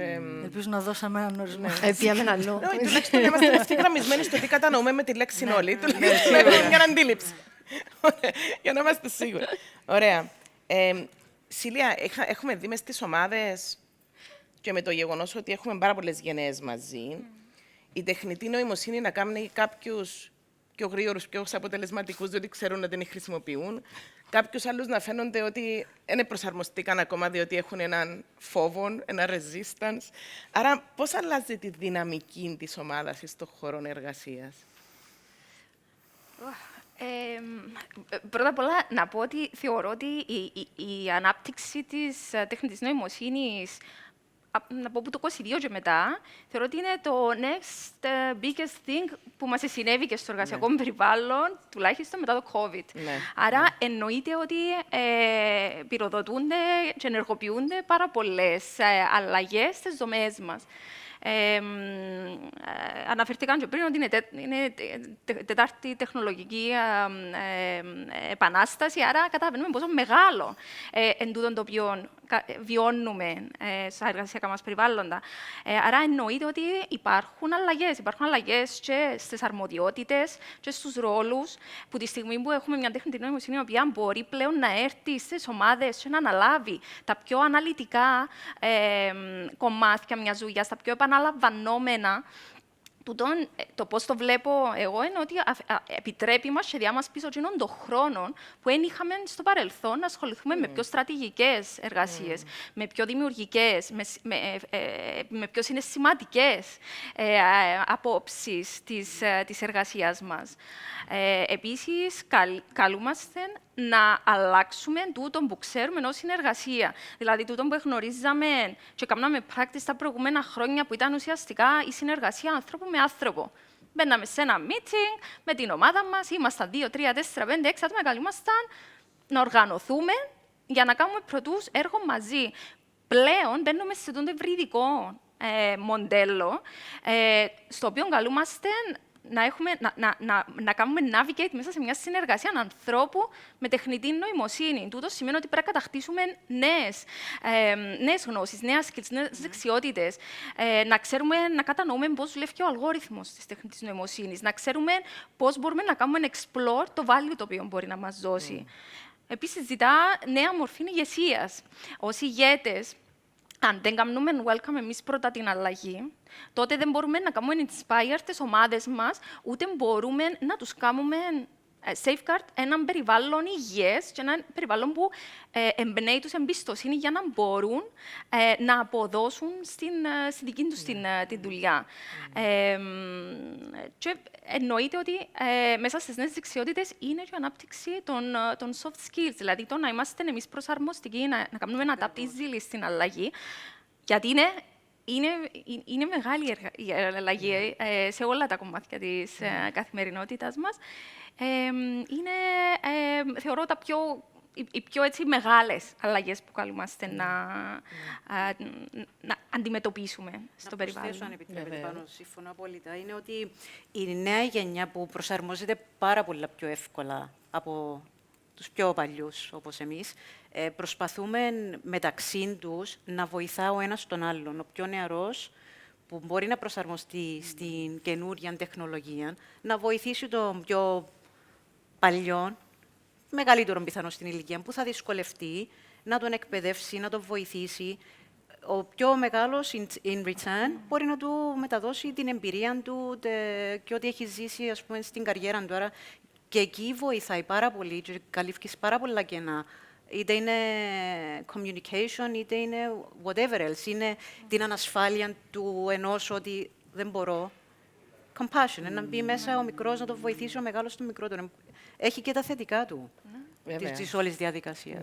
Ναι. Είναι να προσθέσω και η κριτική σκέψη είναι πάρα πολύ σημαντικό soft skill. Δηλαδή, θα πάρω τον αλγοριθμό, θα πάρω τα δεδομένα από την τεχνική νοημοσύνη, αλλά πρέπει να έχω την ικανότητα να τα αναλύσω, να μπορέσω να λύσω περίπλοκες έννοιες, να μπορέσω να τις συνδέσω με τους επιχειρηματικούς στόχους της εταιρείας, να αναδιαρθρώσω αντίχειρους στόχους, να βελτιώσω, να επιλύσω. Άρα, πολύ σημαντική η κριτική σκέψη και η αναλυτική σκέψη, η οποία βασίζεται και στη λογική, αλλά και στη συναισθηματική νοημοσύνη. Βέβαια. Για να μπορώ να αναλύω αυτές τις έννοιες. Άρα, σημαντικό. Πώς δουλεύουμε την ανάπτυξη της κριτικής σκέψης τώρα, έτσι, μες στις εταιρείες, σαν δεξιότητα? Ναι. Εμείς εκείνο που κάνουμε όσον αφορά τη σύζευξη της τεχνολογίας, η οποία σημαντική, αυτοματοποιήσεις, αυξάνουν, όπως είπε και η Σίλια, την αποδοτικότητα, την παραγωγικότητα και το καθεξής. Εκείνο που προσπαθούμε να κάνουμε είναι να έχουμε on-the-job trainings μαζί με πιο έμπειρους χειριστές, είτε αφορά μηχανήματα, είτε αναλύσεις δεδομένων και το καθεξής, και να μπορούμε να κάνουμε challenge. Δηλαδή, αφήνουμε τα άτομα, εκπαιδεύουμε τα, εννοείται, υπάρχει μια κουλτούρα εκπαίδευσης σε όλα το εύρος των soft skills, αλλά εκείνο που κάνουμε, προσπαθούμε πάντα να έχουμε έμπειρους χειριστές και να μπορούμε να κάνουμε challenge για να τους βοηθούμε να αναπτύσσουν την κριτική τους σκέψη. Συνεχώς. Νομίζω το ερώτημα δάμε περισσότερο είναι, εσύ τι νομίζεις, εσύ πώς το βλέπεις. Μπράβο. Ποια είναι η άποψη δική σου. Ναι. Δηλαδή, το να ενθαρρύνεις τον άλλον να βάλει το μυαλό του να σκεφτεί πέραν του τι είδε, τι διάβασε. Ναι. Για μένα πάντα τούτη είναι η ερώτηση, γενικά. Δηλαδή, εσύ τι νομίζεις. Ναι. Ποια είναι η άποψή σου. Τι νομίζεις εσύ. Ναι. Σωστό. Είχα μια συζήτηση πριν λίγες μέρες με ένα φίλο, που μου λένε ότι είχα έναν άτομο το οποίο ήταν χάγια η απόδοσή του, χάγια, και τώρα παίζει μου το καλός, τούτη ήταν η φράση, και φέρνει μου τα ούλα μια χαρά. Και του, άρα βελτιώθηκε. Και εντζίνος, δηλαδή μου, εν το chat. Και λέω, τι εννοείς, τι είναι εν εντζίνος, εν το chat. Δηλαδή μου, όχι μάνα μου, κάμνει το τα ούλα το chat. Η δουλειά σου φέρνει σου την εγκαλή, δηλαδή η ερμηνεία που διάενουλα, εντάξει, ναι, μια χαρά, αλλά δεν είναι εκείνος, δεν να του δω αύξηση. Αρχίσαμε την κομμέντα με τον τρόπο. Νομίζω ότι μερικές φορές δεν αποδεχόμαστε ότι είναι OK να χρησιμοποιούν τα εργαλεία που έχουν. Δηλαδή, είναι OK να συμπληρωματικά των skills τους, αν μπορούν να κάνουν τη δουλειά καλύτερη, ή αν μπορούσαν όντως και βοήθησαν τους να βελτιώσουν την απόδοση τους. Δεν μπορώ να καταλάβω γιατί είμαστε τόσο αρνητικοί. Ας πω απλά το ρίσκο δαμε είναι ότι αν πες και φύγει εξαφανιστούν όλα το αύριο. Πού είναι να μείνει ο άνθρωπος που το χρησιμοποιούσε και έρχεται με εκείνες τις απαντήσεις. Συμφωνούμε. Γι' αυτό πρέπει να τους αναπτύσσουμε το τα skills. Το concern το δικό μου. Ναι. Γι' αυτό πρέπει να τους αναπτύσσουμε τα skills τους όμως. Εγώ κοινό που έτσι να προσθέτω δαμε, δηλαδή, επειδή θεωρώ ότι κάτι μπορεί να μείνει, δηλαδή, όχι απλά να μείνει, να εξελίσσεται. Τούτο θεωρώ το δεδομένο. Κοινό που μπορούμε να κάνουμε ως επιχειρήσεις είναι να κάνουμε re-evaluate τους ρόλους που έχουμε και τι είναι ουσιαστικά τα πράγματα τα οποία ζητούμε που τα άτομα στην ομάδα μας. Αν όντως είναι μια δουλειά η οποία μπορεί να γίνει carry out σε καλό level με τη βοήθεια του chat, τότε σημαίνει ότι ίσως και εμείς κάνουμε κάτι λάθος στο τι ζητούμε. Μάλιστα. Άρα, κάτι το οποίο γενικά χρειάζεται να βλέπουμε ως επιχειρήσεις, αν είναι relevant τα positions που έχουμε, αν είναι relevant τα KPIs τα οποία έχουμε. Τα job descriptions. Ναι, συγγνώμη για το KPI στο... Ή το outcome, τέλος πάντων. Ναι. Ναι, είναι πάρα πολύ σημαντικό, διότι νομίζω όντως πρέπει να πάμε να ξαναδούμε τις δομές μας, τους ρόλους μας, τις περιγραφές θέσεων. Και εγώ νομίζω ότι τώρα επειδή κάποια πράγματα να μπορούν να τα κάνουν πιο εύκολα, εκείνο που είπες, νομίζω, Σίλια, ότι να δούμε κόσμο να δείχνει, να βγάλει στην επιφάνεια πράγματα που μπορεί να κάνουμε που δεν τα ξέραμε. Επειδή πια έχει το χρόνο και έχει και το παραπάνω drive να δείξει ότι έχει και εκείνος πολλά πράγματα. Πρέπει να το ενθαρρύνουμε αυτό, να παίρνουν την πρωτοβουλία. Πρέπει να το ενθαρρύνουμε, εγώ αυτό θέλω να πω. Γιατί έχει κόσμο ο οποίος μπορεί να μην θέλει να το κάνει και είμαι OK, διότι πλέον υπάρχει λύση ή χρειάζεται να σκεφτώ να κουραστώ τίποτε. Είχα μια συνάντηση στο εξωτερικό. Εγώ έπρεπε να πάρουμε σαν ομάδα μια απόφαση. Έπρεπε να δημιουργήσουμε τέλος πάντων έναν leadership competency framework. Συζητούσαμε το, καταλήξαμε μετά από ωραία meetings το έναν το άλλο. Έναν μέλος είχε πει: OK, και το AI συμφωνεί με τούτα, άρα και εγώ είμαι καλυμμένος. Δηλαδή, αν δεν ήταν, θα ήσουν καλυμμένος. Ναι. Νομίζω ότι πρέπει. Ναι, θέλουμε έναν όριο μέσα στη συζήτηση. Σωστό. Η δημιουργικότητα, πού πάει με τούτα ούλα? Πολλά ωραίο σημείο. Αναγκαία. Πώς τη διατηρούμε όμως, πώς την εθαρρύνουμε μέσα στις εταιρείες τη δημιουργικότητα? Εντάξει, η δημιουργικότητα και η καινοτομία, ίσως μπορεί να παίρνουν μαζί, πρέπει να εθαρρύνουμε να σκεφτόμαστε λίγο εκτός πλαισίου, δηλαδή να σκεφτόμαστε λίγο outside of the box, να φέρνουμε νέες ιδέες, να υπάρχει η δυνατότητα και της αποτυχίας, δηλαδή σαν εταιρείες να δεχόμαστε ότι θα αποτύχουμε, δουλεύουμε, εν γενούλα που πάνε καλά, θα αποτύχουμε σε κάποια φάση, αλλά θα μάθουμε που γίνουν και θα προχωρήσουμε. Άρα πρέπει να υποστηρίζεται και πρέπει να υπάρχει, ας πούμε, και τη υποστήριξη και πάλι θα πω της ηγεσίας για να υπάρχουν έτσι τούτες οι νέες ιδέες. Δεν μπορούμε χωρίς νέες ιδέες. Πώς μπορούμε? Και τούτο αφορά όλα τα επίπεδα σε μια εταιρεία. Είτε αφορά εσωτερικές διαδικασίες, είτε αφορά πελατειακές σχέσεις, είτε αφορά τα πάντα, services, προϊόντα, παντού. Η πραγματικότητα είναι ότι η τεχνητή νοημοσύνη μπορεί πολύ εύκολα να μας δώσει τις απαντήσεις σε concepts, σε ιδέες που έχουν ήδη αποτυπωθεί κάπου. Πολλά δύσκολα να μας δώσει καινούργια concepts, καινούργιες ιδέες, καινούργια προϊόντα. Θεωρώ ότι τούτο είναι κάτι το οποίο, τουλάχιστον προς το παρόν, είναι ένα προτέρημα που έχουμε οι άνθρωποι, δηλαδή με την αφηρημένη σκέψη που έχουμε, με την συναισθηματική αφήγηση. Είναι κάτι το οποίο θεωρώ ότι ακόμα παραμένει στον άνθρωπο. Δηλαδή, αν θα σκεφτώ, παράδειγμα, το κομμάτι της διαφήμισης, που είναι ένας τομέας ο οποίος θεωρώ απαιτεί πάρα πολύ δημιουργικότητα, καθώς απαιτεί και ένα ψηλό βαθμό ανάλυσης δεδομένων. Για να βλέπεις τούτο που κάνεις να δουλεύει, αλλά στο κομμάτι των προσινόντων που βλέπουμε εμείς ως καταναλωτές, εγώ, οι διαφημίσεις που μου έμειναν, που έχω, ας πούμε, in mind, είναι εκείνες που ήρθαν και εντζήσαν κάτι. Προάγουν τη συναισθηματική, είναι ηθική, ναι, κάτι μου έκαναν ένα κλικ, έκαναν resonate μαζί τους. Είναι εκείνες που ήρθαν και είπαν μου, είμαστε νούμερο 1, σε τάδε, έχουμε 50% κάτω. Δηλαδή, είναι οκ, είναι κάτι που είναι να το δούμε, αλλά είναι που σε κάμα να νιώσεις κάτι. Ένα ανθρώπινο στοιχείο. Ναι. Ανθρώπινο στοιχείο. Ναι. Και η δημιουργικότητα για μένα θεωρώ πως είναι εξέλιξη. Okay. Άρα και για τους οργανισμούς και για τον άνθρωπο. Για τους οργανισμούς, αν θέλουν να προχωρήσουν, να εξελιχθούν, να συνεχίσουν να είναι competitive, σημαίνει ότι πρέπει να είναι και λίγο διαφορετικοί. Άρα πρέπει να έχουν τη δημιουργικότητα σαν μέρος του πώς λειτουργούν. Και για τον άνθρωπο η δημιουργικότητα είναι ελευθερία και τρόπος έκφρασης. Ναι, βέβαια.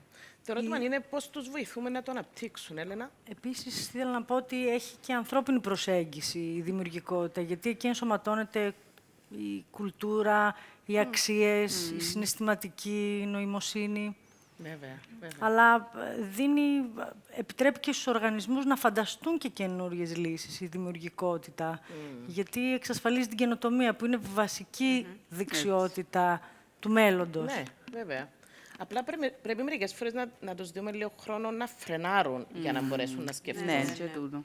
Ναι. Διότι αν τους περιμένουμε να δημιουργικοί και καινοτομικοί και διάφορα σαν έρχονται κάθε μέρα, πάμε το πρόγραμμα της ημέρας και εμείς περιμένουμε, όπως που είδαμε και πριν, το να είναι καινοτόμος, δεν είμαι σίγουρη πόσο μένουμε στα λόγια και πόσο τελικά απλά διούμε το περιβάλλον να δημιουργήσουν. Εδώ που λέει όμως όταν το AI μπορεί να έρθει να αντικαταστήσει πιο administrative και repetitive δουλειές, άρα αμέσως πρέπει να δημιουργήσεις θέσεις εργασίας ή τον τρόπο εργασίας που γίνεται, έτσι ώστε ο υπάλληλος να μπορεί να έχει το χρόνο και τα εφόδια να δημιουργήσει. Ναι.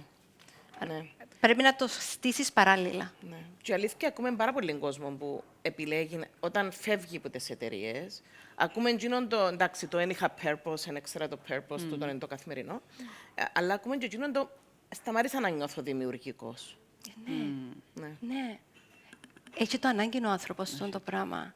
Ναι, μες στην εξέλιξη του, ναι. Ναι. Η Ιουλία, είσαι σε έναν περιβάλλον που hardcore, technical. Ναι.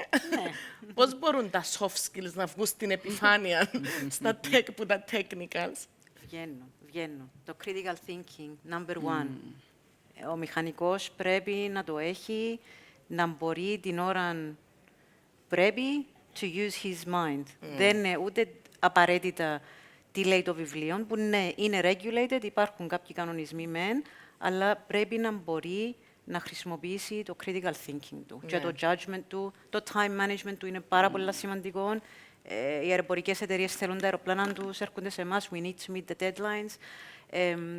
Πάρα πολλά πράγματα και πρέπει να μπορούν να είναι και leaders ανάμεσα στην ομάδα τους. Και η συνεργασία, φαντάζομαι. Βεβαίως, ναι. Το communication είναι το α και το ω. Θεωρώ ότι στον τομέα των δικών μας τα soft skills είναι στο peak τους. We cannot live without them. Και τα προσεγγίζετε μέσα από εκπαιδεύσεις, μέσα από... Ναι.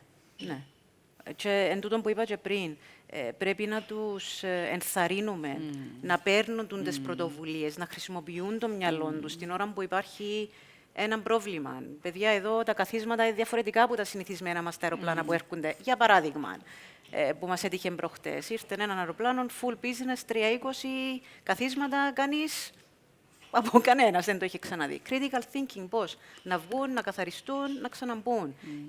Ενθαρρύνουμε τα. Η δουλειά από μόνη της τους αναγκάζει σε εισαγωγικά να χρησιμοποιήσουν απόλυτα τα soft skills τους. Πάρα πολύ σημαντικό στον τομέα μας. Και νομίζω ότι το που πρέπει να θεωρούμε δεδομένων είναι ότι έστω και φέρνουμε επαγγελματίες με εμπειρία, δεν σημαίνει ότι βρίσκονται όλοι στο ίδιο επίπεδο με τα soft skills τους. Διότι μερικές φορές αναμένουμε ότι να τα έχουμε όλα έτοιμα στο χάρτη επειδή αγοράσαμε την εμπειρία με έναν καλό μισθό. Και νομίζουμε ότι δεν πρέπει να δουλέψουμε τον άνθρωπο επειδή έφερε τα μαζί του, αγοράσαμε τα. Το πακετούι. Οπότε, για μένα που νομίζω, εστιάζουμε ίσως στις πιο νεαρές ηλικίες για να τους βοηθήσουμε και ξεχνούμε ότι και οι παγιοί που έχουν τις όλες τις θέσεις χρειάζονται πολύ δουλειά μπας στα soft skills. Μα θεωρώ αλλιώς μες στην αγορά εργασίας, που τη στιγμή που είτε έχεις χρόνια εμπειρία, είτε είσαι καινούριος, μπορεί και δηλαδή η κάθε επιχείρηση έχει τις δικές της ανάγκες. Σε θέμα skills του, μπορεί να αλλάσει και στη βάση του σε τι industry κάνουμε operate ο καθένας, αλλά και χρονικά τι πραγματικά έχει ανάγκη η επιχείρηση που τον κόσμο της. Δηλαδή, σε μια χρονική στιγμή μπορεί να αναγνωρίζω ότι η ανάγκη είναι να επενδύσω πάνω στην ανάπτυξη π.χ. του communication, verbal, non-verbal, των sales μου, γιατί μπορεί η στρατηγική μου να έχει ambitious goals για το quarter, let's say, στο sales. Χρειάζομαι να επενδύσω χρονικά ως το συγκεκριμένο business σε εκείνον το κομμάτι. Άρα θεωρώ ότι πρέπει πολύ δυναμικό το πώς εξελισσόμαστε. Και έχει να κάνει και με το industry στο οποίο κάνουμε operate, αλλά γενικά και με που βρίσκεται, σε τι φάση της ζωής του το κάθε business. Ναι. Μπορώ να πω κάτι που είχαμε πει ότι επικεντρωνόμαστε λίγο πάνω στην ανάπτυξη, στην εκπαίδευση των πιο νεαρών παρά των πιο έμπειρων στον εργασιακό χώρο. Εγώ θεωρώ ότι ιδίως μετά το COVID ήταν για μένα που έπρεπε να επικεντρωθούμε και να βοηθήσουμε περισσότερο ήταν τους leaders και τις διευθυντικές ομάδες. Διότι μιλούσαμε πλέον για new era. Ήταν που για μένα που αρχίσαν τα πράγματα πιο έντονα να αρχίσουν να αλλάζουν και ήταν για μένα που οι ηγέτες, οι διευθυντές ήθελαν το support το δικό μας στο να βοηθηθούν και να προχωρήσουν με την αλλαγή, διότι ήταν αλλαγή δική τους. Πράγματα τα οποία έκαναν, λειτουργούσαν με ένα συγκεκριμένο τρόπο successfully τόσα χρόνια και έρχεσαι τώρα και λέει δουλεύει τώρα τούτον πλέον. Πρέπει να αλλάξουν όλα. Εν για μένα που ήθελαν support. Άρα θεωρώ ότι είναι εξίσου σημαντικό το focus που πρέπει να δίνεις σε όλον τον οργανισμό και σε όλα τα επίπεδα. Ναι, γιατί μόνο έτσι θα μπορείς να έχεις ευθυγράμμιση. Βέβαια. Μπορείς να δουλεύεις μια ομάδα, αλλά να με δουλεύεις στον προϊστάμενο. Ναι. Πρέπει να είναι bottom-up, bot. Να προσφέρεις το support σε όλους. Σε όλους. Εμείς ένα πράγμα που ακούμε πολλά συχνά ήταν ότι επέναμε και κάναμε τούτα τα ωραία τα προγράμματα people management, leadership, το πώς να είσαστε με την ομάδα σας καλοί, ξέρετε. Και τελικά ήταν εμάς, ποιος είναι να μας διαχειριστεί. Το δικό μου το άγχος, ποιος είναι να το δει.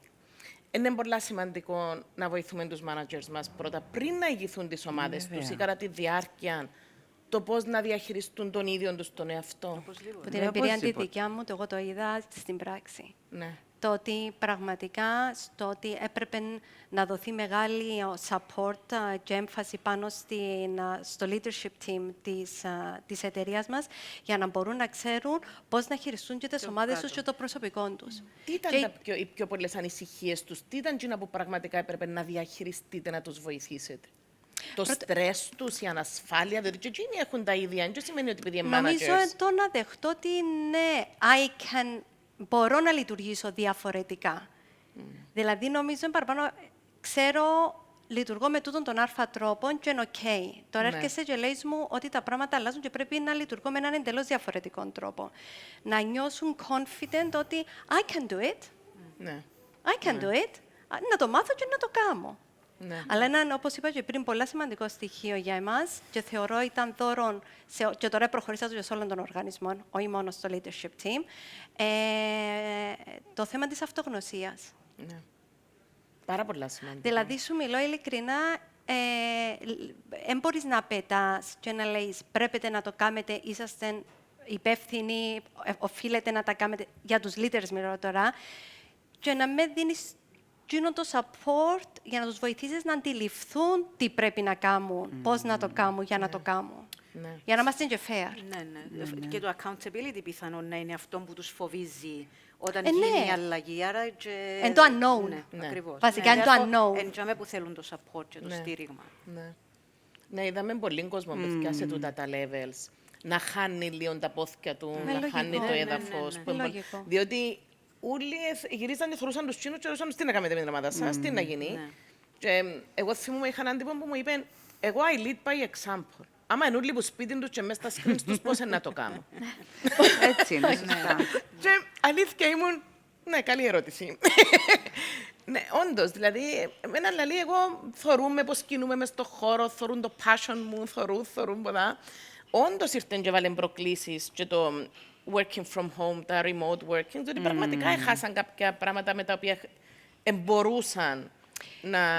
Εκείνο που ερώτησες πριν, πώς μπορούμε να το διασφαλίσουμε. Ας πούμε, εμείς ξέρουμε συγκεκριμένες μέρες ότι θα είμαστε στο γραφείο, διότι κάποια meetings θα γίνονται face-to-face. Μάλιστα. Ότι διότι θέλουμε να μαζευτούμε. Ναι, δηλαδή είναι η αρχή μας. Ναι. Και σαν executive team, και σαν τμηματικές συναντήσεις που έχουν τα διάφορα τμήματα, υπάρχει τούτη η αρχή ότι προσπαθούμε να ενθαρρύνουμε να κάνουμε όσο περισσότερο μπορούμε το face-to-face τις συναντήσεις. Άρα, you're flexible, αλλά πάνω σε αυτό το κομμάτι, we want you to be here. Ναι. Σημαντικό να φορούμε και λίγο ο ένας τις συμπεριφορές του άλλου. Και να νιώθει ο ένας ότι δίπλα στον άλλο. Ναι. Εν κοινωνικό ο άνθρωπος, δηλαδή, εντάξει, καλά να είμαστε. Δεδομένου τούτου. Ναι. Βολεύει και λίγο το σπίτι. Είχα και μια κοπέλα που μου είπε, βάλω και κανένα πλυντήριο, δεν είναι κακό να έχω hybrid. Αλλά εντάξει. Εκεί πάμε να το σταματήσουμε τελικά, εντάξει. Θέλεις την ισορροπία. Να έχει ισορροπία. Ήθελα να προσθέσω με την αυτογνωσία. Εμείς που έχουμε στο leadership team αυτή τη στιγμή είναι το coaching, το οποίο για να έρθεις σε αυτογνωσία πρέπει να θέλεις και εσύ ο ίδιος και πρέπει να μπεις μέσα από μια διαδικασία η οποία να έχει και μια συνέχεια. Δεν είναι απλώς one session και τέλειωσε. Άρα είναι συνεχής υποστήριξη, είτε από coach εσωτερικών, εξωτερικών, είτε από HR departments και το καθεξής, για να υπάρχει μια συνέχιση σε αυτόν το journey του leadership team, για να μπορεί να έρθει σε ένα σημείο αυτογνωσίας, για να μπορέσει καλύτερα και να έχει συναισθηματικών έλεγχων του εαυτού του, αλλά και μετά της ομάδας του και γενικότερα στην εταιρεία. Άρα χρειάζονται τούτες οι τεχνικές μες στους οργανισμούς. Είναι πολυτέλεια πια. Είναι πολυτέλεια. Μα αφού βλέπεις τα πράγματα αλλάζουν τόσο γρήγορα. Άρα τούτο το support Πολύ σημαντικό. ναι, να παρέχεται Ναι. γενικά. Ωραία. Πάρα πολύ ωραία. Εμείς ειδικά μπορούμε να καθόμαστε να μιλούμε ώρες, δεν το ξανακάμαμε, το ξέρετε το, αλλά έχουμε ώρα. Εύχομαι να σας ενδιαφέρει και εσάς η συζήτηση που κάνουμε. Επομένως, πάμε έτσι λίγο με μια συμβουλή, Τζούλια, στους HR συναδέρφους. Τι θα ήταν η συμβουλή? Ενθαρρύνετε την ανεξαρτησία του κόσμου να εξελίσσεται, να δοκιμάζεται στα soft skills τους. Αυτόν έχω να πω εγώ. Να το ενθαρρύνουμε. Να το κάνουμε push και να τους βοηθούμε. Ναι, ακριβώς, δίνοντας τους τα εφόδια. Εννοείται. Εννοείται αυτό. Νατάσα. Συνεχίστε να πιστεύετε στον άνθρωπο. Τούτον είναι. Δηλαδή, at the end of the day, συνεχίστε τούτον που κάνετε ως τώρα, που πιστεύετε στον άνθρωπο, συνεχίστε να πιστεύετε στον άνθρωπο, να βοηθάτε τον άνθρωπο, να είσαστε δίπλα του, να το βοηθάτε να εξελίσσεται. That's it. Συγκινητικό, αλλά είναι ο άνθρωπος και unique. Νιώθω το έντονα. Ναι, θεωρώ το στο ύφος. Αρετή.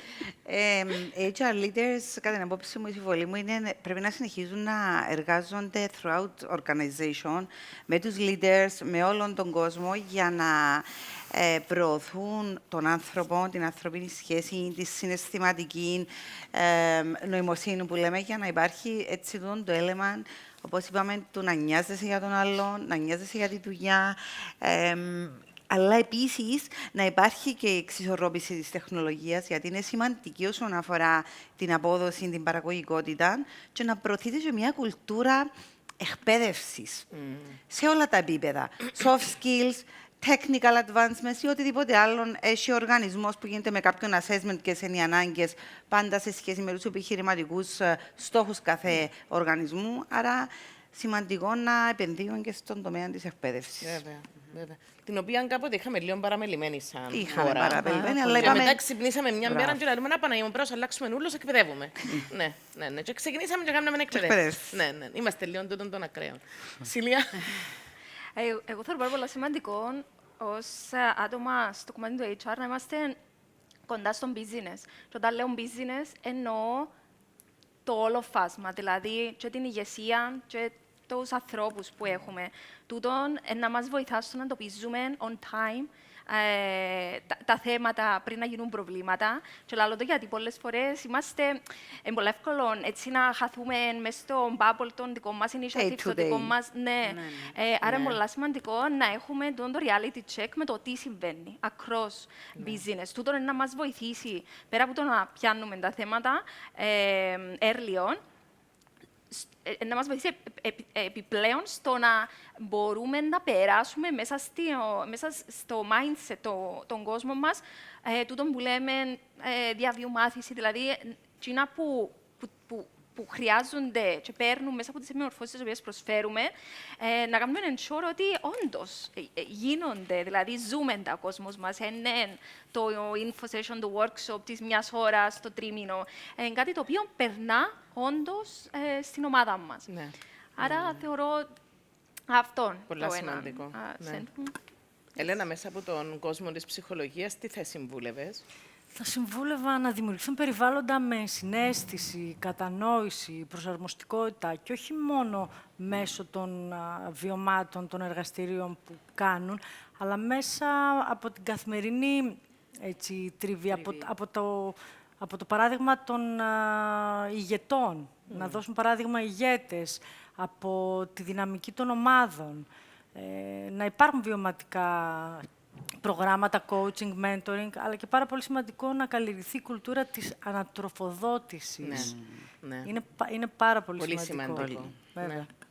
Πολύ σημαντικό, διότι ιδιαίτερα η ανατροφοδότηση, πέραν το ότι, να το πάρω ότι η νέα γενιά τη ζητά, οι πιο παγιοί δεν μάθαμε πολλά να τις ζητούμε, διότι μάθαμε να μην μας τη δίνουν, οπότε λαλούσαμε εντάξει και να μην μας πω τίποτε σημαίνει όλα καλά.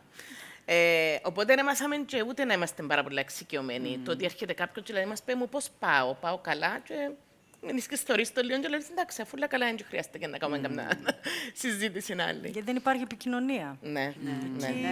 Ναι, κάπου φοβούμαστε να αγγίξουμε τα νερά καμιά φορά με την ανατροφοδότηση. Ακριβώς. Και εγώ εκείνο που πάντα λέω και χαίρομαι ότι ακούστηκε και πριν που την Αναστασία, Χαίρομαι καταρχήν που βλέπω ψυχολόγους μες στους χώρους εργασίας. Θα ήθελα να δω τους ψυχολόγους πριν καεί ο κόσμος όμως. Δηλαδή, να μην τους κάψουμε και απλά να πάρουμε στον ψυχολόγο να βγάλει μαγικό ραβδάκι. Σημαντικό να έχουμε τη φιλοσοφία τούτη, να έχουμε τους ψυχολόγους για τούτα ούλα που είπαμε. Δηλαδή, για να τους αποτρέψουμε το να συμβούν τούτα ούλα, τα προβλήματα που τους οδηγούν ίσως σε ένα ψυχολόγο, που είναι πολλά καλή ισορροπία, είναι απίστευτο benefit να έχει κάποιος τούτη την πρόσβαση, αλλά όχι επειδή τους εκάψαμε και θέλουμε κάποιον να έρθει να τους ξημυρίσει. Πόσες επιχειρήσεις όμως άραγε νοιάζονται πραγματικά για τους εργαζομένους τους? Νομίζω αρχίσαμε και μπαίνουμε σε καλό δρόμο. Εγώ βλέπω πολλές εταιρείες, περιλαμβανομένου και όσων είδαμε που μιλούμε τώρα, που πραγματικά they care. Και they care διότι νομίζω η ηγεσία της εταιρείας πρώτον νοιάζεται, αλλά και αντιλήφθηκε το ρόλο του να έχω τον HR μου as a business partner σε τούτα ούλα και όχι απλά να χειρίζεται τα benefits και τα υπόλοιπα που είχαμε παγιά. Είναι σημαντικό να μπορούν οι άνθρωποι να μιλάνε, να υπάρχει μια γραμμή επικοινωνίας με έναν ειδικό, έτσι ώστε να τους φεύγει ένα βάρος, να νιώθουν καλύτερα και να ρέει καλύτερα η καθημερινότητά τους, να μην είναι δυσλειτουργική. Ναι. Σας ευχαριστώ πάρα πολύ. Μπορούμε να θέλετε που να φύγουν οι άλλες, συνεχίσουμε εμείς, δεν έχει πρόβλημα. Ευχαριστούμε πάρα πολύ. Σας ευχαριστούμε πάρα πολύ, κυρίες. Το Future of Work έφτασε στο τέλος του. Ευχαριστούμε θερμά όλους εσάς που μας τιμήσετε με την παρουσία σας σήμερα, ομιλητές, σύνεδροι και φυσικά όλους όσους συνέβαλαν στην υλοποίηση αυτής της εκδήλωσης. Κλείνοντας, θα ήθελα να εκφράσω ένα μεγάλο ευχαριστώ στο Κυπριακό Εμπορικό και Βιομηχανικό Επιμελητήριο και στο χρυσό χορηγό του συνεδρίου Σάιφιλτ για την καθοριστική τους υποστήριξη. Ευχαριστούμε επίσης θερμά τους χορηγούς Hermes Airport και XM, καθώς και τις εταιρείες Connect και την εξαιρετική οπτικοακουστική κάλυψη και Omni Media για τη συνεχιζόμενη υποστήριξή τους. Ένα μεγάλο ευχαριστώ και στο 360 που μας φιλοξενεί και παρέχει το χώρο για αυτές τις σημαντικές συζητήσεις. Ένα μεγάλο ευχαριστώ και στην ομάδα σου, Μαρία, στην BOUSSIAS Cyprus, για την υλοποίηση αυτού του συνεδρίου.